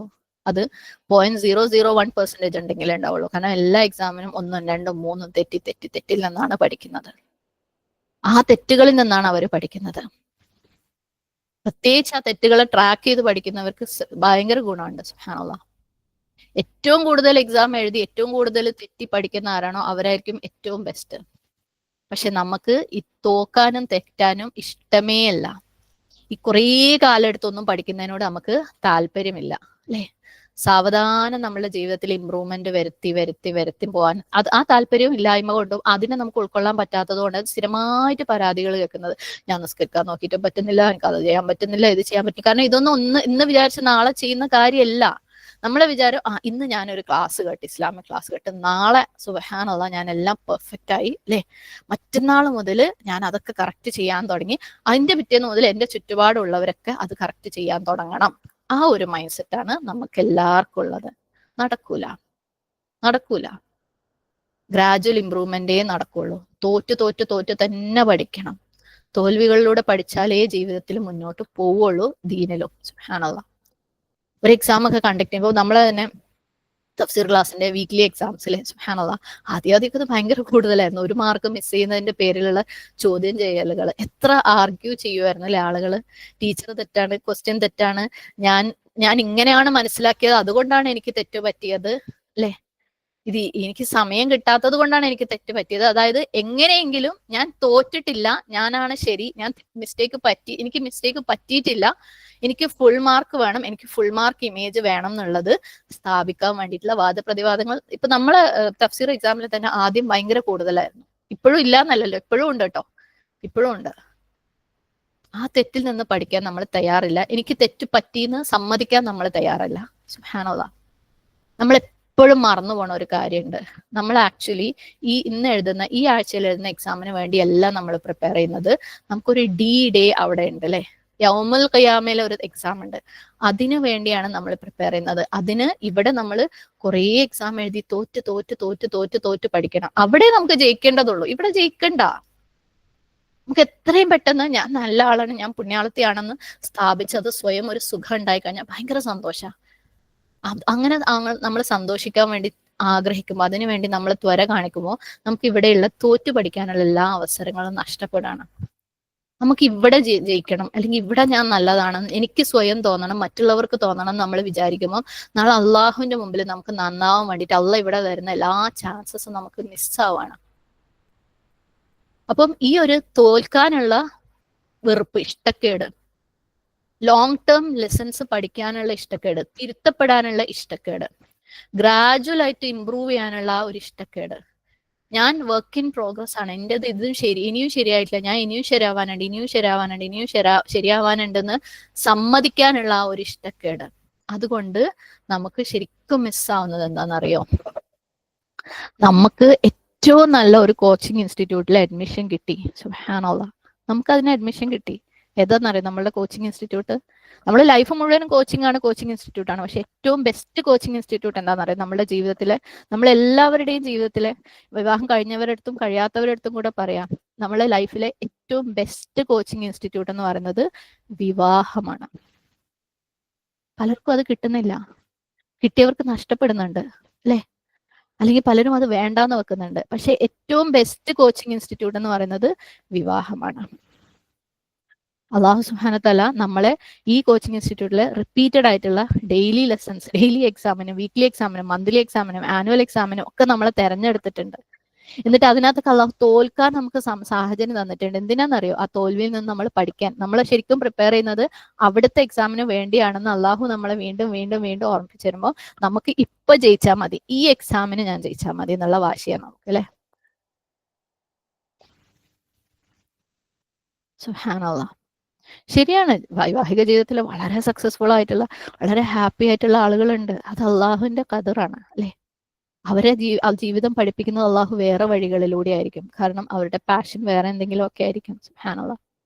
എന്നാൽ നമ്മളെ ഈ വൈവാഹിക ജീവിതത്തിൽ പല പ്രശ്നങ്ങളിലൂടെയും പല തോൽവികളിലൂടെയും അള്ളാഹു കൊണ്ടുപോകുന്നുണ്ടെന്നുണ്ടെങ്കിൽ അത് അള്ളാഹുവിന്റെ സ്പെഷ്യൽ ബോണസ് ആണ്. നിങ്ങൾ ഇതിൽ നിന്ന് പഠിക്കുക, ഇതുവഴി നിങ്ങൾ എന്നോട് അടുക്ക്. നമ്മളെ പഠിപ്പിക്കാൻ വേണ്ടിയിട്ട് നമ്മളെ സൂപ്പർ സ്പെഷ്യൽ ടീച്ചർ അള്ളാഹു സുബ്ഹാനഹു വ തആല നമുക്ക് വേണ്ടി വിവാഹ ജീവിതത്തിലൂടെ ഒരു സ്പെഷ്യൽ സിലബസ് ഇട്ടിട്ടുണ്ടെന്നുണ്ടെങ്കിൽ, നമുക്ക് ഓരോരുത്തർക്കും വേണ്ടി ഡിഫറെന്റ് ക്വസ്റ്റ്യൻ പേപ്പേഴ്സ് ഇട്ടിട്ടുണ്ടെങ്കിൽ അല്ലെ, സുബ്ഹാനല്ലാഹ്, നമുക്ക് ഓരോരുത്തർക്കും വേണ്ടി അള്ളാഹ് ഡിഫറെന്റ് ക്വസ്റ്റ്യൻ പേപ്പേഴ്സ് ആട്ടെ. ഓരോരുത്തരുടെ പ്രശ്നം വേറെ വേറെ അല്ലെ. ചിലർക്ക് അമ്മായിയമ്മയാണ് പ്രശ്നമെങ്കിൽ ചിലർക്ക് നാത്തൂനായിരിക്കും പ്രശ്നം, ചിലപ്പോൾ ഭർത്താവ് തന്നെയായിരിക്കും, ചിലർക്ക് ഭർത്താവ് സാമ്പത്തികമായി സപ്പോർട്ട് ചെയ്യാത്തതായിരിക്കും പ്രശ്നം, ചിലർക്ക് ഭർത്താവ് ശാരീരികമായി സപ്പോർട്ട് ചെയ്യാത്തതായിരിക്കും പ്രശ്നം, ചിലർക്ക് ഭർത്താവ് താമസത്തിനുള്ള സൗകര്യം ചെയ്തു കൊടുക്കാത്തായിരിക്കും പ്രശ്നം, ചിലർക്ക് ഭർത്താവ് വേറെ വിവാഹം ചെയ്തതായിരിക്കും പ്രശ്നം, ചിലർക്ക് ഭർത്താവ് അപ്രീഷിയേറ്റ് ചെയ്യാത്തതായിരിക്കും പ്രശ്നം അല്ലെ. ഓരോരുത്തർക്കും യുണീക്ക് ആയിട്ടുള്ള ക്വസ്റ്റ്യൻ പേപ്പറും സിലബസും അള്ളാഹു സുബ്ഹാനഹു വ തആല ഇട്ട് അള്ളാഹ് റെഡിയാക്കി നിൽക്കുമ്പോൾ നമ്മൾ പറയും എനിക്ക് പഠിക്കാൻ താല്പര്യമില്ല, ഞാൻ വീട്ടിലിരുന്നോളാം. ഒന്ന് ആലോചിച്ച് നോക്കി, എന്ത് നമ്മൾ വരുത്തുന്നത് അല്ലേ? നമ്മൾ ആ എക്സാം എഴുതാൻ തയ്യാറാണെങ്കിൽ, ആ തോൽവികളിലൂടെ നമ്മൾ പഠിച്ചിട്ടുണ്ടെങ്കിൽ, നമ്മൾ അതുവഴി അള്ളാഹു സുബ്ഹാനഹു വതആലയോട് കൂടുതൽ കൂടുതൽ അടുക്കാൻ ശ്രമിച്ചിട്ടുണ്ടെങ്കിൽ, ആ ഓരോ ക്വസ്റ്റ്യൻ പേപ്പറിനെ സീരിയസ് ആക്കി എടുത്ത് ഇതിൽ നിന്ന് റബ്ബ് എന്നെ എന്തായിരിക്കും പഠിപ്പിക്കാൻ ഉദ്ദേശിക്കുന്നത്, ഇതിൽ റബ്ബിന് ഏറ്റവും തൃപ്തിയായിട്ട് എന്ത് പ്രതികരണമായിരിക്കും ഞാൻ കൊടുക്കേണ്ടത്, ഏത് രീതിയിലുള്ള ക്ഷമയായിരിക്കും, ഈ ഒരു സിറ്റുവേഷൻ നമ്മളെ വീട്ടിൽ ഭർത്താവ് നമ്മളെ ചീത്ത പറയുന്ന ഒരു സിറ്റുവേഷൻ വരാന്ന് വെച്ചോ, അപ്പൊ ഞാൻ എന്ത് ചെയ്താലായിരിക്കും റബ്ബിന് ഏറ്റവും കൂടുതൽ തൃപ്തിയാവുക അല്ലെ? എന്ത് ചെയ്താലായിരിക്കും എനിക്ക് ആ ഫൈനൽ എൻട്രൻസ് എക്സാമിന് ഒരു മാർക്കും കൂടെ എക്സ്ട്രാ കിട്ടുക? ശരിക്കും ഇതുപോലെയുള്ള എൻട്രൻസ് എക്സാമുകൾക്കൊക്കെ അധികം തെറ്റിക്കഴിഞ്ഞാൽ ഒരു -1 മാർക്ക് വരും, അതിലുള്ള മാർക്കിൽ നിന്ന് പോവും അല്ലെ? നമ്മളൊക്കെ അങ്ങനത്തെ -1 അക്വയർ ചെയ്തുകൊണ്ടേയിരിക്കുന്നവരാണ്. ഈ ഒരു എത്ര ചാൻസസ് ആണ് നമുക്കൊക്കെ ഡെയിലി വീട്ടിൽ വരുന്നത് അല്ലെ? ഈ +4 കിട്ടാൻ വേണ്ടിയിട്ട് ഓരോ മാർക്കിനും +4 ആണ് എൻട്രൻസിന്. ഞാൻ JEE നീറ്റ് പോലെയുള്ള എൻട്രൻസുകളെ കുറിച്ച് പറയാട്ടോ. +4 കിട്ടേണ്ട ചാൻസ് ഒക്കെ നമ്മൾ ഉള്ള മാർക്കിൽ നിന്നും താഴോട്ട് ഒരു -1 വാങ്ങിക്കൊണ്ടിരിക്കുക നമ്മൾ. അള്ളാഹ് ഇത്രയും ചാൻസസ് നമുക്ക് തരുന്നല്ലേ? ഓരോ സിറ്റുവേഷൻ വരുമ്പോൾ ഇതിൽ അള്ളാഹ്ക്ക് തൃപ്തിയുള്ളത് എന്ത് ചെയ്യാൻ പറ്റുന്ന പഠിക്കുകയാണെങ്കിൽ, അതനുസരിച്ച് നമ്മൾ ചെയ്യാൻ ചെയ്യുകയാണെങ്കിൽ ഞാൻ പറയുന്നില്ല, കാരണം നമ്മളൊക്കെ ശ്രമിക്കുന്ന ആൾക്കാരെ ആയിട്ടുള്ളൂ, ചെയ്ത് പെർഫെക്റ്റ് ആവുന്ന ആൾക്കാരായിട്ടില്ല. പക്ഷെ മുന്നോട്ട് പോകുന്തോറും നമുക്ക് കൂടുതൽ കൂടുതൽ ഇമ്പ്രൂവ് ചെയ്യാൻ പറ്റും. ലൈഫ് എന്ന് പറയുന്നത് ഗ്രാജുവലി ഇമ്പ്രൂവ്മെന്റ് ആണ്. അപ്പൊ നമുക്ക് അള്ളാഹു സുബ്ഹാനഹു വതആല ഒരുക്കി തന്നിട്ടുള്ള ഈ വൈവാഹിക ജീവിതം, ഈ ദാമ്പത്യം, അത് ഉപയോഗിച്ച് നമ്മൾ അള്ളാഹുവിനോട് അടുക്കാൻ വേണ്ടി ശ്രമിച്ചിട്ടില്ല എന്നുണ്ടെങ്കിൽ, ഫുൾ ടൈം അതിനെക്കുറിച്ച് പരാതി പറഞ്ഞ് വീട്ടിൽ അതും പറഞ്ഞ് കച്ചറ ഉണ്ടാക്കിക്കൊണ്ടിരിക്കുകയാണെങ്കിൽ എന്ത് വിവരം കെട്ടവരാ നമ്മള്, എന്ത് നഷ്ടക്കാരാ നമ്മൾ അല്ലെ? സുബ്ഹാനല്ലാഹ്, അള്ളാഹ് തെരഞ്ഞെടുത്തിട്ട് എനിക്കത് വേണ്ട റബ്ബേ, ഞാൻ അതിലൂടെ പഠിക്കൂല, ഞാൻ കുറെ നിസ്കരിച്ചിട്ട് കുറെ നോമ്പും എടുത്ത് സുന്നത്ത്, നമ്മളുടെ ഈ നമസ്കാരത്തിന്റെയും നമ്മളെ ഈ സ്വഭാവത്തിന്റെ റിസൾട്ടാണ് നമ്മുടെ നമസ്കാരങ്ങളിൽ റിഫ്ലക്ട് ചെയ്യേണ്ടത്. നമ്മൾ ജീവിതത്തിന്റെ നമസ്കാരത്തിന്റെ പുറത്ത് എന്താണോ അതാണ് നമ്മൾ നമസ്കാരത്തിന്റെ അകത്ത് റിഫ്ലക്ട് ചെയ്യേണ്ടത്. നമ്മൾ നമസ്കാരത്തിന്റെ പുറത്ത് ഞാൻ നന്നാവൂല എന്ന് വെച്ചിട്ട് അവിടെ വന്ന് കയ്യും കെട്ടിയിട്ട് വേറെ എന്തൊക്കെയോ ആലോചിച്ചിട്ട് എന്ത് കാര്യമുള്ളത് അല്ലെ?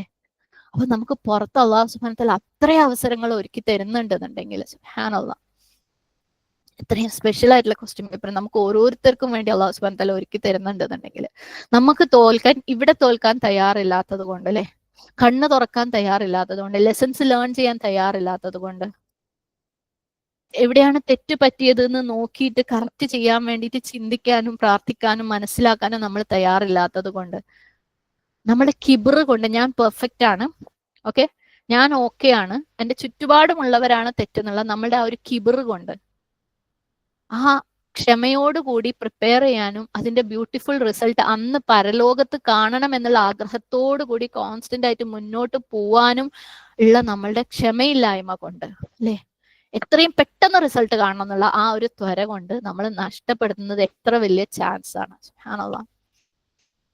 പക്ഷെ പ്രശ്നം കണ്ട, അള്ളാഹ് നമ്മളെ കുറിച്ച് ഇതൊക്കെ പറഞ്ഞിട്ടുണ്ട്. നമ്മൾ തിരക്കുള്ളവരാണ്, നമ്മൾ മടിയുള്ളവരാണ്, നമ്മൾ കിബറുള്ളവരാണ്, നമ്മൾ മറന്നു പോകുന്നവരാണെന്നൊക്കെ അള്ളാഹ് പറഞ്ഞിട്ടുണ്ട്. സുബ്ഹാനല്ലാഹ്.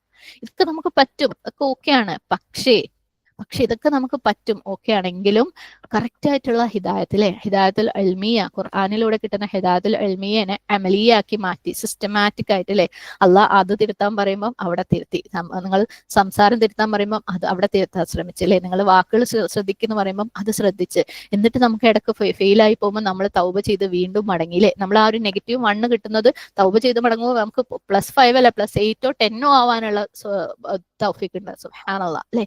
അങ്ങനെ നമ്മൾ സിസ്റ്റമാറ്റിക് ആയിട്ട് നമ്മുടെ ജീവിതത്തിൽ നമ്മുടെ ചുറ്റുപാടും കിട്ടുന്ന ഓരോ ഇമ്പൾസും, ഓരോരുത്തരും നമുക്ക് ഉണ്ടാക്കുന്ന പ്രയാസങ്ങളെ നമ്മൾ ഉപയോഗിച്ച് എപ്പോഴും നമ്മളെ മനസ്സിൽ നമ്മളോട് തന്നെ പറയാം, ഞാൻ വർക്ക് ഇൻ പ്രോഗ്രസ് ആണ്, ഞാൻ പെർഫെക്റ്റ് ആയിട്ടില്ല, ഞാൻ ഒരു കാര്യത്തിലും പെർഫെക്റ്റ് ആയിട്ടില്ല. ആ ഒരു അനുഭവം കിട്ടിയാൽ എനിക്ക് കുറച്ചും കൂടെ അല്ലെ, എൻ്റെ ജീവിതത്തിൽ വരുന്ന ഓരോ അനുഭവങ്ങളും എടുത്ത് കൺസിസ്റ്റന്റ് ആയിട്ട് ഡെഡിക്കേറ്റഡ് ആയിട്ട് ട്രൈ ചെയ്ത് റിയൽ റിസൾട്ട് ആഖിറത്തിൽ ഉണ്ടാക്കാൻ വേണ്ടിയിട്ട് ദുനിയാവിൽ ഞാൻ പ്രവർത്തിക്കാൻ തയ്യാറാണ്. ഈ പ്രവർത്തിക്കാൻ തയ്യാറാണെന്നുള്ള നമ്മളൊക്കെ പ്രവർത്തിക്കാൻ തയ്യാറാണ്. പക്ഷെ നമ്മുടെയൊക്കെ പ്രവർത്തനം എന്ന് പറയുന്നത് നമ്മൾ ദാവ ചെയ്യാൻ തയ്യാറാണ് അല്ലെ, നമ്മൾ നമസ്കരിക്കാൻ തയ്യാറാണ്, നോമ്പെടുക്കാൻ തയ്യാറാണ്, സകാത്ത് കൊടുക്കാൻ തയ്യാറാണ്, സദഖ കൊടുക്കാൻ തയ്യാറാണ്, ഒക്കെ തയ്യാറാണ്. പക്ഷെ അള്ളാഹ് തന്നിട്ടുള്ള ഈ ഒരു ഫീൽഡ് ഉണ്ടല്ലോ, ഇവിടെ നമ്മൾ പ്രവർത്തിക്കാൻ തയ്യാറില്ല. അവിടെ നമുക്ക് പരാതി പറയാനാണ് കൂടുതൽ ഇഷ്ടം, കച്ചറ ഉണ്ടാക്കാനാണ് നമുക്ക് കൂടുതൽ ഇഷ്ടം. സുബ്ഹാനല്ലാഹ്. അപ്പം നമ്മൾ ഇന്ന് ഇവിടെ കറക്റ്റ് ചെയ്യല്ല, നാളത്തേക്ക് നമ്മൾ കറക്റ്റ് ആവാൻ വേണ്ടി എല്ലാവരും നമ്മൾ ഓരോരുത്തരും നമ്മളുടേതായ ട്രാക്കിൽ വർക്ക് ഇൻ പ്രോഗ്രസ് ആണെന്ന് മനസ്സിലാക്കിയിട്ട് നമ്മുടെ ജീവിതത്തിൽ നമ്മുടെ ചുറ്റുപാടും വരുന്ന ഓരോ ചാൻസിനെയും, നമ്മൾ ഭർത്താവായിക്കോട്ടെ, മക്കളായിക്കോട്ടെ, ഭർത്താവിന്റെ വീട്ടുകാരായിക്കോട്ടെ, ഓരോ ചാൻസിനെയും, ചിലപ്പം നമ്മളുമായിട്ടൊരു ബന്ധം സ്ഥാപിക്കാത്ത ആളുകളാണെങ്കിൽ പോലും അവരുടെ അടുത്ത് നമുക്ക് അങ്ങോട്ട് പോയി സംസാരിക്കാൻ പറ്റുന്നുണ്ടെങ്കിൽ അത് ഒരടി അല്ലെ. ഞാൻ പറഞ്ഞു +4 അള്ളാഹു സുബ്ഹാനഹു വതആലയുടെ കണക്കിൽ നീറ്റോ ജെയോ പോലെ എല്ലാ ആൻസറിനും ഒരേപോലെ +4 അല്ല. പല പല ആൻസറുകൾക്ക് +8ഉം +100ഉം ഒക്കെ ഉള്ളതൊക്കെ ഉണ്ട് അല്ലെ. അപ്പം അതുപോലെയുള്ള ചാൻസുകളൊക്കെ ഉപയോഗപ്പെടുത്തിയിട്ട് നമ്മൾ മുന്നോട്ട് പോവുകയാണെങ്കിൽ നമ്മളുടെ ആ ഒരു വിഡ്ഢിത്തം ഉണ്ടല്ലോ, അതായത് ഇന്ന് പഠിച്ച് നാളെ കറക്റ്റായി മറ്റന്നാൾ പെർഫെക്റ്റ് ആയിട്ട് എന്റെ ചുറ്റുപാടുള്ളവര് അതിന്റെ പിറ്റേന്ന് പെർഫെക്റ്റ് ആവും എന്നുള്ള ആ ഒരു വിഡ്ഢിത്തം, ആ ഒരു ഭയങ്കര ഫൂളിഷ് ചിന്ത മനസ്സിൽ നിന്ന് അങ്ങോട്ട് മാറ്റി വെച്ചിട്ട് ആ എന്നേക്കുമായിട്ടുള്ള കറക്ഷന് വേണ്ടിയിട്ട് അവിടെ ആൻസർ കൊടുക്കാൻ വേണ്ടിയിട്ട് നമ്മൾ പ്രിപ്പയർ ചെയ്യാൻ തയ്യാറാണെങ്കിൽ, അള്ളാഹ് നമുക്ക് ഓരോരുത്തർക്കും ഇട്ട ക്വസ്റ്റ്യൻ പേപ്പറും സിലബസും ഉപയോഗിച്ച് നമ്മൾ പ്രിപ്പയർ ചെയ്യാൻ തയ്യാറാണെങ്കിൽ സുബ്ഹാനല്ലാഹ് സുബ്ഹാനല്ലാഹ് നമുക്ക് നമ്മുടെ ദാമ്പത്യ ജീവിതം മാത്രം മതി സ്വർഗത്തിന്. അത് മാത്രം മതി സ്വർഗത്തിന്. സുബ്ഹാനല്ലാഹ്. അതുകൊണ്ട് നമുക്ക് അവിടെ എത്താൻ പറ്റും. അപ്പൊ ഈ ഒരു യൂണിവേഴ്സിറ്റി സെറ്റപ്പ് അള്ളാഹു സുബ്ഹാനഹു വതആല നമുക്ക് തന്നിട്ടുണ്ടെന്നുണ്ടെങ്കിൽ അല്ലെ, സുബ്ഹാനല്ലാഹ്, എന്നിട്ട് അത് നമ്മൾ ഉപയോഗിക്കാതിരുന്നിട്ടുണ്ടെങ്കിൽ നമ്മൾ ഏറ്റവും വലിയ തോൽവികളല്ലേ ഇഹത്തിലും പരത്തിലും, ഏറ്റവും വലിയ വിഡ്ഢികളല്ലേ നമ്മള്. സുബ്ഹാനല്ലാഹ്. അള്ളാഹ് എക്സാമിന് വേണ്ടി സെറ്റപ്പ് നമുക്ക് റെഡിയാക്കി തന്നിട്ടുണ്ട്. അള്ളാഹു നമ്മളെ തെറ്റിച്ചോന്നും പറഞ്ഞിട്ടുണ്ടല്ലേ. നിങ്ങൾ 100% മാർക്ക് ഇവിടെ ദുനിയാവിൽ വാങ്ങണ്ട, നിങ്ങൾ തെറ്റിച്ചോ, തെറ്റിയിട്ട് പഠിക്കേ. കാരണം അള്ളാഹിന്റെ ഖദറിൽ അത് അനുവദിച്ചിട്ടുണ്ട് അല്ലെ. സുബ്ഹാനല്ലാഹ്. നമ്മളെ ജന്നത്തിലേക്ക് പ്രിപ്പയർ ചെയ്യാൻ വേണ്ടിയിട്ട് അള്ളാഹു ഇതൊക്കെ നമുക്ക് തന്നിട്ടുള്ളത് യൂസ് ചെയ്യേണ്ടേ നമുക്ക്. സുബ്ഹാനല്ലാഹ്. അത് യൂസ് ചെയ്ത് നമ്മൾ പഠിച്ചാലേ നമുക്ക് മറ്റുള്ളവര് നമ്മളുടെ അടുത്ത് ഒരു പ്രശ്നം, വൈവാഹികമായിട്ടുള്ള ഒരു പ്രശ്നം, എന്ത് പ്രശ്നം വന്ന് പറയുമ്പോഴും അവർക്കും ശരിയായ രീതിയിൽ ഉപദേശം കൊടുക്കാൻ പറ്റുള്ളൂ. നമ്മള് അള്ളാഹു നമുക്ക് എന്തിനാണോ ഈ വൈവാഹിക സെറ്റപ്പ് തന്നതെന്ന് നമ്മൾ മനസ്സിലാക്കി നമ്മൾ അതിനെ യൂസ് ചെയ്താലേ നമ്മുടെ ചുറ്റുപാടുമുള്ളവർക്ക് അതെന്താണ്, നമ്മളെ മക്കൾക്ക് ദാമ്പത്യം എന്തിനാണെന്ന് നമുക്ക് മനസ്സിലാക്കി കൊടുക്കാൻ പറ്റുള്ളൂ. സുബ്ഹാനല്ലാഹ്.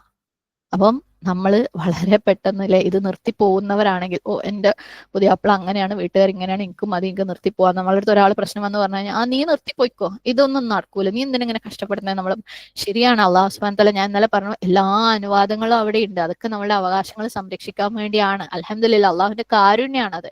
പക്ഷെ അതിനോട് ചേർത്ത് നമ്മൾ പറയേണ്ട ഒരു കാര്യമുണ്ട് അല്ലേ. ഞാൻ പറഞ്ഞ അവസാനത്തെ സ്റ്റേജ് ക്ഷമയാണ്.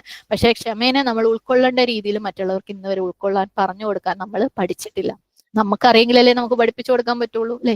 നമ്മളത് പ്രാക്ടീസ് ചെയ്തിട്ട്, നമ്മൾ തിയറി പഠിച്ചതുകൊണ്ട് കാര്യമില്ല ഈ കാര്യത്തിൽ അല്ലെ. ക്ഷമ എന്താണെന്ന് ഡെഫിനേഷൻ പഠിച്ചുകൊണ്ട് കാര്യമില്ല. നമുക്കത് ജീവിതത്തിൽ പ്രാവർത്തികമാക്കാൻ പറ്റിയിട്ടുണ്ടെങ്കിൽ നമുക്കത് മറ്റുള്ളവരുടെ ഹൃദയത്തിലേക്ക് ഇട്ട് കൊടുക്കാൻ പറ്റുള്ളൂ. അല്ലാത്ത ആരും നമ്മളടുത്ത് ക്ഷമയെ കുറിച്ച് പറഞ്ഞാലും നമുക്ക് മനസ്സിലാവില്ല, നമ്മളത് സഹനായിട്ടേ കാണുള്ളൂ. പക്ഷെ ആ ക്ഷമ നമ്മൾ ലൈഫിൽ പ്രാക്ടീസ് ചെയ്തിട്ടുണ്ടെങ്കിൽ നമ്മൾ പറയുന്നത് ഹൃദയത്തിൽ നിന്ന് ഹൃദയത്തിലേക്ക് കണക്റ്റഡ് ആവും, അവർക്ക് ഉൾക്കൊള്ളാൻ പറ്റും.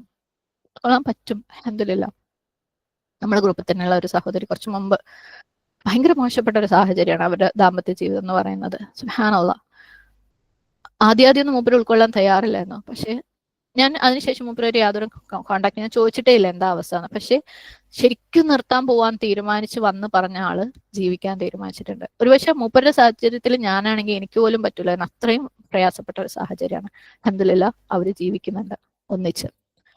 അപ്പൊ നമ്മളൊക്കെ വളരെ നേരത്തെ, ഒരുപക്ഷെ ഇപ്പോഴത്തെ ഒരു 40+ അല്ലെങ്കിൽ 50+ ആളുകൾ നിർത്തി പോകുന്നില്ല. അവര് മക്കളെ വിചാരിച്ചിട്ടും പ്രയാസങ്ങൾ വിചാരിച്ചിട്ടും ഒക്കെ അഡ്ജസ്റ്റ് ചെയ്യുമായിരിക്കും. പക്ഷെ അപ്പോഴും അവരിതിനൊക്കെ വിഷമിച്ചുകൊണ്ടും പരാതി പറഞ്ഞുകൊണ്ടും മുന്നോട്ട് പോകുന്നവരായിരിക്കും അല്ലെ പലരും. ആരെങ്കിലും ഉണ്ടോ, ആരെങ്കിലും ഒരാളുണ്ടോ? അൽഹംദുലില്ലാഹ് അൽഹംദുലില്ലാഹ് എന്റെ ഈ കോച്ചിങ് ഇൻസ്റ്റിറ്റ്യൂട്ടിൽ ഞാൻ 100% സാറ്റിസ്ഫൈഡ് ആണ്. ഞാൻ ഇത് യൂസ് ചെയ്തിട്ട് പരലോകത്തേക്ക് വേണ്ടി പ്രിപ്പയർ ചെയ്യാണ് എന്ന് പറയാം. 100% വിവാഹത്തിൽ സാറ്റിസ്ഫൈഡ് ആണെന്ന് ആർക്കും പറയാനൊന്നും പറ്റൂല കേട്ടോ. ഇനി എന്തൊക്കെ ഉണ്ടെങ്കിലും എന്തെങ്കിലും ഇല്ലാത്തത് ഉണ്ടാവും. പക്ഷെ ഈ എനിക്ക് അള്ളാഹു സുബ്ഹാനഹു വതആല തന്ന ഈ കോച്ചിങ് ഇൻസ്റ്റിറ്റ്യൂട്ടിൽ 100% ഞാൻ സാറ്റിസ്ഫൈഡ് ആണ്. അത് ഉപയോഗിച്ച് ഞാൻ എന്റെ റബ്ബിലേക്ക് അടുക്കാൻ വേണ്ടി ശ്രമിക്കുകയാണെന്ന് ഹൃദയത്തിൽ തൊട്ട് പറയാൻ പറ്റുന്ന ഒരാൾ ഇവിടെ ഉണ്ടെങ്കിൽ ഒന്ന് ഹാൻഡ് റൈസ് ചെയ്യൂ. അല്ലെ. അപ്പൊ നമ്മൾ ശരിക്കും നഷ്ടക്കാരല്ലേ, നമ്മൾ അത് ചിന്തിക്കുന്നില്ല എന്നുണ്ടെങ്കിൽ. അള്ളാഹ്ക്ക് നമ്മൾ എത്ര ഇഷ്ടമായിട്ടാണ് അല്ലെ. അൽഹംദുലില്ലാഹ്. മാഷാ അല്ലാഹ് ഒരാൾ ഹാൻഡ് റൈസ് ചെയ്തിട്ടുണ്ട് കേട്ടോ. ബാറക്കല്ലാഹു ഫീക്ക്. അള്ളാഹു നിലനിർത്തി തരട്ടെ. അമീൻ. മറ്റുള്ളവർക്ക് അതൊരു പ്രചോദനമാവാനും പറ്റട്ടെ. അമീൻ. അള്ളാഹ്ക്ക് നമ്മളെ അത്രയും ഇഷ്ടപ്പെട്ടിട്ടാണ് അല്ലെ. നമ്മൾ ജയിക്കണം എന്ന് തീരുമാനിച്ചിട്ടാണ് അള്ളാഹു വീണ്ടും വീണ്ടും വീണ്ടും നമുക്ക് പ്രാക്ടിക്കൽ ലെസൺസ് തന്നുകൊണ്ടേയിരിക്കുന്നത്. വീണ്ടും വീണ്ടും അള്ളാഹ് തരാണ്. എന്റെ മക്കളെ നിങ്ങളൊന്ന് ജയിച്ച് കാണട്ടെ. നമ്മൾ ടീച്ചേഴ്സിനെ കണ്ടിട്ടുണ്ടോ? ചില ടീച്ചേഴ്സ് സ്റ്റുഡൻസിന് വേണ്ടിയിട്ട് ഏതറ്റം വരെയും അവർ എക്സ്ട്രാ ക്ലാസ് ഇടും, അല്ലെങ്കിൽ അവർ ക്വസ്റ്റ്യൻ പേപ്പർ ഇട്ടിട്ട് പഠിപ്പിക്കും അല്ലെ. വീണ്ടും വീണ്ടും അവർക്ക് എക്സ്ട്രാ സമയം ഇരുന്നിട്ട് വേണ്ടി വരും ക്വസ്റ്റ്യൻ പേപ്പർ ഇടാൻ. പക്ഷെ എന്റെ കുട്ടികൾ പഠിക്കട്ടെ എന്ന് വെച്ച് ടീച്ചർ വീണ്ടും വീണ്ടും വീണ്ടും ക്വസ്റ്റ്യൻസ് ഇട്ട് കൊടുക്കും, വീണ്ടും വീണ്ടും എക്സസൈസ് ഇട്ട് കൊടുക്കും, എന്നിട്ട് അത് കറക്റ്റ് ചെയ്യാനിരിക്കും. അത്രയും ആത്മാർത്ഥമുള്ള ടീച്ചേഴ്സേ അത് ചെയ്യുള്ളൂ അല്ലെ. അപ്പം അങ്ങനെയുള്ള ഒരു ടീച്ചർ നമ്മളെ പഠിപ്പിക്കാൻ നോക്കിയിട്ടും നമ്മളെ കുട്ടികൾ അല്ലെങ്കിൽ നമ്മളെ കുട്ടികളെ പഠിപ്പിക്കാൻ നോക്കിയിട്ടും നമ്മൾ കുട്ടികൾ പഠിച്ചില്ലെങ്കിൽ നമ്മൾ പറയും എനിക്ക് വേണ്ടായിട്ട് ഈ വിട്ടേക്കുന്നു അല്ലെ. അതുപോലെ അള്ളാഹു സുബ്ഹാനഹു വ തആല നമുക്ക് വീണ്ടും വീണ്ടും വീണ്ടും വീണ്ടും പ്രാക്ടിക്കൽ ലെസൺസ് തന്നിട്ട് നമ്മൾ വാശി പിടിക്കണം, ഇല്ല മോനെ ഞാൻ ജയിക്കൂല അല്ലെ. അപ്പം ആരാ നഷ്ടക്കാരെന്ന് ചിന്തിച്ചു നോക്കുക. അപ്പം എത്രയും പെട്ടെന്ന് നമ്മൾ നമ്മളുടെയൊക്കെ ദാമ്പത്യ ജീവിതത്തിലെ ലെവൽ 1 എക്സാം പാസ്സായാൽ നമുക്ക് ലെവൽ 2 എക്സാമിലൂടെ അടുത്ത ലെവലിലേക്ക് എത്താൻ പറ്റും. എത്രയും പെട്ടെന്ന് ബേസിക് ആയിട്ട് എന്തിനാ ദാമ്പത്യം നമ്മൾ മനസ്സിലാക്കി കഴിഞ്ഞാൽ സുബ്ഹാനല്ലാഹ് അതിലൂടെ നമുക്ക് ഒരുപാട് ലെസൺസ് എടുത്തിട്ട് ജീവിതത്തിൽ, അതായത് പരലോകത്തേക്ക് ജയിക്കാൻ വേണ്ടിയിട്ട് നമുക്ക് മുന്നേറാൻ പറ്റും. എല്ലാവരും അവനവന്റെ ജീവിതത്തിലെ ഈ കോച്ചിങ് ഇൻസ്റ്റിറ്റ്യൂട്ട് ഏറ്റവും ബെസ്റ്റ് ആയിട്ട് ഉപയോഗിക്കുക. സുബ്ഹാനല്ലാഹ്. പക്ഷെ ഇങ്ങനെയൊക്കെ ആണെങ്കിലും അള്ളാഹു സുബ്ഹാനഹു വ തആല കാരുണ്യവാനാണ് അല്ലെ. അള്ളാഹു സുബ്ഹാനഹു വ തആല നമുക്ക് എല്ലാ ലീനിയൻസും അവിടെ തന്നു വെച്ചിട്ടുണ്ട്, എല്ലാ അനുവാദങ്ങളും അവിടെ തന്നു വെച്ചിട്ടുണ്ട്. നിങ്ങൾ ശാരീരികമായിട്ട് നിങ്ങൾ ഉപദ്രവിക്കുന്ന ദാമ്പത്യത്തിൽ നിങ്ങൾ നിൽക്കണ്ട, മാനസികമായിട്ട് നിങ്ങൾക്ക് പ്രയാസങ്ങൾ ഉണ്ടാക്കുന്ന ദാമ്പത്യത്തിൽ നിങ്ങൾ നിൽക്കണ്ട അല്ലെ. കാരണം ഓരോരുത്തരുടെയും ലെവലുകൾ വേറെ വേറെയാണ്. താങ്ങാൻ പറ്റുന്ന, ക്ഷമിക്കാൻ പറ്റുന്ന, സഹിക്കാൻ പറ്റുന്ന ലെവലുകൾ ഓരോരുത്തരുടെയും വേറെയാണ്. നിങ്ങൾക്ക് തീരെ പറ്റൂല എന്നുണ്ടെങ്കിൽ അള്ളാഹു എല്ലാ അനുവാദങ്ങളും തന്നിട്ടുണ്ട് അല്ലെ. സുബ്ഹാനല്ലാഹ്. പല രീതിയിൽ അള്ളാഹു ഡിവോഴ്സിനുള്ള അവകാശങ്ങൾ ഏതൊക്കെ രീതിയിൽ നിങ്ങൾക്ക് ഹാൻഡിൽ ചെയ്യണോ. ഇപ്പൊ ഇന്നലെ തന്നെ നമ്മൾ കുറെ സംസാരിച്ചു, ഇനി മുന്നോട്ട് പോകുമ്പോൾ കൂടുതൽ കാര്യങ്ങൾ വരും. എല്ലാ വഴികളും അള്ളാഹു തുറന്നു തന്നിട്ടുണ്ട്. സുബ്ഹാനല്ലാഹ്. ഒപ്രഷൻ നടക്കുന്നുണ്ടെങ്കിൽ അല്ലെ, സഫർ ചെയ്യാൻ പറ്റുന്നില്ല എന്നുണ്ടെങ്കിൽ അൽഹംദുലില്ലാഹ് എല്ലാ രീതിയിലും അള്ളാഹു അവിടെ നമുക്ക് എളുപ്പങ്ങൾ തന്നിട്ടുണ്ട്. തലാഖായിട്ടും ഫസ്ഖായിട്ടും ഖുലായിട്ടും അല്ലെ. സുബ്ഹാനല്ലാഹ്. പക്ഷെ ഇതൊന്നും ഇല്ലാണ്ട് നമുക്ക് ക്ഷമിക്കാൻ പറ്റുന്നുണ്ടെന്നുണ്ടെങ്കിൽ നമ്മുടെ ക്ഷമയുടെ ലെവലുകൾ നമ്മൾ വേണം കൂട്ടിക്കൊണ്ടുവരാൻ. ആദ്യം ചെറിയ ചെറിയ കാര്യങ്ങൾ ക്ഷമിക്കുമ്പോഴാണ് നമുക്ക് കൂടുതൽ കൂടുതൽ വലിയ വലിയ കാര്യങ്ങളിൽ ക്ഷമിക്കാൻ പറ്റും. എല്ലാവരുടെ ലെവലും ഒരേപോലെയല്ല. ഓക്കെ. അപ്പം നിങ്ങൾക്ക് തീരെ പറ്റൂല, നിങ്ങളെ ശാരീരികമായിട്ട് ഉപദ്രവിക്കുന്നുണ്ട്, നിങ്ങൾക്ക് നിങ്ങളുടെ ഇബാദത്തിൽ അതായത് നമ്മൾ ജീവിക്കുന്നത് എന്തിനാ? ഇബാദത്ത് ചെയ്ത റബ്ബിന്റെ തൃപ്തി നേടിയിട്ട് സ്വർഗത്തിൽ പോകാൻ വേണ്ടിയില്ലേ. ഇബാദത്തിൽ കോൺസെൻട്രേറ്റ് ചെയ്യാൻ പറ്റാത്ത ലെവലിലുള്ള പീഡനമാണ് നിങ്ങൾക്ക് കിട്ടുന്നുണ്ടെങ്കിൽ അൽഹംദുലില്ലാഹ് അള്ളാഹ് നമുക്ക് എപ്പോഴും ആ ലെവലിൽ എത്തണമെന്നില്ല കേട്ടോ. നിങ്ങൾക്ക് ഏത് ലെവലിലും നിങ്ങൾക്ക് പറ്റൂല എന്നുണ്ടെങ്കിൽ ഒരു കാരണം പോലും പറയാതെ നിങ്ങൾക്ക് ഒഴിവാക്കാനുള്ള അവകാശം അള്ളാഹു സുബ്ഹാനഹു തന്നിട്ടുണ്ട്. പക്ഷെ കാരണം ഉണ്ടായിരിക്കണം. ഇന്നലെ നമ്മൾ പറഞ്ഞു ജെന്യുയിൻ ആയിട്ട് ഒരു റീസൺ ഇല്ലാന്നുണ്ടെങ്കിൽ സ്വർഗത്തിന്റെ മണം പോലും ലഭിക്കൂല. പക്ഷെ അള്ളാഹു നമുക്ക് അനുവദിച്ച് തന്നിട്ടുണ്ട്, നിങ്ങൾക്ക് പറ്റൂല എന്നുണ്ടെങ്കിൽ നിങ്ങൾക്ക് വിട്ടേച്ചു പോവാം. പക്ഷെ അറ്റ് ദ സെയിം ടൈം നമുക്ക് ഇത് ഉപയോഗിച്ച് സ്വർഗം നേടാൻ പറ്റുമെങ്കിലേ എന്തൊരു ഭാഗ്യം അത്. സുബ്ഹാനല്ലാഹ്. എന്തൊരു ഭാഗ്യം അതല്ലേ. സുബ്ഹാനല്ലാഹ്. പക്ഷെ നമ്മളെപ്പോഴും അവകാശ ബിസിനസ്സിലാണ്. എനിക്ക് ആ അവകാശം കിട്ടണം, എനിക്ക് ഈ അവകാശം കിട്ടണം, മൂപ്പരത് തരുന്നില്ല, മൂപ്പരത് തരുന്നില്ല, മൂപ്പര വീട്ടുകാരത് തരുന്നില്ല അല്ലേ. നമ്മൾ നഷ്ടക്കാരായി പോവാണ്. സുബ്ഹാനല്ലാഹ്. എത്രയും പെട്ടെന്ന് നമുക്ക് അവകാശം, അതേപോലെ അള്ളാഹ് തന്ന ഒരു അവകാശം ഡിവോഴ്സും കഴിഞ്ഞ് നമ്മളെ കാര്യം കഴിഞ്ഞ് ഹാപ്പി ആയി നമ്മൾ വെറുതെ വിചാരിക്കുക. അതുകൊണ്ട് ആരെങ്കിലും ഹാപ്പി ആയിന് ഇതുവരെ അല്ലെ. അത് കഴിയുമ്പം അടുത്തത് വരും. അള്ളാഹ്ക്ക് നമ്മളെ ഇഷ്ടമാണ്, അള്ളാഹ്ക്ക് നമ്മളെ ഇഷ്ടമുള്ളിടത്തോളം കാലം നമ്മൾ ഇത് കഴിഞ്ഞ് രക്ഷപ്പെട്ട ഹാപ്പി ആവും എന്ന് വിചാരിക്കുന്നത് വെറുതെയാണ്. കാരണം അള്ളാഹ് നമ്മളെ പ്രിപ്പയർ ചെയ്യും, വേറെ വഴിക്ക് പ്രിപ്പയർ ചെയ്യും. ഇനി രണ്ടാമതൊരു വിവാഹം ചെന്ന് കഴിഞ്ഞാൽ അത് 100% ഹാപ്പിയാന്ന് നമ്മൾ വിചാരിക്കുന്നുണ്ടോ? അള്ളാഹു അതിലൂടെ പ്രിപ്പയർ ചെയ്യും, അള്ളാഹു അതിലൂടെ നമ്മളെ പ്രിപ്പയർ ചെയ്യും. സുബ്ഹാനല്ലാഹ്. അപ്പം ചിന്തിക്കുക ഓരോരുത്തരും. അത് വിവാഹം എന്നല്ല, ഞാൻ പറഞ്ഞു നമ്മുടെ ജീവിതത്തിലെ എല്ലാ കാര്യങ്ങളും അള്ളാഹു സുബ്ഹാനഹു വ തആല നമുക്ക് കോച്ചിങ് ആണ്, ട്രെയിനിങ് ആണ് സ്വർഗത്തിലേക്കുള്ളത്. പക്ഷെ അതിനകത്ത് ഏറ്റവും ബെസ്റ്റ് കോച്ചിങ് ഇൻസ്റ്റിറ്റ്യൂട്ട് ആണ് വിവാഹം. അത് നഷ്ടപ്പെടുത്തി കഴിഞ്ഞാൽ സുബ്ഹാനല്ലാഹ് സുബ്ഹാനല്ലാഹ്. അത് ഓരോരുത്തർക്കും അള്ളാഹു ഓരോ രീതിയിലായിരിക്കും അവിടെ കോച്ചിങ് കൊടുക്കുന്നത് കേട്ടോ. ചിലർക്ക് അള്ളാഹു സുബ്ഹാനഹു വ തആല ഡിവോഴ്സ് കൊടുത്തിട്ടായിരിക്കും കോച്ചിങ്. അവർ എന്ത് ശ്രമിച്ചിട്ടും ഡിവോഴ്സ് ചെയ്യാതെ രക്ഷയില്ലാത്ത കേസിലായിരിക്കും അള്ളാഹു കോച്ചിങ് കൊടുക്കുന്നത്. എങ്ങനെയാണെങ്കിലും അള്ളാഹുവിന്റെ തൃപ്തിക്കായിട്ട് ഓരോ സ്റ്റെപ്പും നമ്മൾ എടുക്കാൻ ശ്രമിച്ചു കഴിഞ്ഞാൽ, തെറ്റുകൾ മനസ്സിലാക്കി തിരുത്താൻ ശ്രമിച്ചു കഴിഞ്ഞാൽ, തെറ്റുകൾ മനസ്സിലാക്കാനും തിരുത്താനുള്ള പ്ലാറ്റ്ഫോം ആണെന്ന് മനസ്സിലാക്കാൻ ശ്രമിച്ചു കഴിഞ്ഞാൽ എന്തായാലും അതിനൊരു എളുപ്പമുണ്ടാകും. അത് നമ്മുടെ ജീവിതത്തിൽ നമ്മൾ പ്രാക്ടീസ് ചെയ്യുമ്പോൾ നമ്മളടുത്ത് ഇതുപോലെ പ്രശ്നങ്ങളും വിഷമങ്ങളും ഒക്കെ പറഞ്ഞു വരുന്നവരടുത്ത് ഓളെ പ്യാപ്പിൾ ഇങ്ങനെ പറഞ്ഞു, ഈ പ്യാപ്പിളിനോട് അങ്ങനെ പറഞ്ഞു, അമ്മായിമ്മ എങ്ങനെ പറയുന്ന, പിന്നെ അമ്മായിമ്മക്ക് അങ്ങനെ സമ്മതിച്ചു കൊടുക്കണ്ട എന്നൊക്കെയാണ് നമ്മൾ ഉപദേശിക്കുക. ആ ഉപദേശം ഉണ്ടല്ലോ അവർ ആ പ്രശ്നത്തിനെ ഹെൽപ്പ് ആവുള്ളൂ. നാളെ അവർ വേറൊരു പ്രശ്നമായി വരുമ്പോൾ ഇതുപോലെ നമ്മൾ വേറൊരു സൊല്യൂഷൻ പറഞ്ഞു കൊടുക്കേണ്ടി വരും. പക്ഷെ പെർമനന്റ് സൊല്യൂഷൻ എന്ന് പറയുന്നത് ഇതേ ഉള്ളൂ. വതവാസൗ ബിൽ ഹഖി വതവാസൗ ബിസ് സബ്ർ. ഹഖ് ഹക്കാണ്, മാറ്റമൊന്നുമില്ല. സബർ സബറാണ്, മാറ്റമൊന്നുമില്ല. അത് രണ്ടുമേ പരിഹാരമുള്ളൂ. പക്ഷെ ഈ പറഞ്ഞത് പെട്ടെന്ന് അങ്ങോട്ട് പറഞ്ഞു കൊടുത്തു കഴിഞ്ഞാൽ അവർക്ക് ഉൾക്കൊള്ളാൻ പറ്റൂല. അത് പറഞ്ഞു കൊടുക്കണമെങ്കിൽ ആദ്യം നമുക്ക് അതിനൊരു അർഹത നമ്മൾ ഉണ്ടാക്കിയെടുക്കണം. നമ്മൾ ജീവിതം കൊണ്ട് നമ്മൾ അതിനൊരു അർഹത ഉണ്ടാക്കിയെടുക്കണം. അപ്പൊ നമുക്ക് അവർക്ക് ഉൾക്കൊള്ളാൻ പറ്റുന്ന രീതിയിൽ, ഞാൻ പറഞ്ഞല്ലോ, ഹൃദയത്തിൽ നിന്ന് ഹൃദയത്തിലേക്ക് നമുക്ക് ഉപദേശങ്ങൾ കൊടുക്കാൻ പറ്റും. എന്നാലും ഞാൻ പറഞ്ഞു, അവർക്ക് അത് പ്രയാസമാണ്, പറ്റൂല എന്നുണ്ടെങ്കിൽ അവർക്ക് വേണ്ടിയിട്ടുള്ള എല്ലാ നീതിപൂർവമായിട്ടുള്ള സപ്പോർട്ടുകളും നമ്മൾ ചെയ്തു കൊടുക്കുക. ആരാണോ നമ്മളടുത്ത് പ്രശ്നങ്ങളുമായിട്ട് വരുന്നത്. എപ്പോഴും ഓർക്കുക, ഇന്ന റഹ്മത്ത് അല്ലാഹി ഖരീബൻ മിനൽ മുഹ്സിനീൻ. അല്ലെ, മുഹ്സിനായിട്ടുള്ള ആളുകൾക്ക്. ഞാൻ നേരത്തെ പറഞ്ഞു, ഇത് തുടങ്ങുമ്പോൾ ഞാൻ പറഞ്ഞിരുന്നു ഒറ്റ വാക്കില് പ്രശ്നത്തിനൊക്കെ പരിഹാരം ഉണ്ടെന്ന്. അല്ലെ, ദാമ്പത്യ പ്രശ്നവുമായിട്ട് വരുമ്പോൾ എപ്പോഴും ഒറ്റ വാക്കിൽ പരിഹാരം ഉണ്ട്. എന്താണെന്നറിയോ? ഭാര്യ ഓർ ഭർത്താവ് രണ്ടിൽ ഒരാൾക്ക് വലിയ ഹൃദയം ഉണ്ടെങ്കിൽ, അതായത് ഇഹ്സാൻ ചെയ്യാനും പുറത്തു കൊടുക്കാനും ക്ഷമിക്കാനും ക്ഷമയോടുകൂടി അള്ളാഹുവിന്റെ പ്രതിഫലത്തിന് വേണ്ടി കാത്തിരിക്കാനുമുള്ള ഹൃദയം ഒരാൾക്ക് ഉണ്ടെന്നുണ്ടെങ്കിൽ, ഇഹ്സാൻ ചെയ്യാൻ ഉള്ള ഒരാൾക്ക് ഉണ്ടെന്നുണ്ടെങ്കിൽ എല്ലാ പ്രശ്നത്തിനും പരിഹാരമാണ്.